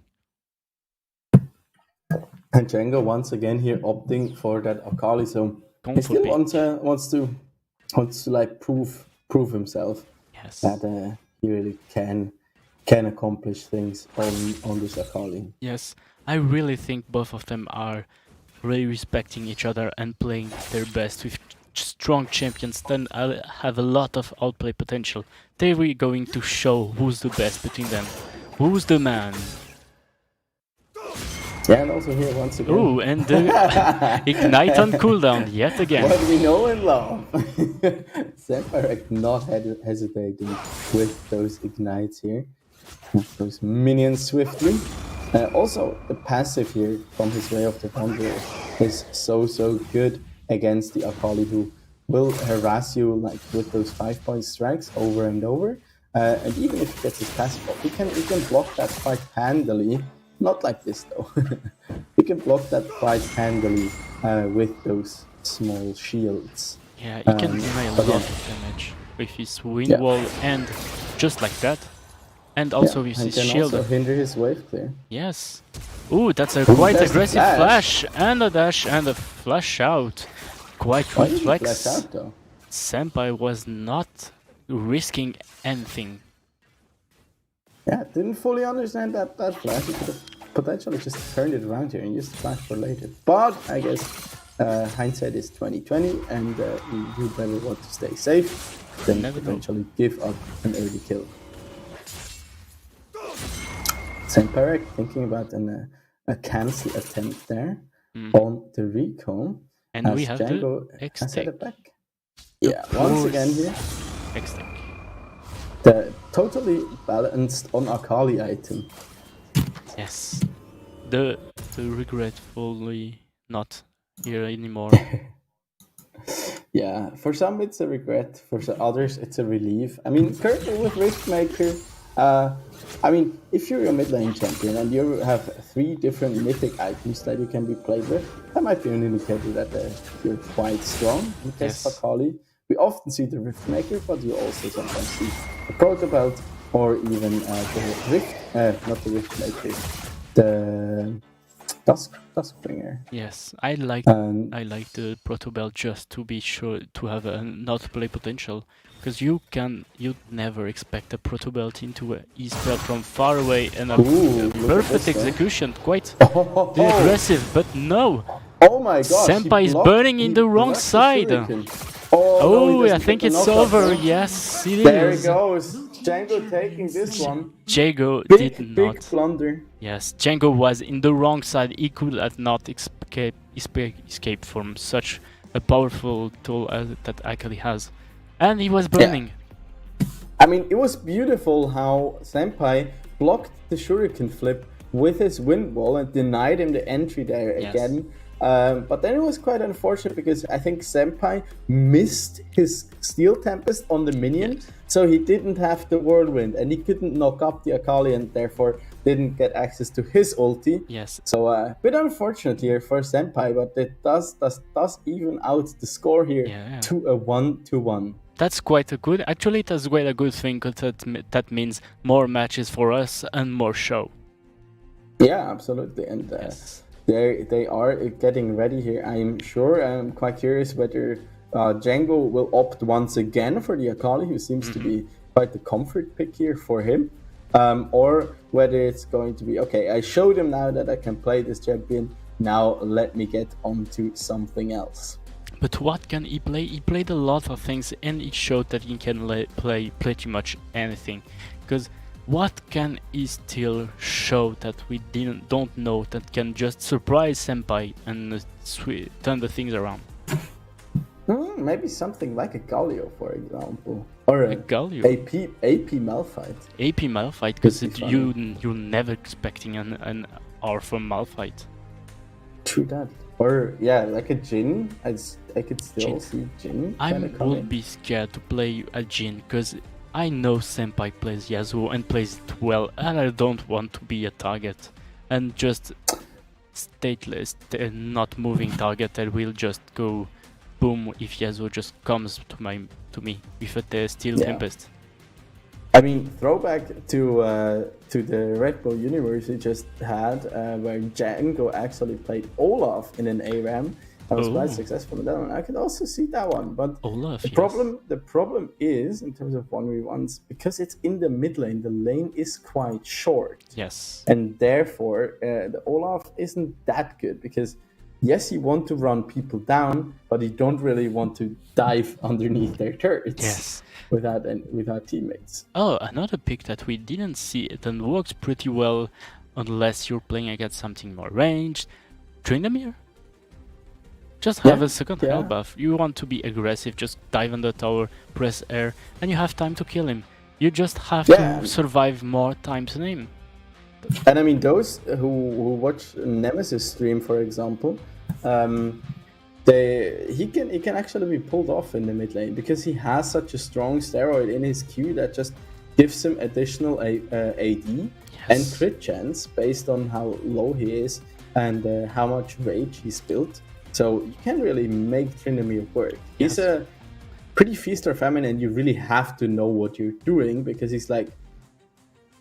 It's part of he's complicated and part he's a really old champion. Yes. So like the mechanics there are not easy to handle, and we're being told that once again here we actually have a rematch of the first Yeah. game they play against each other. So again it will be the Akali against the Seraphine Yeah. as we're heading onto the Rift. We have Seraphine once again with the barrier and Django with the ignite. I think now Django knows that Seraphine can tank a tower dive if she wants to. So Django will have to be grateful. I have said Ooh, nothing. wow. They just go in right away. Minions just don't have time to come. There's already both middle and the cooldown just popped. So This time it was Django though. yes, For once. just Django asserting dominance too. Just saying I can do it too. And once again Riot Games with the ooh, that was quite the aggressive flash.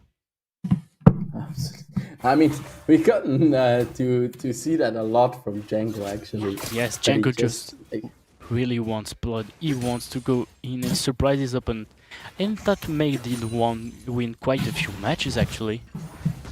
yeah, definitely. And I mean, flash cooldown and in general summoner spell cooldown is so much lower on Wild Rift here. As you can see, I mean, Ignite is nearly 2/3 up again, and he literally just used it. So quite a bit of a difference in pace as well.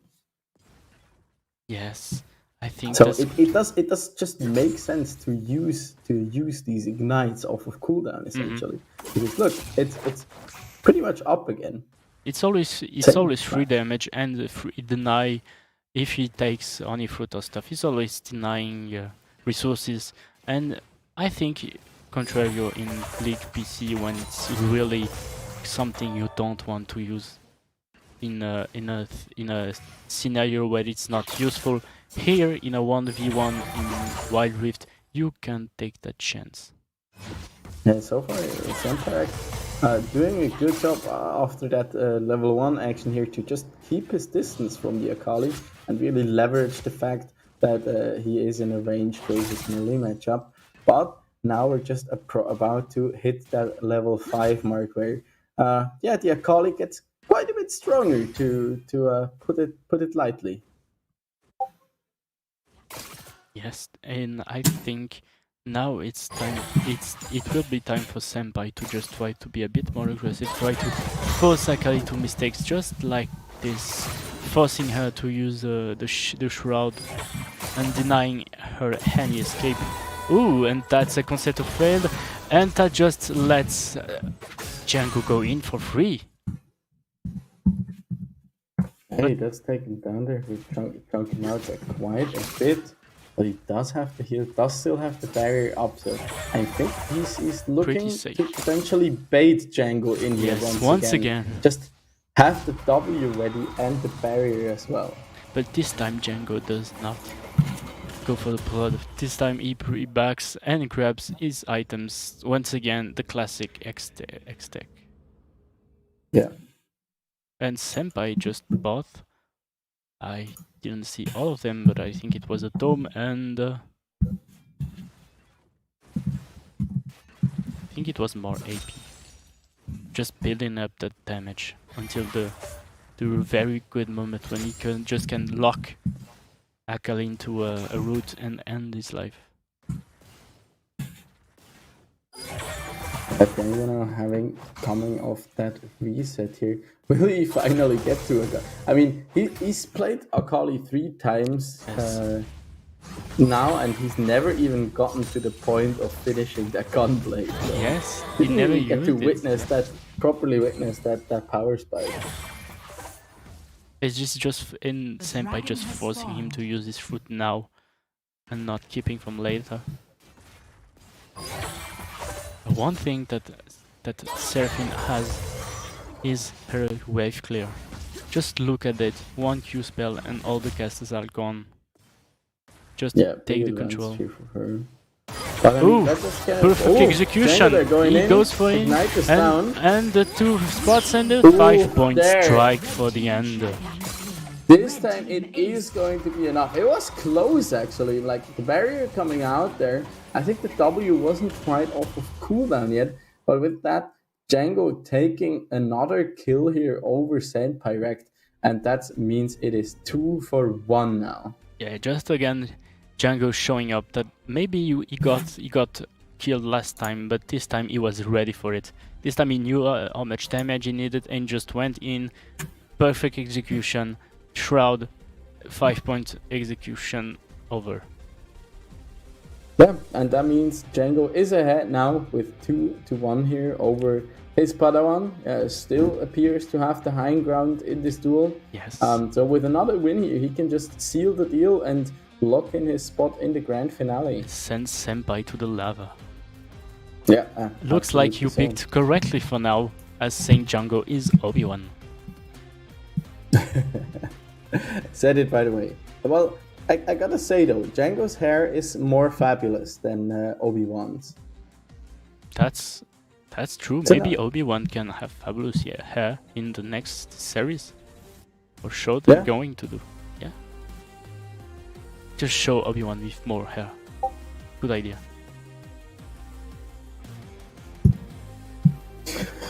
So yeah, I'm quite interested here what we're gonna see for the rest of it, and I really like to see this go the full distance actually. I'm just checking all the way something. to five games. We haven't had that happen yet. Yes. If I'm not mistaken.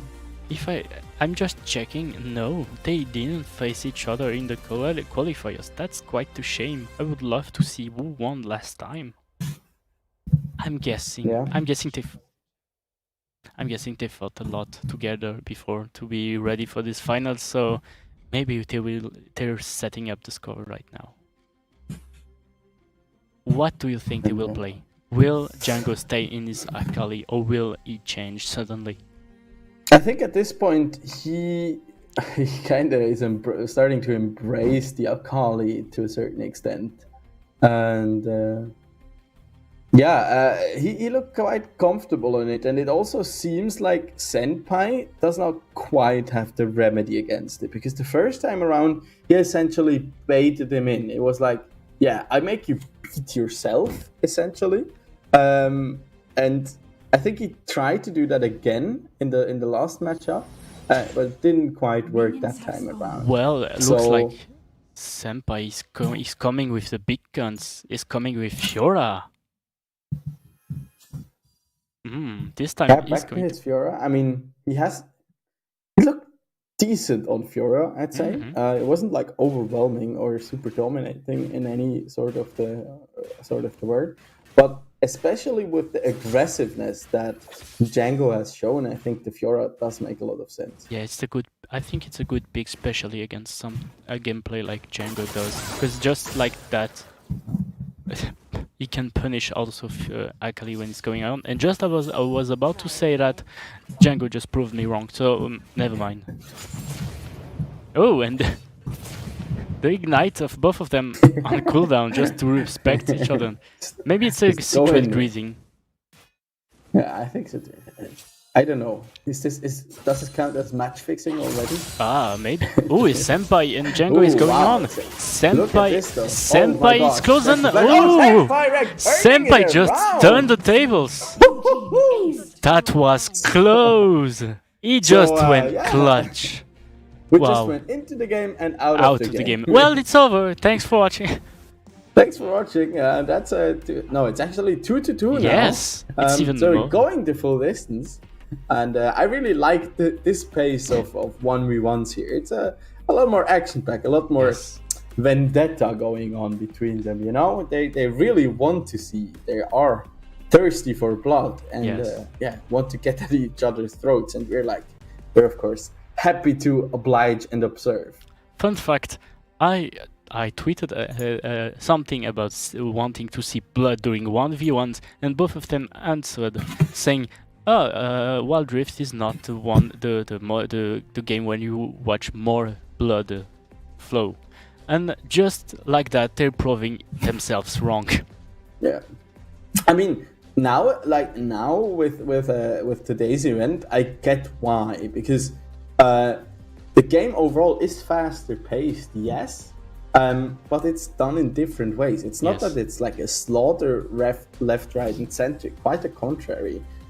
Killing someone actually seems pretty hard, but what is significantly easier to accomplish on Wild Rift is pushing. Yes. Because and especially split pushing, because the minion waves are so small, they're quite easy to take down. And also the turrets are rather squishy, and that fundamental mechanic makes the game so much faster, because usually those turrets they really are quite the obstacle. And in this case, you can just they are a lot more vulnerable than they are on Summoner's Rift.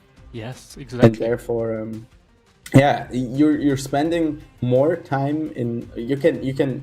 Also, resets are a lot easier, so you can really go back, spend that gold regularly, and fill your health bar back up. So, and you don't lose that much. You know, if in Summoner's Rift, if you recall and your opponent knows what they're doing, or they kind of force you out of lane or have the wave set up properly, you might lose so much gold, and you're heavily punished at that. The matchup just literally becomes unplayable for you, more or less. In this case, with all the passive income you have, even if one side farms significantly better than the other, difference are not that they can get big. I mean, we've seen gold differences here of about 1,000 gold between two players, but it's not like that you won't get your items, because you just get there so much faster, you know? Yes, exactly. And that's something you have always on your mind when you're playing, because you're saying, yes, I just forced him out of the lane, but what can I do to really have an advantage? Because that's not a really big enough advantage. I have to be productive, I have to go look for objectives, I have to try to help teammates, I have to look for something to make me gold, because his keeping is still going to have gold even if he stays base. So yeah, and something you interesting say, it's a lot of push here in late game actually. In late game you really often see someone split pushing, or just 5 people pushing straight through with people that just go and smash turrets really fast. You just have a really big hole in your lane really quickly. You have to it forces you to fight and to try to just turn the thing around. You can just wait in lane when you maybe see two guys trying to dive you. Your tower does enough damage for you to survive. Here, if you see enough people, you're in trouble. Yeah, absolutely so. Also, like just the fact that the turrets don't deal that much damage. I mean, we've seen quite a bit of. I mean, if you take 3 or 4 or 5 tower shots, it adds up. But just one tower shot in Wild Rift isn't that significant, actually. Yes, one tower shot is pretty. Actually, it's pretty not that bad, because maybe like if you play Darius, you want to go tower dive just to make that last tick of emo rage to just dunk him down. You don't care if you just lose more health with the tower shot. You can take it. Yes, it turns people into more aggressive versions of themselves when they're playing Wild Rift, especially because of this. But I mean, this can also be a good like training ground for Summoner's Rift League, because you play on the edge much more. Of course, it kind of skews your perception of like reality or like your windows, because the power points, they are different. But then again, you get used to a much more aggressive style. You really look for that line, like how much can I like push it? How like badly can I use an advantage, and how much pressure can I put on my opponent, and then like leverage that into a win or just a significant advantage for myself, be it an item power spike that I reached earlier, a level advantage to be gained, or just like opening up the map by taking down structures or being at a key objective early. Yeah, and something you can see also when you're playing is if you're behind and the enemy team starts doing everything but what they should be doing, they always regret it, because you have time to come back to the game, because you have that passive gold that just helps you slowly catch up. If they do nothing with their adventures, they're soon going to lose it and regret it that really quickly. Yeah. And a quick update, we're heading into the game once again here. Ooh. For the very last game between those two players here. Ooh, with Senpai using Garen once again. Yeah, back to the Garen and Django on the Jax. Also, once again, on an exclusive skin here, the Explorer Jax that's being run by him. And yeah, I mean, we've seen it time and time. We've seen it time and time again with the Garen.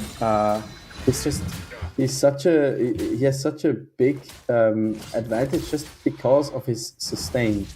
He can just stay out of a fight for a bit and just let his passive fill his health bar back up, and that just makes him innately so strong. Where he can just take very aggressive trades, especially into something like a Jax, and then still come out on top, because he kind of in the long run he has the upper hand always. Yes. In the meantime, Django, of course, we've seen it already happen twice. Has the counter strike that can block the Q coming out from the Garen. Of course, he can't like dodge the judgment, but just being able to prevent that kind of burst coming out from the Q plus the silence makes it quite a good advantage here for Django. But of course, he has to time it properly. Yes, I think that's quite a better matchup now that everything we've seen before against Garen, I think. And Django is still aggressive with it, so he may be able to handle that level of aggression and sustain. I just wonder how can Django escape from that silence if he's ever getting touched by it. Yeah, I mean, I'm not completely up to check the interaction again. Maybe like that. He just waits for him to use it on like a minion, then goes in with a stun. Yeah, that's but look at that, just Empire turning back around with the grasp of the Undying, doing so much damage here. Ooh, flash in, that's quite aggressive flash. Ooh, and Jax is starting to crumble a bit. Yeah, it looks like it. And has to take the reset here. By the looks of it, Judgment here being used once again by Senpai. And that early cloth armor really paying dividends here for Senpai. Yes, I think that was the wise choice to start with that against some champions like Jax. And he's going on with more armor. It looks like the best offense is a good defense, I guess. I guess, yes. Not how that usually goes, but in this matchup certainly makes sense. The problem is though, the Ajax does quite a good amount of hybrid damage because his ultimate passive is magic damage as well as his W, and I think the damage coming out from his E is also magic damage. So yes. Therefore, might not be the best option here, as Django dodges a lot of damage here once again. It's kind of a back and forth. Django can dodge the Q with his counter strike, but then again, he can't do, like, after that happens, Senpai can just press his E, use his judgment, and then show him that his spinning his weapon is a lot more effective than that filthy old staff that he has. Yes. He's showing how to use a real weapon. Maybe this time Jax should have brought a real weapon to the fight. No, not that I'm talking. We just saying the new Jax skin that is exclusive to Wild Rift and exclusive to the Battle Pass. You have to buy the Battle Pass to have this skin. Ooh. And that's to be honest though, Battle Passes, that's very personal opinion, so take it with a grain of salt. I don't like Battle Passes. I don't think it. Yeah. Like, I want to enjoy the game, and it must be also because I'm such a completionist. Because I always feel like, okay, I have to complete it, or I have to do it all, but I don't have the time. I literally don't. Yes. Actually, this time around the Battle Pass is pretty okay because you have a free version also with stuff, and you always level up until you have, now I want to buy it because I want that skin, and it's pretty much just buying a skin. And I think that's bonus. Maybe there's another skin, like a capsule you can pick a skin or a random kill. I can't remember. But at the end of the day, I think that was the good choice for monetization of a mobile game. Because they're not trying to hide champions behind paywalls like some other MOBAs on mobile do. Yeah, and we see Django getting another reset off here. Probably going for another Trinity Force. Yes, it just needs it right now. It just needs more tools to handle that Garen. Garen is really strong. As we've seen today, he just wrecks through all this. Ooh, but Jax is quite aggressive, and the first tower to just warns him that is maybe a bit too far. Can he jump by jumping and cancel? No. Ooh, and Garen with the Dead Man's plate and the makes him even speedier. Oh my gosh, I love that animation. It's so fluid and so well made. I just speaking of fluid and well made, they just remade Zillion's skill shots and VFX now. There is on PB, they're changing the base skin to have a bit better and more readable spells. Yeah, absolutely so. And I really love it. It looks like a note of blood, like a literal dead man's plate. That Q spell just always coming in, blocking any way of Jax to just harass and doing a lot of damage, but he forces the flash with that stun. The counter strike always ready to block anyone. Yeah, but there's the big problem now. All that damage that Django just managed to deal to him, other than the flash, Senpai will just sustain it back up. Yes. Oh, and we just saw quite the interesting interaction, and Senpai is going to take quite the damage, but he's surviving his Garen. He can take it. And I was about to say, interesting interaction. You can jump on the foot with Jax. Yeah, and there again, there again. He's But the one. Django going for a bit of a different approach here by the looks of it. He just starts hitting the turret. Yeah, Looks like he wants to go. He saw wants to that go he for that can't. one. He saw that he can't just fight against Garen. He has to find another way to win, and that way will be the tower. He can't. He just can't handle a Garen with a dead man's plate, and now his Sunfire cap. That's just too much for him to handle. But he's still trying. Will the Senpai be the one to surpass his Senpai? Yeah. I mean, it is becoming quite dangerous here because the more items Django gets here, together with his passive, that turret can die very, very fast. Oh, yeah. There's no world where Django is going to be able to take down Senpai. Oh my gosh, that silence should have probably gone on Django. Yes. And we can't forget that Garen has still his Demacia ult that can just close out a fight in an instant. As Jax has to hit. I mean, it does deal true damage, and Django is not really building a lot of HP. He deals damage, so and if you're a damage dealer, true damage just wrecks you. Yes. Just absolutely ends you. If he's not careful enough, Garen will just end the match in an instant, just like ooh, and ooh, No, Django just cancelling his Q spell and he's going into Beyblade, and no, Yeah. it's really too strong. See, that this is something that I find hard to grasp. Like the difference between playing on mobile and of course on PC. Because on PC it'd just be like, okay, when he uses Counter-Strike, you just don't go through. You cancel the auto attack of the Q so it doesn't get blocked, and you just press the judgment. Yes. Because that one does go through. Because it's Oh, that's a cancel, and he's touching him. No, he doesn't care. Garen just doesn't care.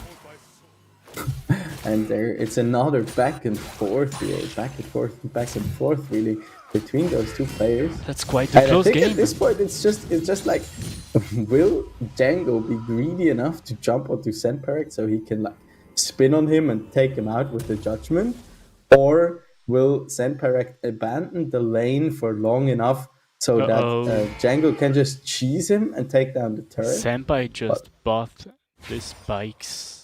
Oh my gosh. He has the spikes. That is so much armor. That's so much armor. Jax has absolutely no way of killing him now. And he can't sustain enough now. It's just going to melt, just like that. One part of his life left. He has no other options to just fight for the turret. You could also consider just diving him, because he has so much armor. Yeah, that's an option actually. If he waits a bit more for a wave, he can just dive him and try to finish him off. But maybe dive him, and then I mean, he still has his passive, and he can just sustain back up eventually. Yes, just like that. Oh, look just at dive this. him, a Q spell, and that's over. Uh-oh, that was risky, because jumping on a Garen that can just end you is really risky. And just like that... Jen is playing with fire, and he does get more physical vampire, plus also the Maw of Marmort, the Blade of the Ruin King here. He's going for the... Look at this! Look at this! He doesn't care that Django hits him. He has to flash. Because that BOTK does damage. Does a lot of damage. It still deals good damage, because Blade of the Ruined King does deal a quite good amount against the health of Senpai. But also his W is still magic damage. Maybe Senpai is going to die. That's the tower. Tower shot. Oh my gosh, the barrier there, saving his ass. See, Django going he just for can't. He can't have break.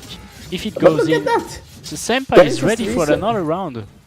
Django has no chance to win like this. Full. No, really not.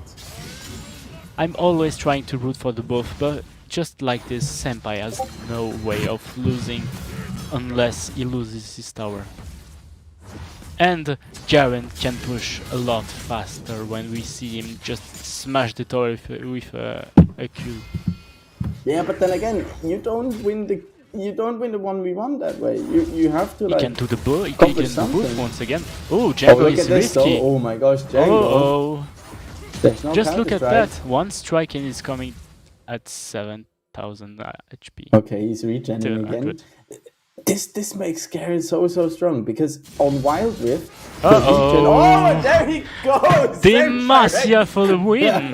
Just He like brings that. down the sword. And Just like that's that. gonna be it. Senpai Rek just bring justice to the fight and ends it. Looks like he was the right senpai once again. That was kind of spectacular and at the same time very unspectacular. Yes, because that- it was just like, what happens if like you just keep on like hitting a rock and that rock just keeps on regenerating And essentially. that rock has a sword. And yeah, and a big sword, and he slaps it over your head. It's like bonk, and you're You're dead. dead. Which Yes. exactly happened. Like it just, and then it was just okay. I'm just not gonna bother. I'm not gonna Q. I'm not gonna use judgment. I'm just, I'm just gonna Just wait. bring the sword down, and that's gonna be it. Yeah, through the match just when you don't have any health items. And Yeah, just like I that. mean, it was just a little unfair. Yes, that was Yeah. quite the bad matchup. I think Garen is really strong this patch, or really strong I in think all overall he's patches. really strong. Yes, Also the fact that his the regen from his passive is not based on his max health, Yeah. but instead his missing health Yes. makes him so strong. It's because really good. It kind of incentivizes you to go for aggressive trades.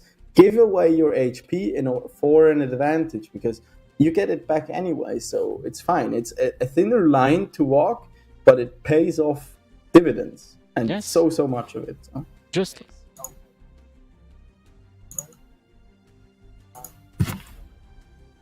All right. And with that, we're actually going to be heading into another small break here also Yes. for the players to get their tactics back together and also to relax a little bit because it's been a long evening so far. Yes. And at this point, unfortunately, due to the fact I also have to leave you guys for today, and I'll leave you in the very competent hands of Shin here, Yeah. who's been such a pleasure here to cast with. We Really- had quite an exciting tournament, and I really enjoyed it and want to thank you so much, and also each and everyone out there, of course, who's been cheering and watching. It's been a blast so far. I hope to see you guys again at the very latest in fall when we start again with season 6 of the Swisscom Hero League powered by ESL. So have fun. Thank you very much for thank having you me, for and, having me, and thank you for being here also to try to find who's Anakin and who's Obi-Wan, and just to remember everyone to always take their vitamins.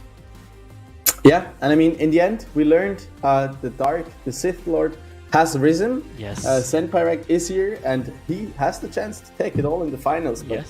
Shin will gladly show you who will be the winner in that one. And I wish you guys a very pleasant evening.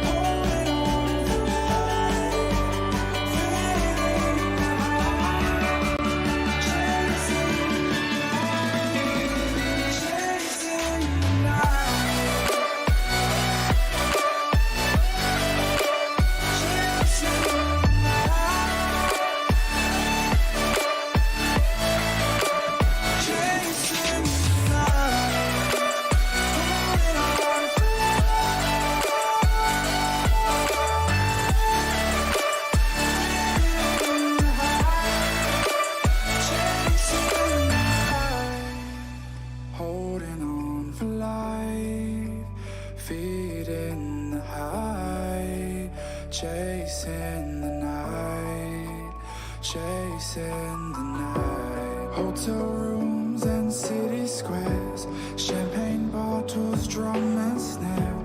The sights and cities seem to fall away when you stay. Locked in love for a night or two, losing sleep just to get off you. Day to day you wanna stay out, you're chasing the light. Holding on for life.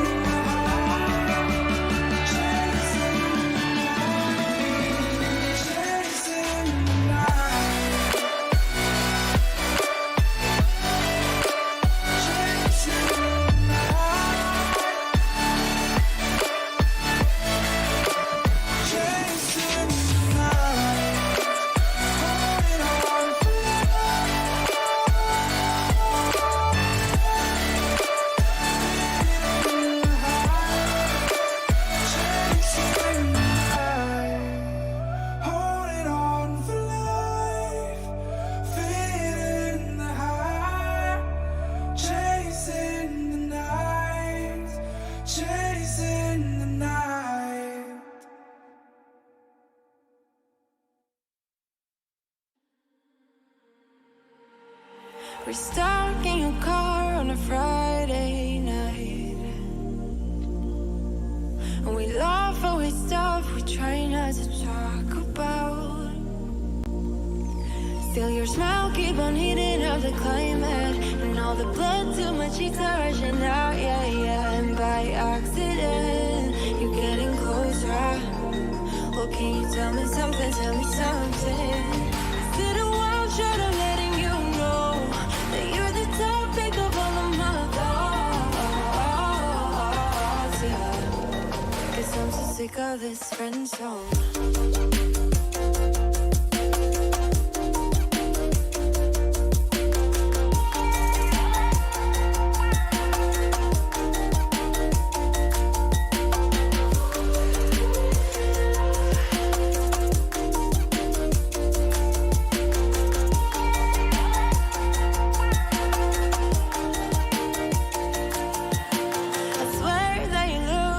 Differently, whatever it is, it just feels so real. And your eyes keep on talking in the silence, and all the blood to my cheeks are rushing out, yeah, yeah. And I'm hoping you are getting closer. Well, can you tell me something, tell me something? Is it a wild shot of letting you know that you're the topic of all of my thoughts, yeah? And that I'm sick of this friend zone. Well, can you tell me something, tell me something? Well, can you tell me something, tell me something? Well, can you tell me something, tell me something? 'Cause I'm so sick of this friend zone.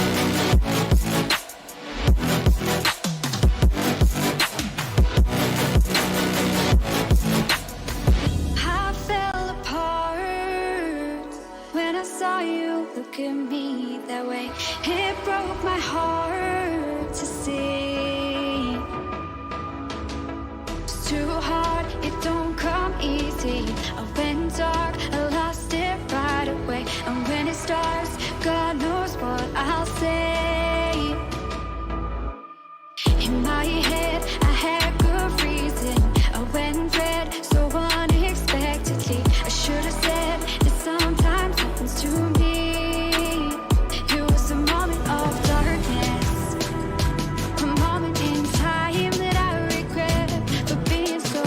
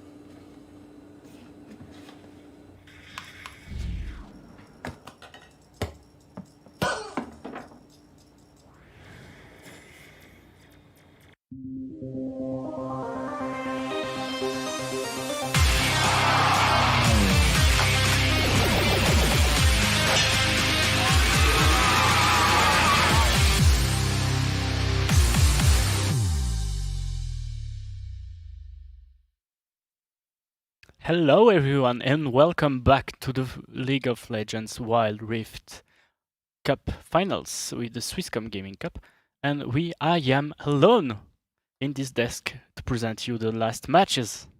But I will do my best, and I'm sure the players will also do their best to give us quite the show.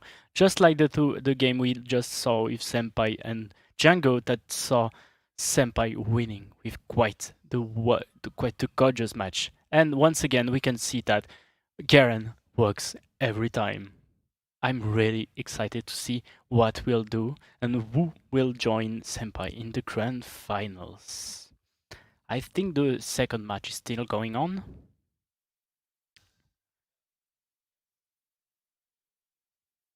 Yes. So we'll show the brackets to see where it's going and what can we expect. So we just saw Senpai winning against Django in a quite long match when he won 3-2 in quite a fashionable way using Garen against Django's Jax.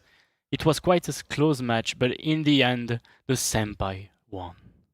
And soon someone will join Senpai Rect in the grand finals, someone between Cloudstrike and Kaza.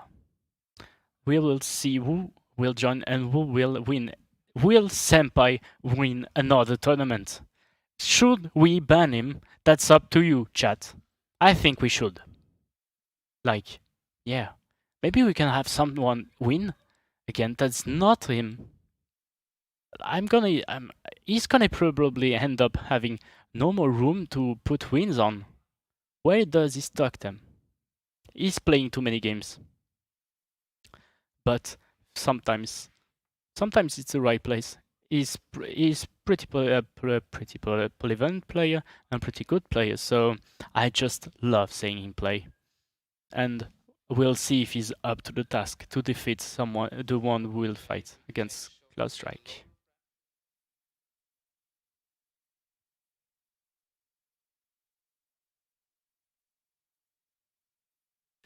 So I just got an update. We're gonna see the lower broadcast, and we will after that we'll have a look at how the match between Chosen Beast and Kazama is going on.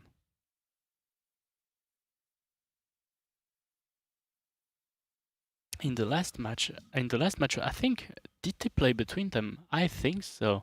Just let me check here. We have Kazama against Chosen Beasts, and yes, Chosen Beast has beaten Kazama before in the upper final, actually, in the first qualifier for these finals.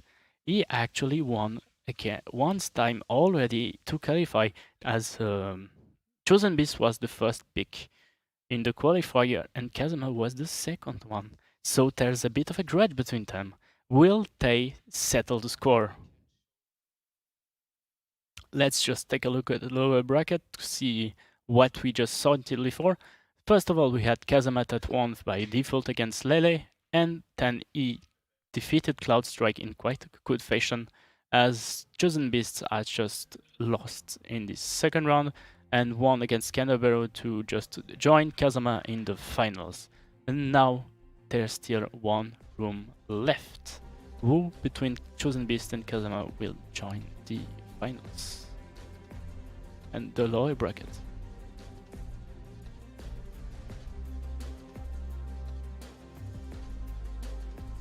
Will join. Let's just move around to see where the two players are and how it's going on. So let's just check when the game is, and quite the aggressions. Chosen Beast just goes in right away, just hello there, that's quite well, but Chosen Beast is stuck in the jungle, and that's quite the bad spot. And once again, we just saw Kazama leaving with 1 HP, and in a mirror match, Ari vs Ari that we've seen before, and just like that we can see that both of them are quite well together. That's quite a good match, mirror match together. But as we saw, Chosen Beast has crossed the line as he's passed to the jungle, and we all know what that means. That means that Kazama wins this match. And that's quite unfortunate because Chosen Beast was about to kill him when we just came to see, and he just saw that. Just moved I bet he's moved instinctively in the jungle, and he ended up crossing the line. So that's quite the screw up, I think, because he was really close to kill him, and he could have moved up. And I think he's going to think about it tonight. He's going to have a bad night of sleep. But what makes some people sad makes other people happy, because Kazama just won like this and goes on to continue his path to the redemption, as he's fallen in the first round of the match to the loser bracket, and now is coming to climb back up for revenge. I'm quite interested to see what kind of matchups we still have yet. There's a lot of champions in Wild Rift. We saw Akali, we saw a lot of Akali actually, we saw Garen doing quite the strong showing, and we saw also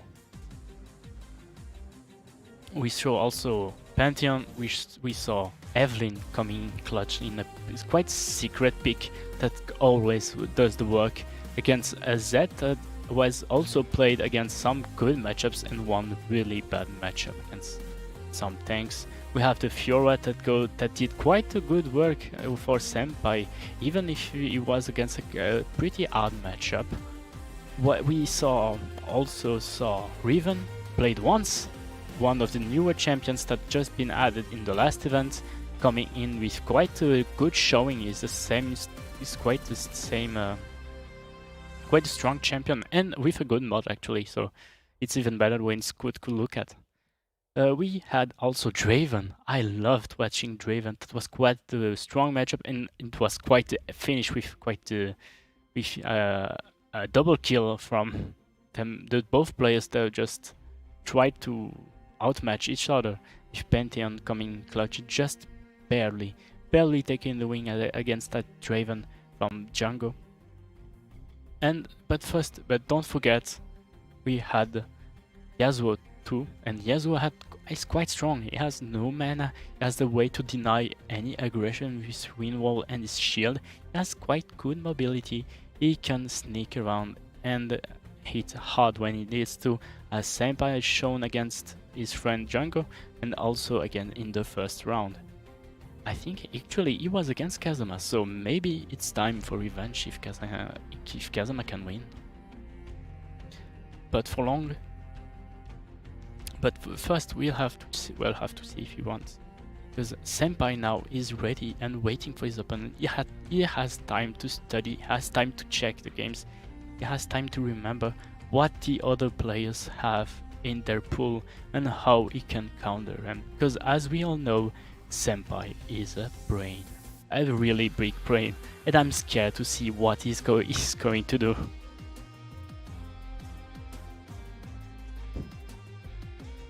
I think the next match will soon come, so we'll soon see how it will go and who they will pick. I'm actually still, like Lucas said before, I'm quite interested in seeing a Varus. It's quite a flexible pick. We don't have lethality in Wild Rift, but that can be interesting. Maybe an happy Varus, that was good. The procs of the passive and the ulti can make quite a good work against someone that is not that tanky. Maybe we can go again, just take another Garen. Just get you have a brain, just run straight to there and if it doesn't work, just smash the tower. As we can see, we saw before, it was 2 Q spells that just made the tower lost 1000 HP. So if the game goes to 1, just smash the tower, because that's a win condition. Don't forget, you don't have to kill them. If you survive and break your tower, it's over. But I'm trying to be quite the good better, and I will bet we'll see at least one Ahri, because Ahri seems to be quite a popular pick during this cup and quite the safe one. You can play around pretty much anything. You can dodge spells from more control heavy champions, and you can also try to deny the waves and just push with your orb and sustain with the third strike. So I think that's a good pick for someone, especially in something like this when it's blind. And the game just started, and oh well, looks like we have not one but 2 Ahris. That's quite interesting. Once again, the Ahri mirror match promising us quite the good matchup and quite the strong aggressions. And we just saw before how both players are good with the champion. And this time we can see that Kazama has the Firefox Ahri, as just Lucas said before, is the navigator one. The one that is pretty awful in League of Legends PC, but not in Wild Rift, as you can see, is pretty gorgeous. I love him. For now, it's pretty calm, so we'll see. The both players can't do much yet for the first part until they and that's just about it. I was talking and they used the Electrocute to just finish up this health bar. He just lost 1 part of his health bar in just one swift strike. But we don't forget that they both have sustain. Aggression is not that important yet. It will start to ramp up, damage will start to ramp up really quickly, as they both will try to... that's the good charm, but nothing ahead. He could follow it with good enough damage, so he will just back it. And Chosen Beast just backs around, probably eats 1 or 2 foods. Okay, another one! Chosen Beast just runs right into it. But as you can see, compare their mana bars. Yes, Chosen Beast is in a quite good position yet.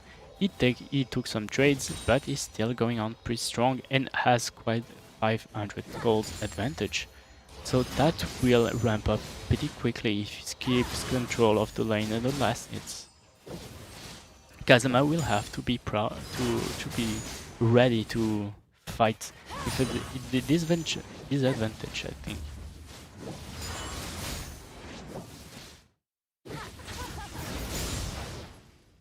They will have to think about it. Both players have chosen Ignite, so they're both ready to fight and ready to finish it very quickly. As we saw before, using Ignite aggressively always works, like Senpai uses on cooldown. It just works really well. And it just denies a lot of sustain from the other one. That was quite risky. Taking a lot of damage from the orb, but he keeps on going, just pushing steadily for now. And he still have more mana. He can gush in even more damage.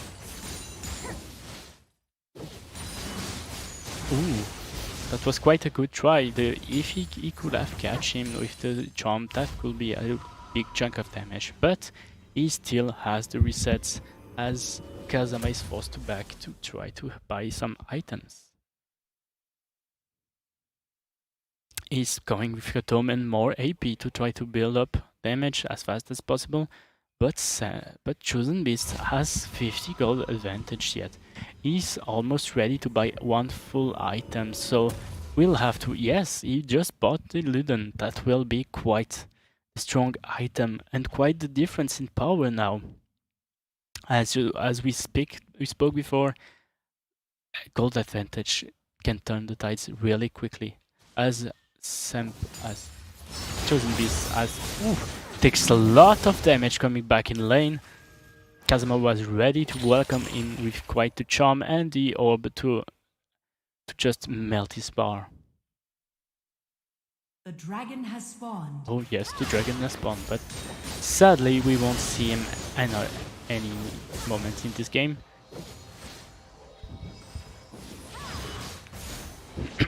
Fun fact, a lot of low elo players in Wild Rift are quite obsessed with dragons. They always want it, even if they are in a disadvantage. Looks like everyone wants to be a dragon slayer. Oh, that's quite the damage from the electrocute. Both of them can proc it, but no one has enough damage yet. Ooh, Kazama just took a lot of damage, this forces him back out. And both of them are going to reset the lane. Kazama just going in with these boots and is Luden too. And now the gold difference is slowly coming back to a normal state, as now Chosen Beast has only 200 gold difference against Kazama. That will be quite difficult for him now. Ooh! And once again we see one quick orb can do a lot of damage, and both players need to keep their focus on, even if the tournament starts to be a bit longer than they thought about it. Both players are probably coming in a bit more tired than before, and small mistakes can happen more and more, and they will try to capitalize on it. Chosen Beast just waits. He knows that if he can catch Kazama, he's probably going in for the king. He's ready to catch him. But don't seem like Kazama takes the bait for now. It just waits for the wave to crash Has spawned. and just tries to trade as much as he can. Chosen Beast still has the advantage of the push, but for now it's a pretty stale game. With turrets still having both plates, that's quite a good city gold to have. Once again, never forget to ward your lanes. You never know, especially when you're pushing too much. When you're Ari and you don't have your ult, you're ready to be ganked. But now they can be as aggressive as they want, because there's no jungle and they just have to focus on the enemy. And just like that, Chosen Beast comes in and swipes the victory. Just like that, just as I said, oh, there's no jungle, just go for it. And just like that, Chosen Beast has proved me correctly, because one small move can make the difference. One bit of aggression, he just goes in with the ult, the charm and the orb to finish him off. That was quite the strong play, and he was quite confident about it. He knew the damage, he knew what he had to do. He just went in and it worked pretty well. Quite surprisingly. And just like that, Chosen Beast just corrected his mistake. He may have given Kazama a game before, but now they're tied for 2-2, and it will be the last match of their finals. And that will be quite the match, because it's all or nothing. And who will be in the lower bracket finals to just face after it? Senpai is just waiting on his throne for maybe another win in another Swisscom Hero League tournament. I'm quite curious to see who will win.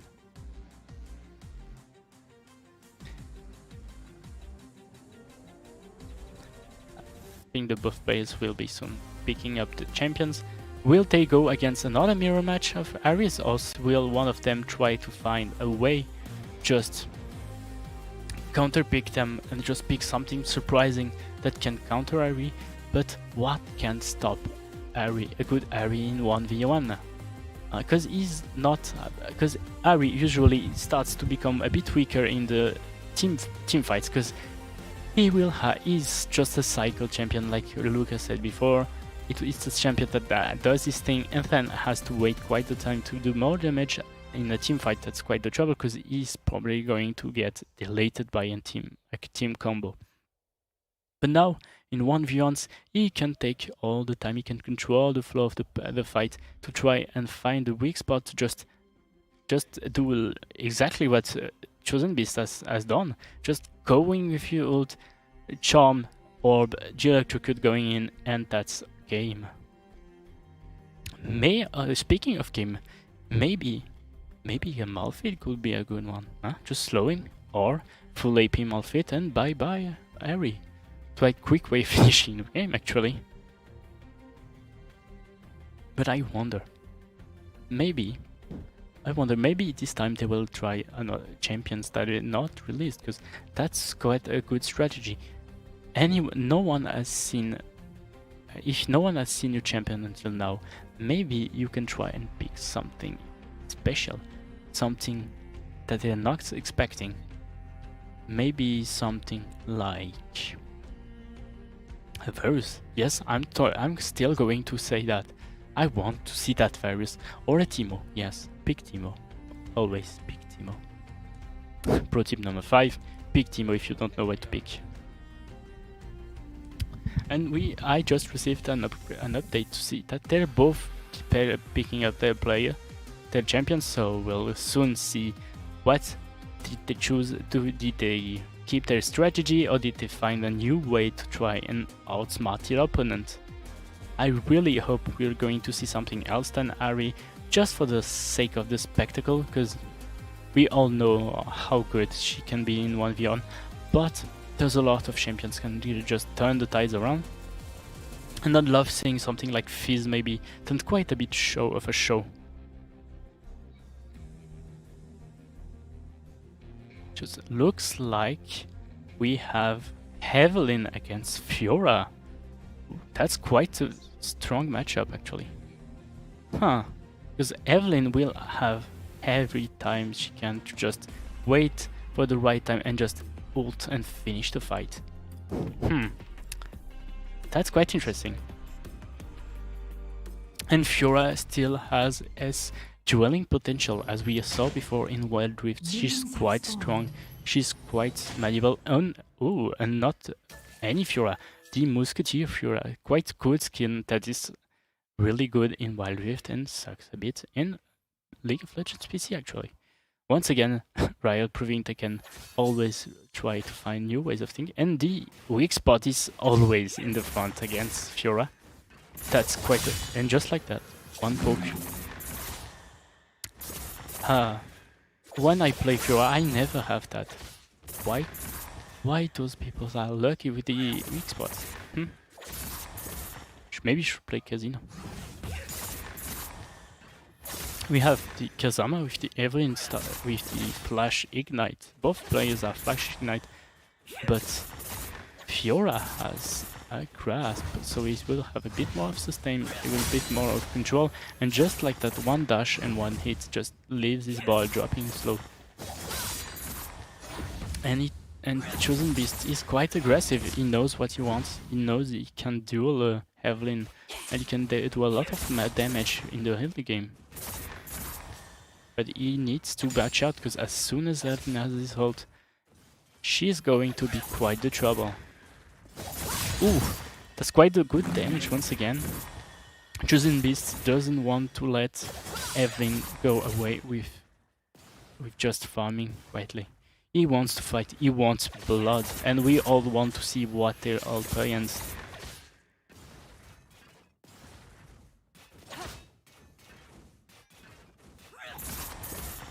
And once again, we can see that the gold is still difference is still up. Ooh! Even with the Champ, he just goes in and just strikes again, but he takes a bit of damage back. Evelynn will just eat some fruit, some vitamins, go ready back to just push the lane out. Oh, and the riposte that just comes in clutch and denies any damage. Fiora just access her ult. That's a good dueling potential, but against something like Evelynn, it's going to be hard to just go in with the 4 points. Just maybe we won't see it a little too much.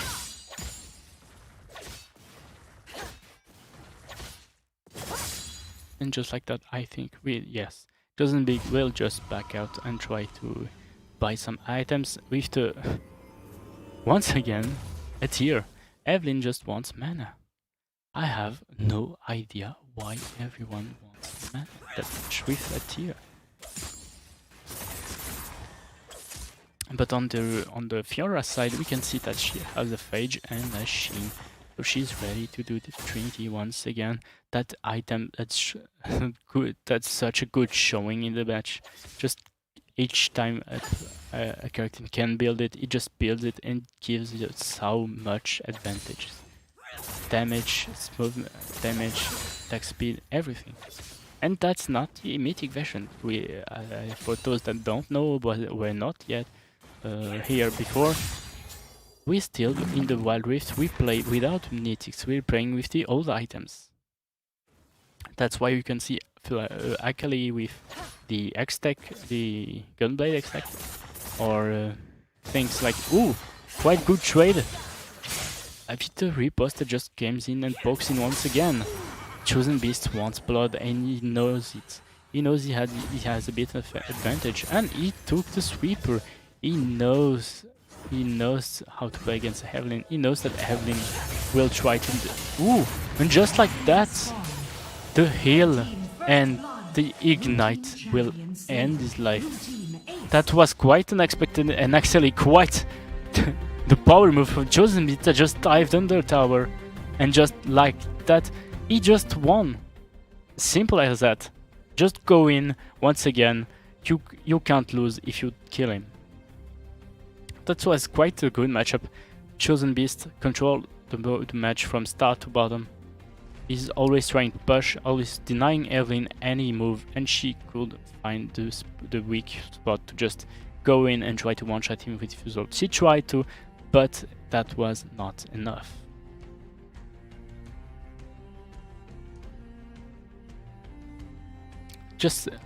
We'll just have a bit of replays now to just enjoy it.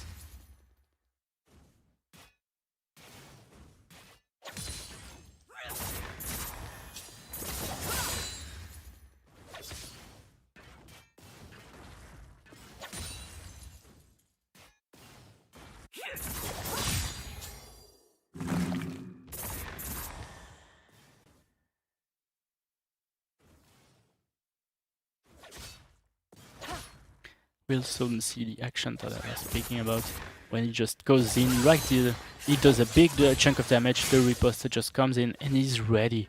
He has the weak spot in the front side. He knows he can go and he's ready. Even with the charm, he can go in, and he's 3 hits, and Kazama needed to just react, but it was too late already. The ignite was already set, and just like that, Chosen Beast won that round and just moved for the next final. That was quite a good showing, and absolutely showed how confident Chosen Beast was in this matchup. And actually, that's the first time we see an Evelyn lose. It looks like it's not that good of a pick, maybe, or maybe just a pick against something. And the next match then will be the losers final, and in losers final we will have to see our friend Django, after being absolutely betrayed by his friend Senpai, against Chosen Beast that just proved himself back up into the game. I'm quite excited to see what they will do once against each other, because I think that can be a good match. Because in the finals, in the last the first qualifier, Chosen Beast has the win against Django, so Django has a chance to take his revenge and just show him that he is still better. And if he does, he can face off against his friend Senpai once again for a rematch to win it all. And that will promise us quite the show. But first, he will have to pass against Chosen Beast, and Chosen Beast is here to win. He's not here to just leave the game as it is. We just saw it before. He maybe lost the points in the in the jungle, bypassing to the jungle, but he quickly raised up, focused himself, and took 2 wins in a row in quite a strong fashion. And I think players are picking up their champions, and I think I can see that Chosen Beast is picking up Ari once again. Quite a comfort pick for both players, and Django going in with the Orianna once again. Poor party Orianna here to just smash the other one with her bolt and try to just shockwave her way to victory. We just saw her. That was quite a good character, but Django didn't have a much good showing with Orianna. It was maybe it was matchups, maybe it was the play against, but in the end he still have everything to prove with Orianna. And we saw it before, Orianna just needs one opening to just smash the player around, just one command attack and one shockwave to end the game. Just sends the balloon to just say hello. And just like that, the greetings are all taken, now kill each other. Let's just see how Chosen Beast will react against the aggression of an Orianna that has nothing to risk.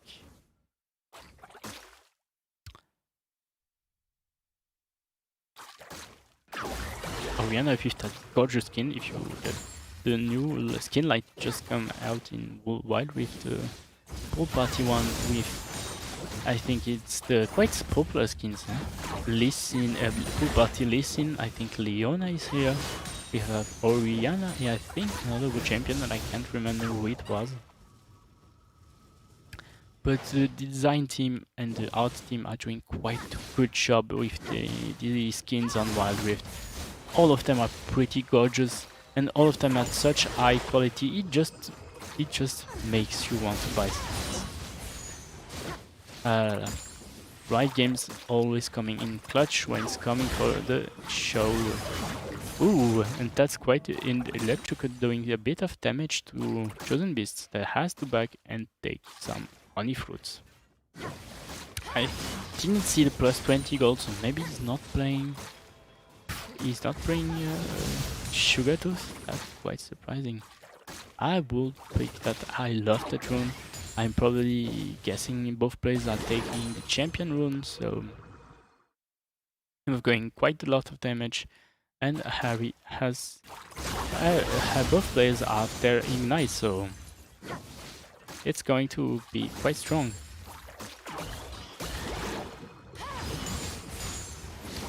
Ooh, that's quite the aggression from the Ari that just blocked the electrocute. But she doesn't have anything left. Just like we told before, Harry is quite a sick cycling champion. When she's done with her standard combo, she has to wait. And that's maybe the key to victory for Orianna. If she can just handle that aggression and just wait for the right time, she can probably take it in one fell sweep. Once again, the command attack just saying hello. Ooh, the ignite quite strong ignite and quite aggressive. Just denying him and forcing him to back out. So we can just probably reset and back to buy some items. This match is a lot more close in case of golds, as both players are pretty much even.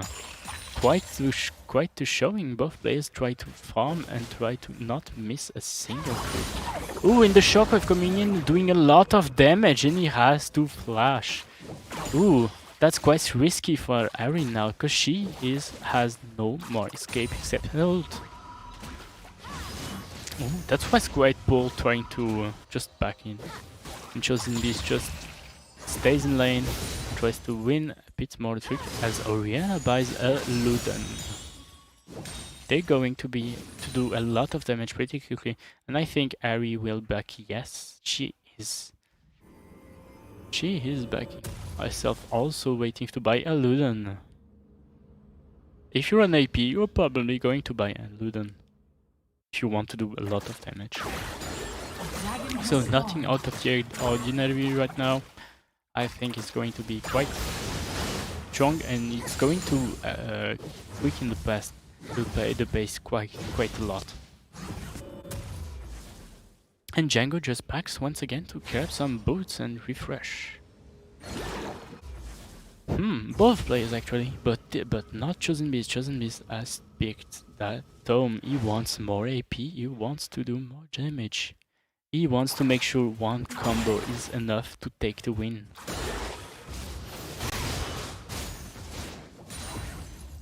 Ooh. Command attack trying to push him out of his wave, but don't be too close. The tower is still here, he's watching.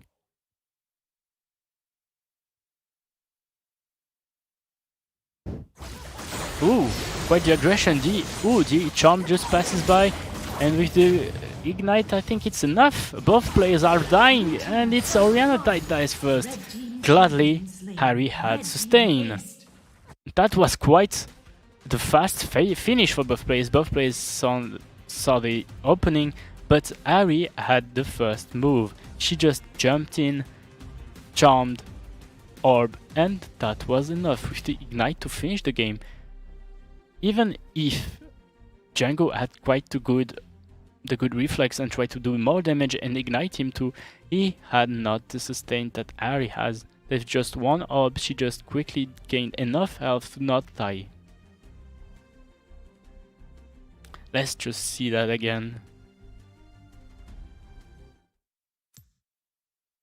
As we saw here, Chosen Beast had quite the potential. He was ready, and Orianna was too close to the tower, and just like that, a charm touches, and it's pretty much over. Even with the shockwave, both players had the ignite, but Harry had sustain. That was quite the good match for both of them. Even it was pretty close actually, because I think maybe Ahri would have died if Django just hit him with one last auto. Maybe next time he will be a bit more aggressive in the last time. And he was a bit misplaced, I think, because being so close to the tower with an Ahri can just dive and give you a charm and instantly delete you is quite the confident move. And we saw that this time it was the wrong move. But it's not over for Django, as he has still 2 matches to lose if he wants to be limited, and Chosen Beast still has to win 2 times. And as I can see, both players are already picked their champions, and I think we are going to see quite the match once again, with the Ahri and the Orianna back again for one more round. I think that both players are in a comfort pick. We've seen Django play a lot of Orianna. He played it in World PC, if I'm not wrong, and it's a pretty strong character. And Chosen Beast had played a lot of games in Ahri. I think he's grasping it really well. He just is in the zone with this character, and he doesn't want to change something that will not work. And just no greetings, directly command attack. That's quite rude. Here, have a ward. Oh, command attacks that just whiff by a small amount. Django, that has a really aggressive playstyle, is even more aggressive when it plays Orianna, to just poking him to death with the command attack. Now, will that be enough? I have no idea. Ooh, just the first wave. Both players are soon to hit level 3. So to have all their tools at disposal, and that means this charm will be up soon for Ahri. He takes the honey fruit, he wants mana, he wants to be able to trade his full power. And just like that, both players are now level 3. They're ready to fight. Ari is now in range for air full damage.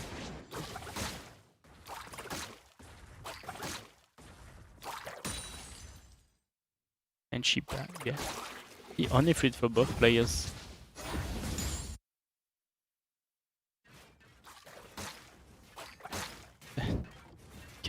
Chosen Beast trying to slow down the game a bit, try to analyze what Django will do, not letting him have too much ground to leave, and have him ready to, in case he wants just to dive, and just give him a charm, and once again the combo that just made him win the first round.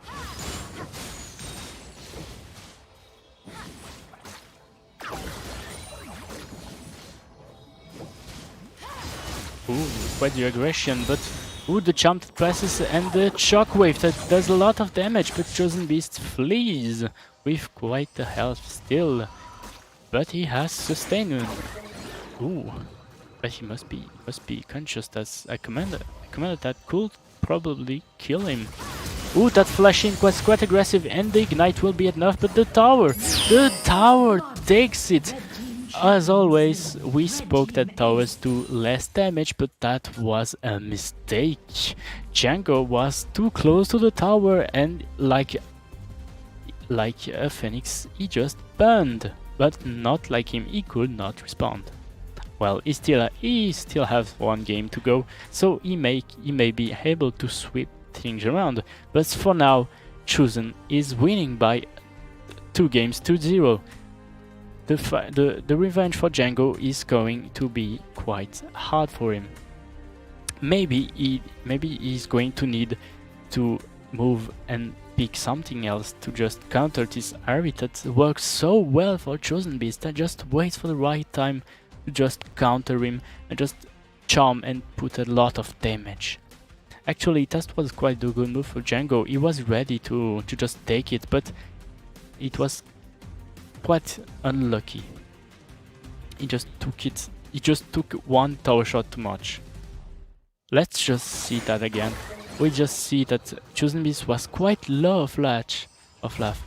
He was so close, he could have backed, but no, he wanted more, and the flash in that just does enough damage, but the ignite and the tower does the job. That's actually one of the few times the tower made the decisive action. That was quite a good move. I think we can all agree that yes, towers do less damage, but they still do damage. Now Django remembers it. Just like the last game, he was maybe a bit too close. And just like the first game, Chosen Beast just waited for the right time to strike.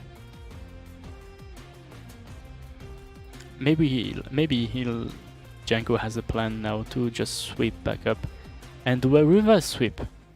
He has one chance, as Chosen will have his first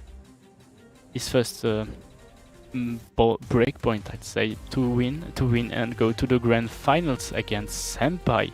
Senpai that is waiting for his opponent with quite a serious face, I guess. I am sure he would love to play against Django, but right now it looks like Chosen will be the one to pass. But I'm all in to be wrong and to show me more. I comment again 2 more games or 3 more games, so continue fighting for my own entertainment. Just like the gladiators in Antichrome, they're just fighting for our glory, and we can choose who wins or dies. But in this case, well, the tower decided. Let's like say before, that's funny, Chosen Beast has not yet picked Fiora. Fiora is the... Look at Cell told me before that he was the #1 Fiora, and that's quite a good showing. If #1 Fiora in the whole server, that's quite strong, I think. But he doesn't want to pick it. I think it's not the really best pick to just 2 and we are right to the draft. Both players are chosen their champions. Let's see what they picked. Oh, looks like when you have 2 games, you can have 3 games. It will be once again Ari versus Oriana. Both players keeping their picks and trying to do best with that. And Django had showed quite some good moves, he just was unlucky. So maybe this time he will be able to finish. Let's just jump in right in the game as just both players are running to the mid lane Minions have spawned. with their minions.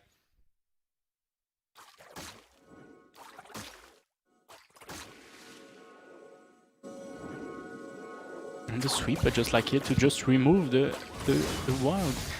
Does it give gold? Yes, it gives. That could be a strategy. Just give me more gold.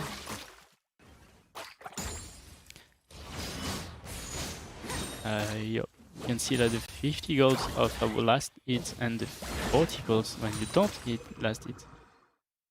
40 golds for like mage and 65 for a warrior.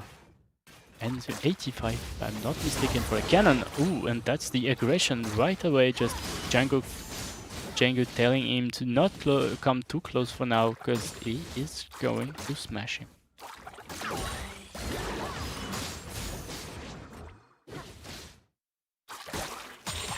Once again, taking the only fruit and the 20 gold from the sweet tooth. I just trying. That's quite a good show, because you may have enough health. But 20 golds is 20 golds. You can never spit on him, and it builds up. If you keep taking it every 20 minutes, that's sometimes the difference between an item and not an item. So why wait? Oh, that shouldn't have just failed that trip. But it's not too bad for now. They're both players pretty even. They're denying each other with last hits, as both players are quite balanced in the gold line. We have and the jump that goes in and just punish Django for his placement, and that was quite aggressive. Both players are low life, and Ignite is launched. It's chosen base loses a lot of health because of the minions and the flash in, and that is just not enough. The Aurelia just survived. That was quite unexpected. Both players were ready to just kill it all and finish it here, but no. And now both players are access to their ults. Oriana backing out with the Tome and more AP. And I think, yes, Ari will soon back to try and buy items too. And she just left the minions to try and start chipping out slowly and slowly to the first plane. I think we are in the game that both players are not going to in for the tower. They go in for the kill. Both of them want the blood and the jump that touches at max range, but no follow up.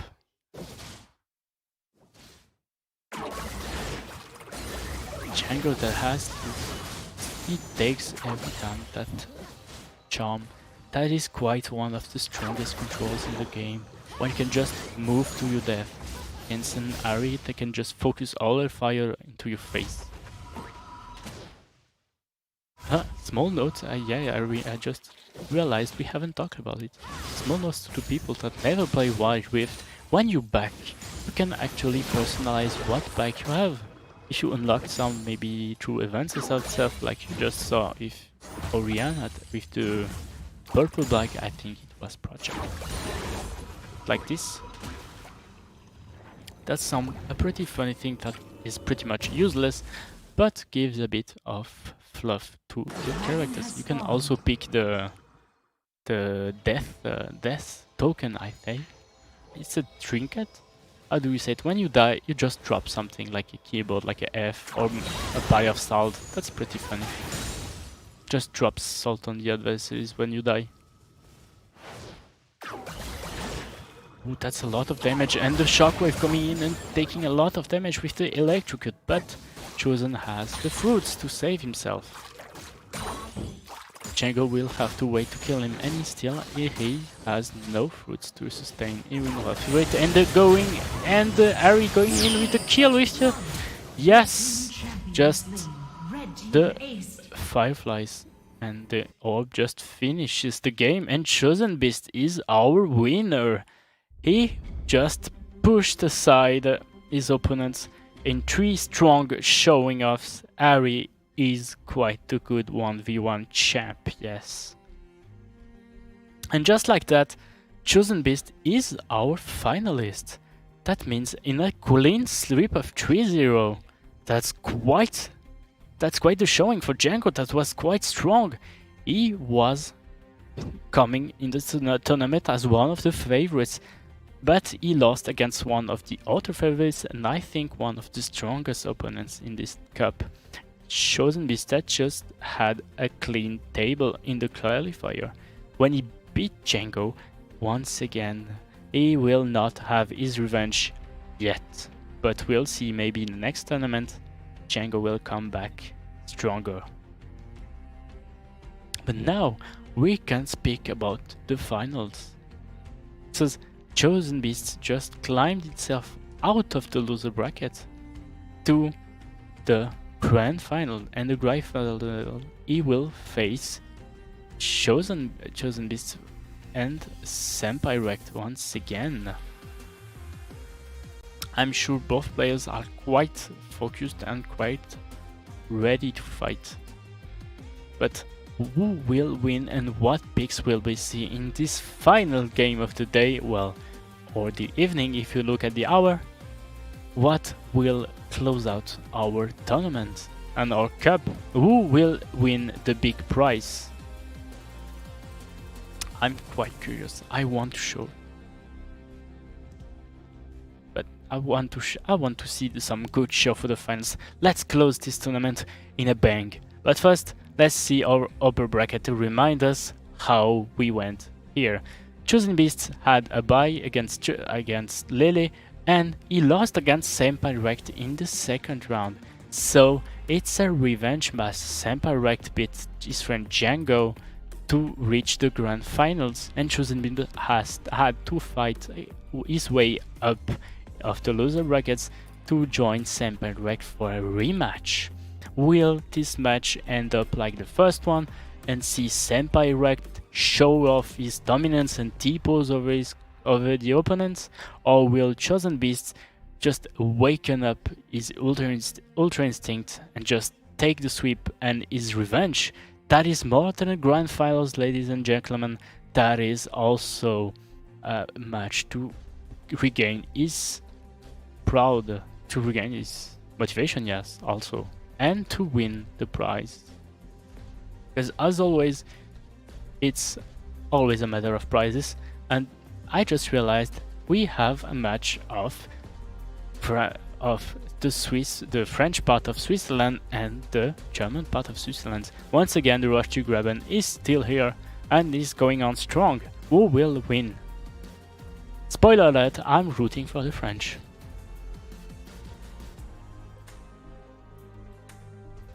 But first, we'll have to let the players prepare themselves for the finals, because they need to set themselves in the mindset. So we'll have 3 minutes break just to give a bit of fresh air and to take a deep breathing after that quite tight final for Chosen Beasts. And we will see how he will, in what state in mind he will be after climbing up so many matches to just reach back his deserved spot.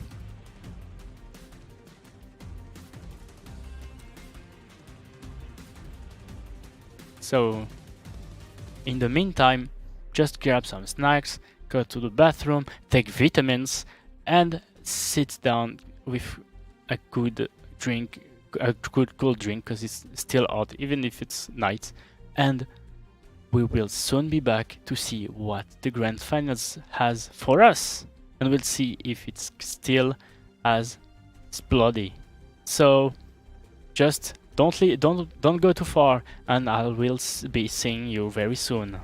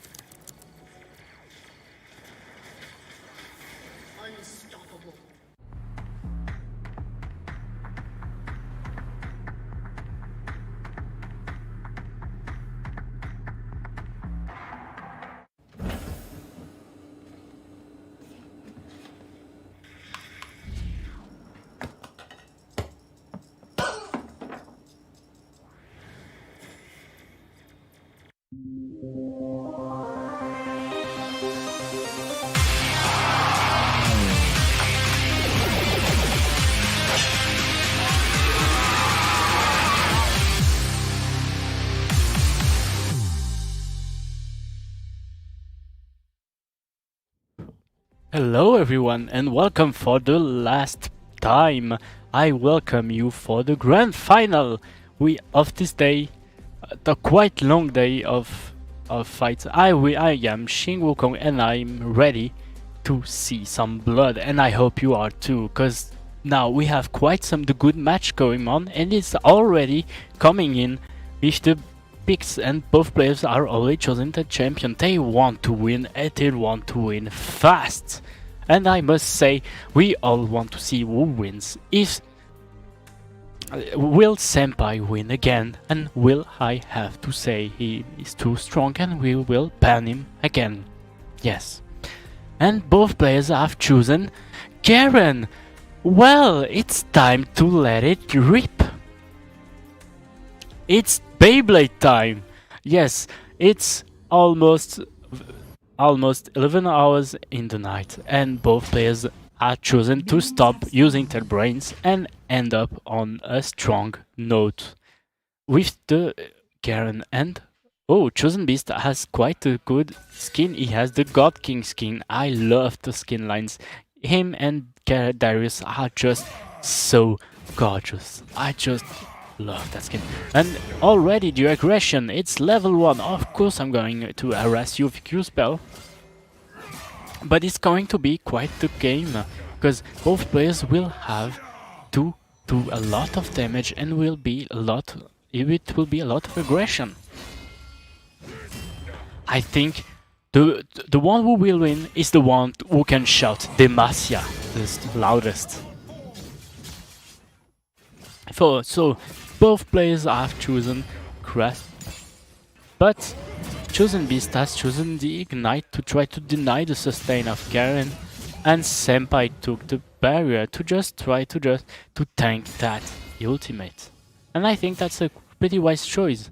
So, ooh, Senpai starting with the cloth like he did last time with Garen, and that made a pretty good impression. But Chosen Beast has quite the other plan, as he takes Ruby and life. He wants more life, he wants to be able to tank that.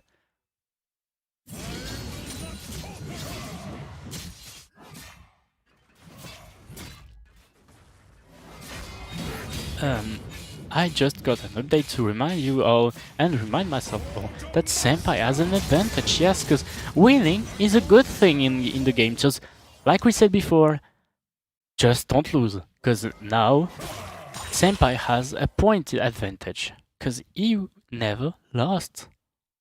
And Chosen Beast is in a steep climb, so he will have to win more. He will want to prove himself worthy of this title. Ooh, quite a good showing, and Chosen Beast has quite the advantage for now. But it's Garen. It's just like God games. Just take a deep breath and you will be fine. Both players have now access to their rules. It's now time to shout Demacia when it's ready. Exactly, just like that, Garen.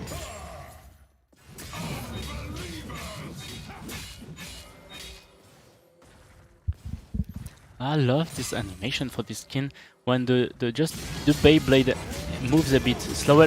That's quite the aggression with the Ignite, but the barrier will save him and the tower will help him finish with a Q.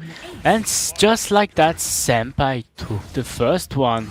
That was quick and that was efficient.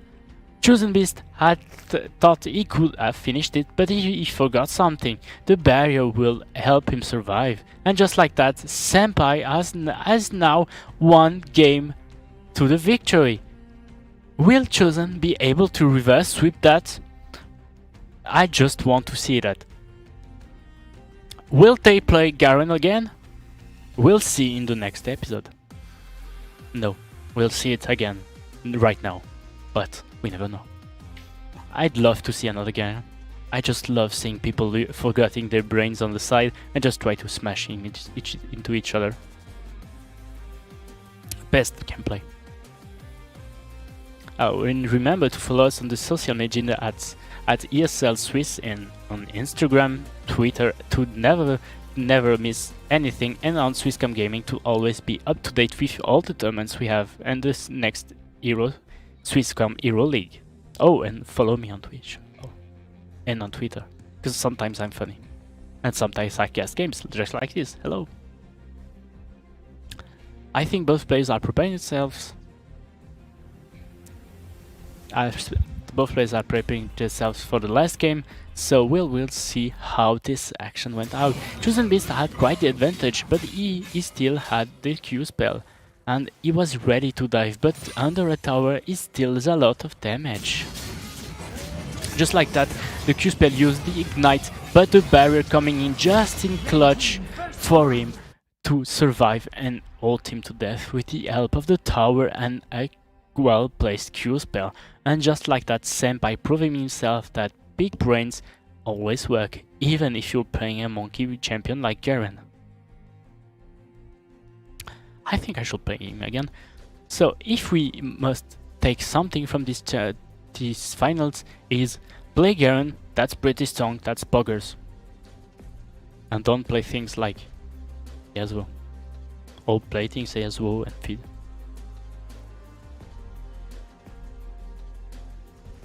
So I just got the information that both players have lost totally the will to live and will continue to play Garen. Well, looks like they want blood, and they want blood quickly. I'm not the one to hate on that, because I love saying Demacia. And this time we will shout Demacia if it happens. No, I don't have any voice to shout that, but we'll try. I hope both of you watching are ready, because we will make some noise. Will Senpai win another tournament, or will Chosen just awaken the beast inside of him and sweep this victory from 0-2 to 3-2? We'll have to see in a few moments. And I just have to remember that something we have, and I think we won't see any other champions. So we had a pretty good selection actually, for I thought we would see more the same champions, except for Garen. That was quite a strong showing. We had quite a variety. We had Harry, a lot of Harry. That's quite also a strong 1v1 champion. We had a Pantheon once time, Draven, that was quite growing. Riven saying hello from the new event. And we had also things a bit more funnier, like Akalita did quite the impression with Django, the Django just rushing in with the 5-point strike and the perfect execution to just delete your health bar. That was quite efficient. But sometimes you just have to come back to the basics. And Garen is a really cool champion. He's pretty strong actually, and pretty cool, and has pretty skins. It's just a bit easier to play. So yeah, if you want to start Wild Rift, try playing Garen. Or something a bit more brainy, like Darius. Play Darius. I love Darius. And if you play Darius, pick the Dunk Master skin.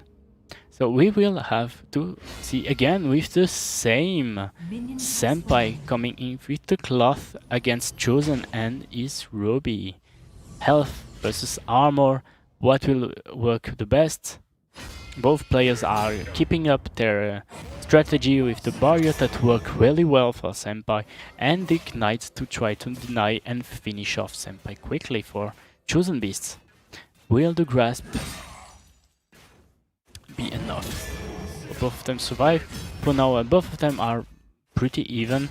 It's just a grand matchup, so they will just trade for now and heal up pretty quickly. I think things will start to go a bit crazy if they start for the level 5, but yet Chosen Beast is quite aggressive with the Q spell and the Beyblade that just delete Senpai's HP. But Senpai has the fruit, as always. Only fruit to just save the day and win one spin of Beyblade that doesn't stop him from moving around. He can keep his strong position. But will his judgment finish it?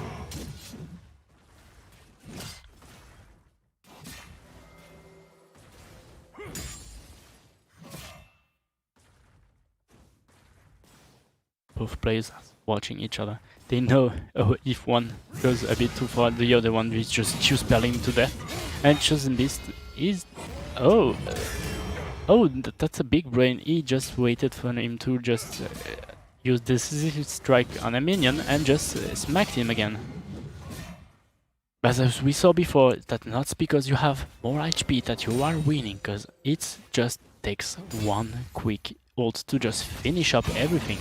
But just Chosen Beast for now has the control of the lane, just push down, let his minion go, and just tries to punish Senpai each time he leaves an opening.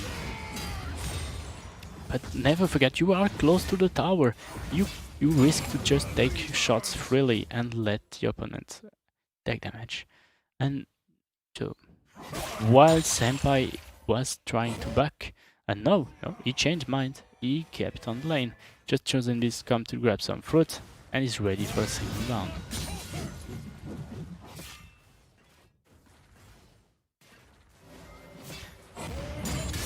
Ooh, and the assist strike once again giving quite the work here. Quite one of the strongest tools of Garen is silence, and with that does a lot of damage, and ooh, the combo and the barrier just barely, yes, barely saving Senpai from death, as he can now back, unless, no, Chosen Beast will just leave him be for now, as Senpai is preparing himself for a dead man's place, just like last time. But Chosen Beast knows that he can't just let Senpai do whatever he wants, so he will try to just deny him as much as he can and try to push out the tower. Senpai is close to death and Chosen, but he has the ult. That did quite less damage because he's building tank, and Chosen Beast has, well, a bit more HP. Senpai's low life is dangerously low, and the flash out to make sure that decisive strike doesn't end his life. But just like this, he can now dive him, and yes, the crit just barely enough. Maybe we'll take a plating. No, for now, both players will have to wait a bit more. The dragon has spawned. Chosen Beast has not given up on his win. He wants it. He wants to come back in the game and finish that. And just like that, and yes, with that Demacia that just slams in on the ground and takes this win. He wants blood and he won't go down that easily. Senpai will have to work for his victory. Chosen Beast has won 1 and is now 2 for 1. Huh. Unexpected results? Maybe. I don't know. I knew Chosen had something in his mind. He's quite a good player. He's quite a knowledgeable player. He knows his matchup on top lane, so I knew he had something in his something to reverse that. But will they play another round of Garen? Because that's quite a pretty good even matchup. Both players are playing the same champion, both players know how the other one plays, and one small mistake can end it all. Senpai, that just barely was saved barely the first time with the barrier, will go down by the second Demacian Justice that just struck him down, even if he got quite a good option to maybe aggressive with his own ultimate. We'll see how it goes for the third match after a series. We will see if Senpai closes it or if we have a tie for one last game. I'm quite excited. I don't know about you, but we may have some 1 or 2 good matches left. I wonder in the chat, are you taking the bets? Who are you predicting to win? It is quite tight. It's tight, actually. It's tight. Both players are really good. They're really confident in their champions, and both are using Garen, know what they're doing. So actually, even I can predict if Chosen can take another win and reverse sweep that, or will Senpai just dominate every game he plays? I hope not. Because how can you stop him after that? Huh? He's going to go to CSGO and win that too. We'll ask him if he wins. Maybe he's playing CSGO now. He will train now to win. Maybe he's like a Pokemon cat. He's playing maybe he's playing Pokemon with ESL, like he's collecting badges. But we don't have a league. That's too bad. And both players are picking up their champions. I wonder, will we see another Garen mirror match or not? Let's just take the bets. I think they want a bit of change now. They showed off what they can do with Garen, but that doesn't work too well for both of them. Oh, no, we will have a mirror match, but not Garen. This time it will be an Ahri mirror match. Both players keeping up their game with Electrocute, but and always this difference. The difference: Senpai is using his faithful barrier, and Chosen Beast keeps on with the ignite. That's quite interesting pick because Chosen Beast has proven himself a quite good Ahri player. He just knows when to go in all in, just quickly touches the charm and ends up finishing the game. So will Senpai prove himself the better Ahri as the greetings are made?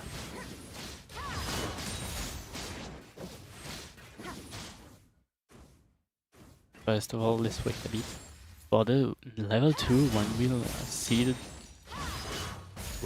the players become a bit more aggressive with their spells, with the Foxfire and the Charm ready to be launched.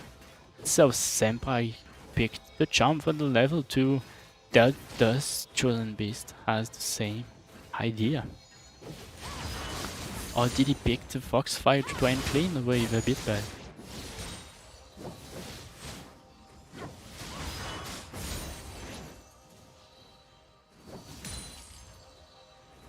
Chosen Beast just waits patiently. He knows he has all the time in the world to try to find a good way. Just pokes a bit, try to teach him who's the boss, but to keep the lane control. Ooh, and the charm touches, and that will be a lot of damage from Chosen Beasts. And Senpai must take the fruit if he wants to continue his laning. And Chosen Beast goes and takes also the fruits, with Sweet of giving them both 20 gold bonus. But Chosen Beast for now has quite the confidence. He won one, he can win a second one, and maybe a third one. So he's ready to fight until it's over. He's ready to fight until morning if he needs to. He's waiting patiently. As we've seen before in his last games with Ahri, he just likes to wait a bit under the creeps and just go in one lane. Ooh, he's got charmed, and the electrocute goes in and does quite the damage. But he can't sustain it. Senpai has lost quite the health, but with his orb he can regen it. So that will be going good for him for now. And now they both have access to their ults. Will the spiritual change what happens, or will it make it quick and fast and pretty powerful?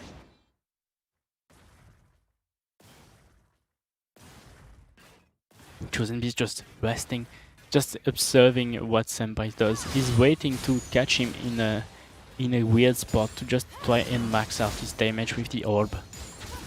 Ooh, and that's quite a strong win, and he flashes out to escape from the charm. And Chosen has still one charge of the rush, and he does, but it will not kill. And Senpai chooses not to back. That's quite dangerous, because one charm can end it here. And he has, both of them have no mana, they're just staring at each other menacingly. Ooh, but the fruit, it's been 2 minutes, so fruit is back on the menu. And Chosen Beast picks up his pot and pushes, while Senpai just goes back to base, just adding more AP with a classic dome. And to build up the AP, And Chosen Beast just back a bit and buys a Luden in one go. That will be quite the advantage, as he has 300 golds advantage now. And he bought the item in one go, as Senpai will have to wait his next back. That means Chosen Beast has quite the window to just try and out-damage Senpai in one move. But don't forget, Senpai has barrier. Will he let him back? Yes!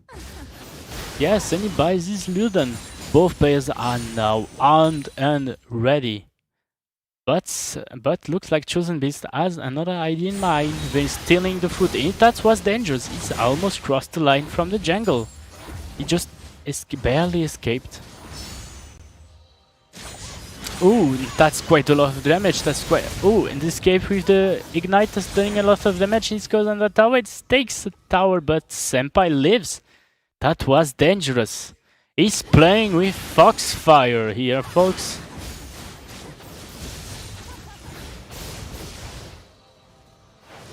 Ooh, that's quite the regen, yes.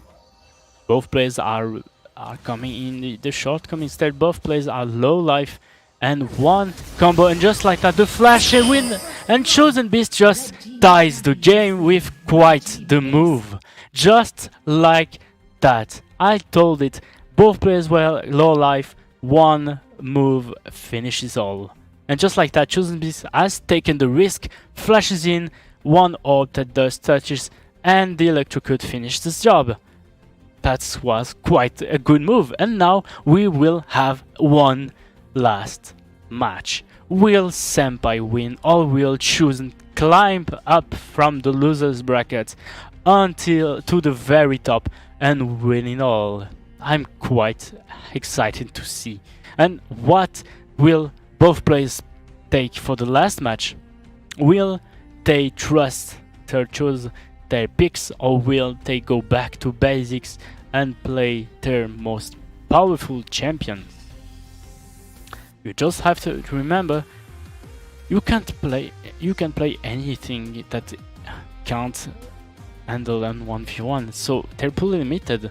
Let's just see that again. Both players are really low life, and Chosen Beast sees that and is ready. He's preparing himself, his cooldown is coming back.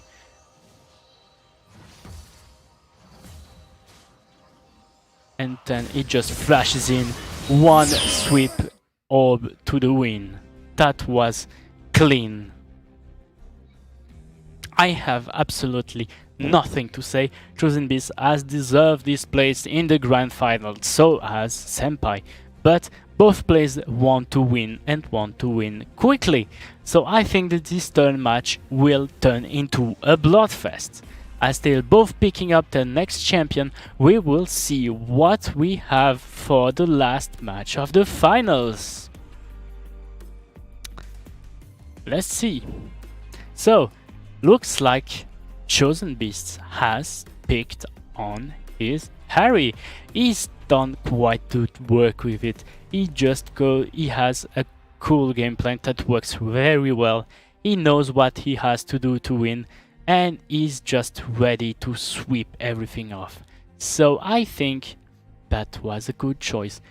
Has Senpai picked Harry again, or does he have a secret weapon? Let's see.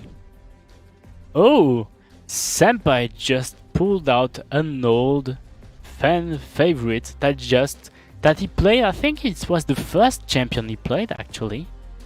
He's coming back with the Ezreal. Ezreal is a cool idea. He can just deny the grabs and deny the dashes from Harry with his Arcane Shift and try to escape from his charm.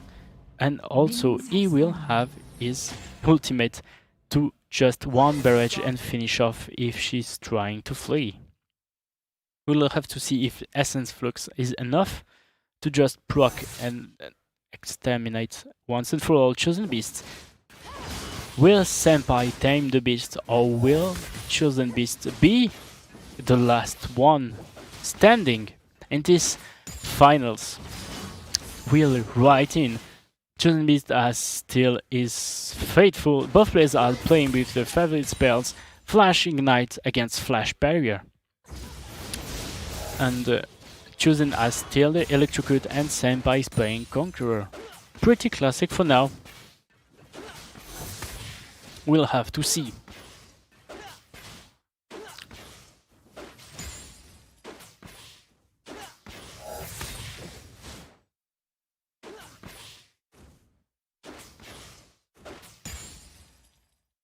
For now, both players seem to be quite even in form.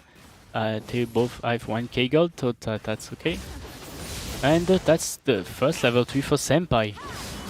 Oh, they're both ready now to fight for it all. Just now, one combo can do a lot of damage from both players, and Senpai has 2 ways of just going in. He can just flash in Essence and auto attack, or just Arcane Shift into his Essence and finish him with a Barrage. And that's why I think he has the advantage in the movement. But will be able to just like that escape the charm and not take that much damage? That will be the main key. Will Ezreal be able to escape the charm and not lose all his life in one combo, or will be him one shot by Ahri? This whole game will be decided by just his very action. Can Senpai escape it?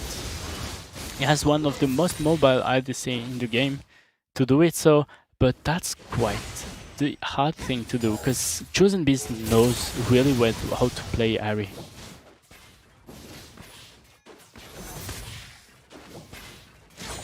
Oh, and he's aggressive with his Rush. The Spirit Rush just pushes him forward, and he's close to death already. In the flash, yes, the barrier coming clutch to stop the bleeding from killing him. Senpai was almost dead, but no, not yet. Once again, he lives another day, and the barrage coming in clutch to just damage a bit of the lane. But Chosen Beast is close, it's dangerously close actually, because he could just finish it with one swift move, as he's proven before. Will this just end up the game just like this? He's ready. He's just stalking his prey now. Uh-oh, Chosen Beast going in. He needs to flash out to escape from the damage. Senpai is risking a lot by staying like this. He's taking a lot of damage, and Chosen Beast has mobility to just come and get it on the tower. He has his orb, he has his charm, and he's going in the Foxfire that does just a little bit damage, reminding him that he is in control of the game. He has enough mana to just harass him to death for now. Chosen Beast is ready, just like that. Ooh, that's close. Senpai is coming, he's seeing his bar very low. Oh, and Chosen Beast just wants to... he will have to wait for the minions. Yes, he's pretty lucky this time. The dragon has spawned. Ezreal is coming back, but not from the base. He just grabbed fruit to try and stay in lane and keep him from just pushing this tower too much. I think he will probably come back with more items a bit later, as Chosen Beast picks up the Luden and the Tome right away to end this game once and for all, as Senpai starts right away with Muramana. He's pretty decided to with the standard build, with probably the Trinity Fortresses will be built just later. But Chosen Beast doesn't let him breathe. He just keeps on harassing, keeps on pushing on his tower, because that's also one of the most important things. You just can't let your tower fall. He's forced to fight against a champion that can handle Ezreal. A champion that can just delete him in one swift combo. Senpai must be very focused and very ready to do anything that matters to win.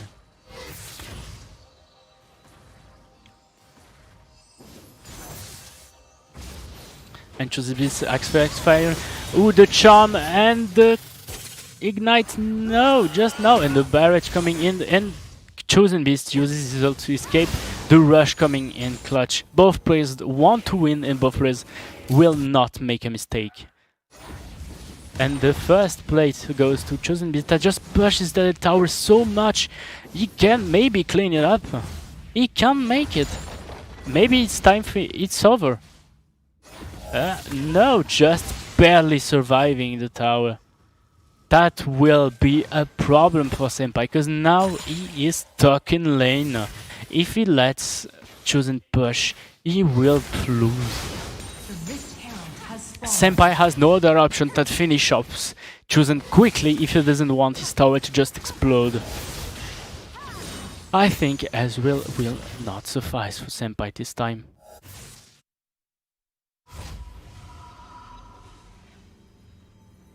And yes, Senpai just will be back for now. Oh no, and the flash in with the... Ooh, and the Arca Shift to escape from the electrocute and the second wave of the orb. But Chosen has still a lot of damage ready. And Senpai will Arcan Shift away, but he's still in a bad position. Chosen Beast can just end up the game like this. The bar is touching and doing a lot of damage. Now it's time for Chosen Beast to try and defend. Oh, Senpai is ready for the fight and it cancels the back. Does he have enough damage to win this? Does he? But Chosen Beast just backs and grabs more stuff. He just grabs two needlessly large rods and is full power for this. I don't think he will have time to protect his tower. I think he will have to rush, yes, just like this. And Chosen Beast just rushes in and try to finish it. I think 1 or 2 autos will be enough. Can Senpai stop him? Yes. I think we're closing in on the game. We're soon going to see a winner. Senpai is caving, but no! The barrier is not enough. Oh, Senpai is just 1 HP. He has no choice. He must do a miracle. He is against the wall. Chosen Beast is just hunting his prey now. It's just waiting for the minions to come and end this game for him. I think we're close to have a winner here. Unless Senpai surprises everyone. Oh, Chosen Beast just rushes in and the Arcane Shift saves him, but the charm will be enough. Ladies and gentlemen, we have a winner. And it is Chosen Beast. He just came in from the losers bracket and cleaned a reverse sweep to take it all.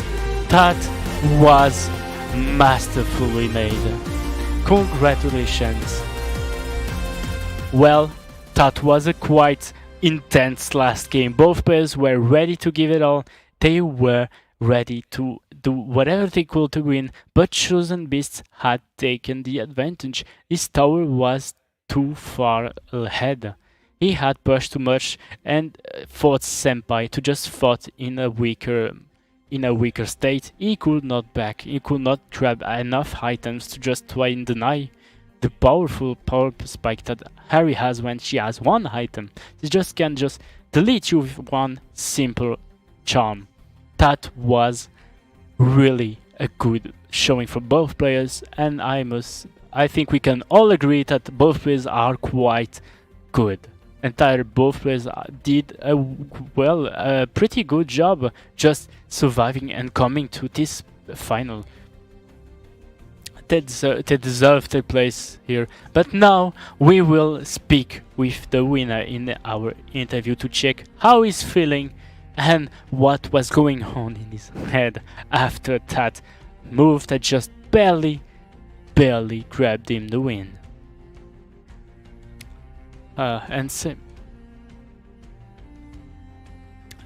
Senpai, and I think Senpai will be must be quite disappointed for his loss, because he was that close of winning another tournament of the ECL. That was really close. Maybe for now he will not be a multiple champions in different games. Maybe he will try again. I think he has a good chance to win one of them. So if he keeps coming, we will have to keep an eye on him. Maybe we'll come to CSGO. I want to see that if. So, Senpai, if you're watching, just start training CSGO. I know Russians that can help you. And just win another game, and then come back to Wild Rift, win again, and just collect the badges. And if you collect all the badges, you can face the whole ECL team in one match. Yes, that's the final prize, the secret prize nobody knows about. And you'll probably stomp us all in YG5, actually. But his talent was not enough. He had a plan coming here. He was ready to analyze every single move of his opponents. But Chosen Beast had some solid bases. He was not ready to give 1 inch after losing in the first round, actually. He just climbed up. He did not want to go down in the second tour just like that against Senpai, especially after losing one of the games to the rules as he stepped out in the jungle. But I think we can all agree that he did redeem himself and he did a great showing. His Harry was on fire. He's not only the best Fiora in the world, but he's also in the game. He's also a pretty good Harry player. And I'm quite curious to see what he had in mind picking Harry constantly. I think he was pretty confident in his pick. Did he have that in mind for the whole tournament, or was he just forced to use his secret weapon against the quite strong opponents he had? The Senpai, Django, they all had quite a good showing, and they all quite give him quite a hell, as Chosen Beast must be now tired after climbing up and fighting on a 0-2 lead. Just like football teams in the Euro we just saw before. You never know who wins until the very last second. And that's why we all love League of Legends, and especially in Wild Rift. That's why Wild Rift is so cool to watch, because you never know who wins in the end. Just miss one step and Ari is here. And to prove herself why she's the poster girl and why she deserves so much skins. That's why, because that's a strong champion, yes. She maybe shows less and less in the 5v5 because just everyone can smash her. But in 1v1s, she is a solid character. And I like playing Ario, and I don't know what to play in the mid lane. I'm more of a Vel'Koz player for those who know, in the PC version. But we don't have Vel'Koz yet in Wild Rift, and I will be pleased to play him, and I will love seeing in Wild Rift. Just delete everyone with the laser. But for now, I think Ari will suffice. We are preparing everything for the interview, and we will check out soon. And after that, I think we all had a good day, but I think sleep is soon to have, because we're pretty much all tired. And I think the players are all dying to sleep too. And I think Chosen Beast will have a very good night tonight. I think he will have a pretty good sleep, actually. Maybe he's gonna dream about Harry. Huh? He's so much Harry he played and so much Harry he played against. Huh. I think I will dream about Garen Harry. That was quite a lot. But I'm quite disappointed. We haven't seen Teemo. Maybe he was hiding in the bushes and we didn't see him. Because yes, for the people that are watching that did not know, in the early seasons of League of Legends, we didn't have spectator mode. So we had Teemos, invisible Teemos, working as cameramans. That's quite funny. And quite weird. Imagine you're just playing and test Teemos on the map. That's why you never trust Teemo, because you never know where he is. Actually, it's funny, because in Wild Rift is a bit different. They moved his use spell that just uses to give poison to his auto attacks to a passive and give him a roll. So you can say Teemo do a barrel roll. So I'm quite disappointed we haven't seen that yet. But oh well, maybe next time we'll have more champions, because I think the new event is coming out soon, and as we discussed before with Lucas, the next champions will be Senna and Lucian, and they are quite the power couple in League of Legends. They're strong ADC and a strong support that can play very aggressively, and I think they will change the meta. If they come back with all the stuff they have in League PC, I think we can pretty much be sure they will be quite well represented in the E5v5s and in 1v1s for Lucian. And I think with it comes first with new skins for, like in League PC, with, I think it's Sentinel of Lights, yes. And I think we, Wild Rift, have an exclusive skin. I think it's Graves, Sentinel of Light. He just has a mini Senna weapon. That's kinda weird. Huh, so Senna is the bigger weapon? I think Trash could be also interesting. Maybe he's coming back. I would love to see a Trash in Wild Rift. You just grabbed him, dragged everyone in, and finish games pretty quickly. That will be pretty cool. Blitzcrank had a pretty good showing in the early stages of the seasons, so we may see more grapplers coming soon.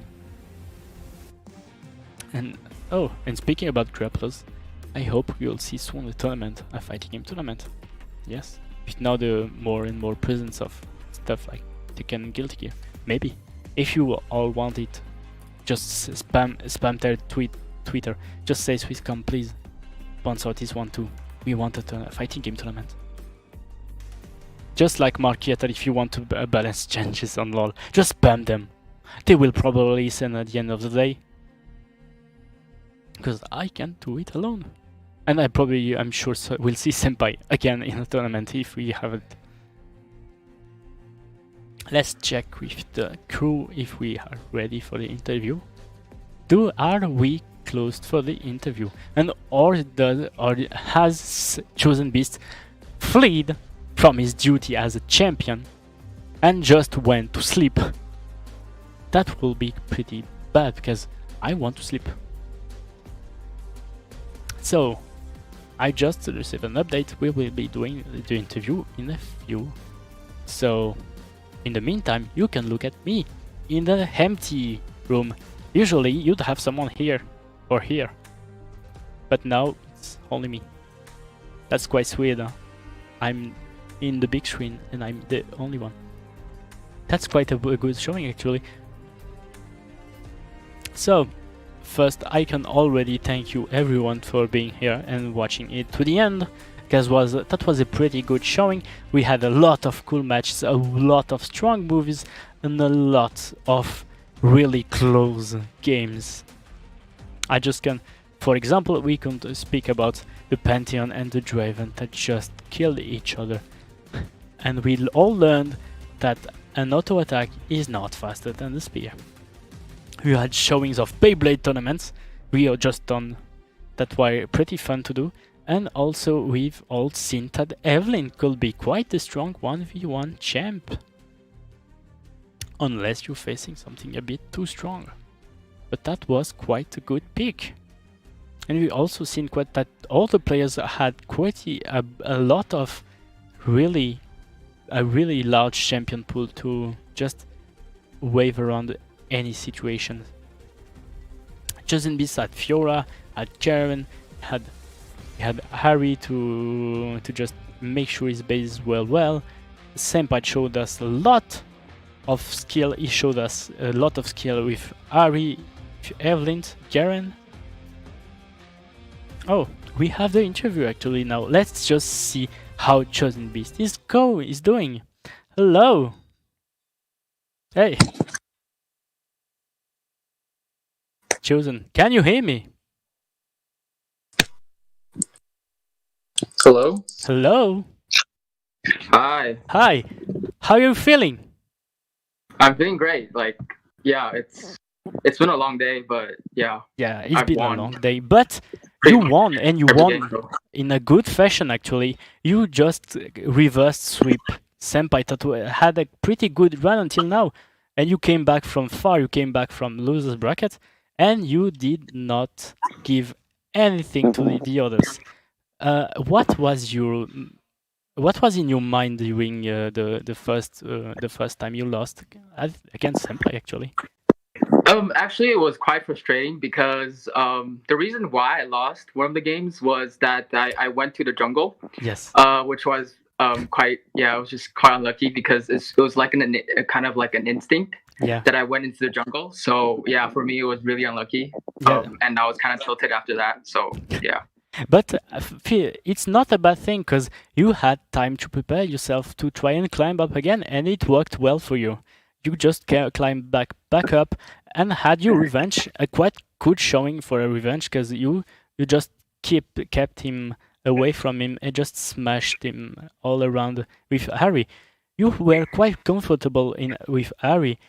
Was it your secret pick, or did you plan any other champions?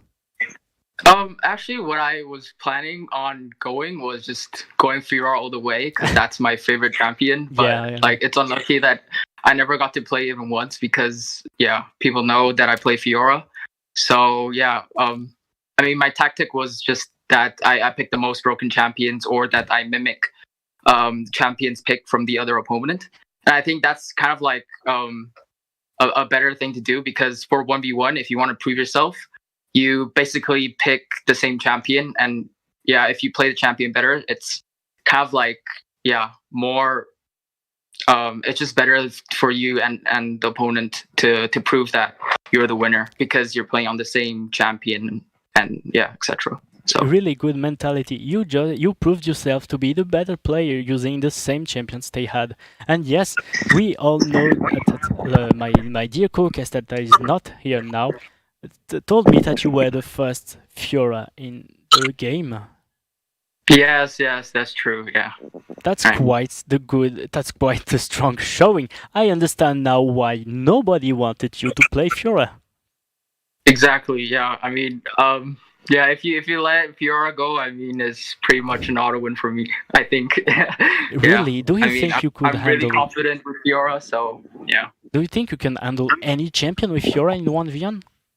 Yeah, for sure. I think Fiora has no counters at all. Yes. She's pretty much the best champion in the game, in my own opinion, because she has so much versatility. She's pretty much an assassin, a tank, yeah, and a bruiser. So yeah, what more you want on a champion? Yes, she's pretty strong, and we've seen that Garen was a pretty strong champion too.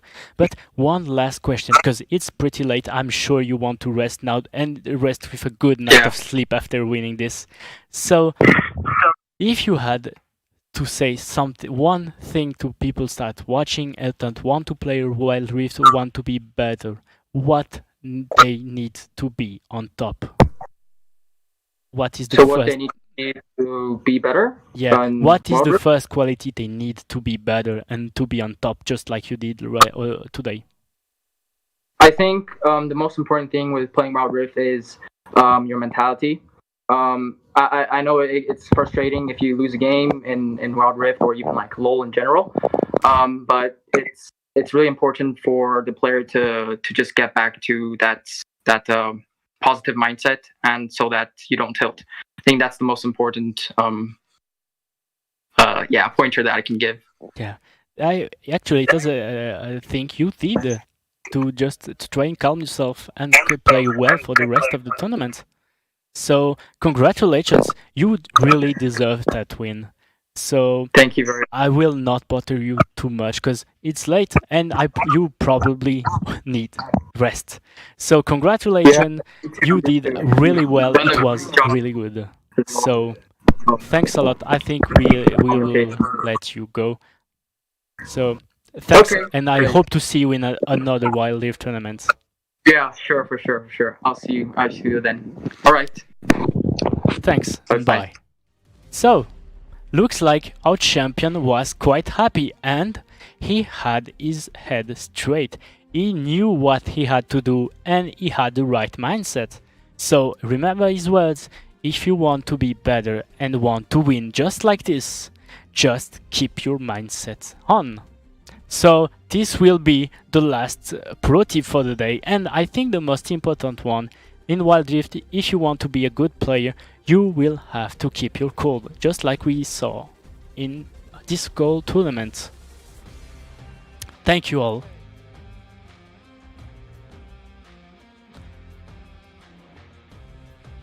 So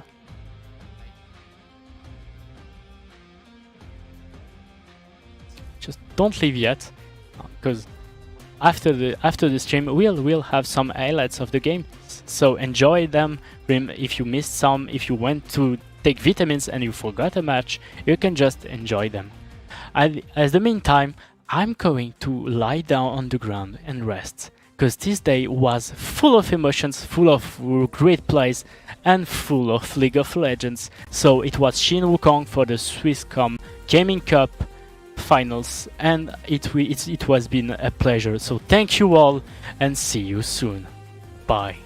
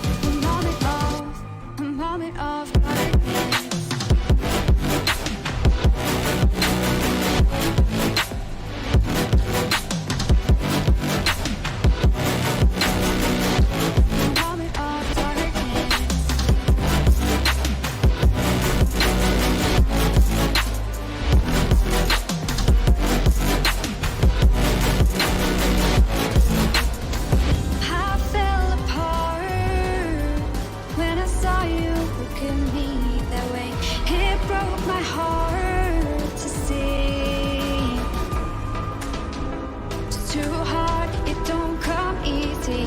I've been dark, I lost it right away. And when it starts, God knows what I'll say.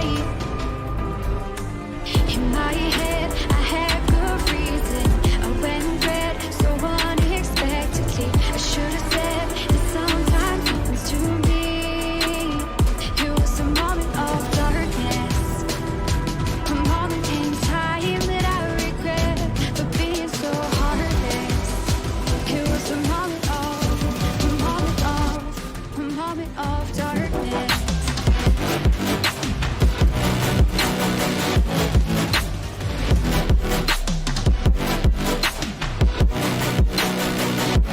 Moment of darkness.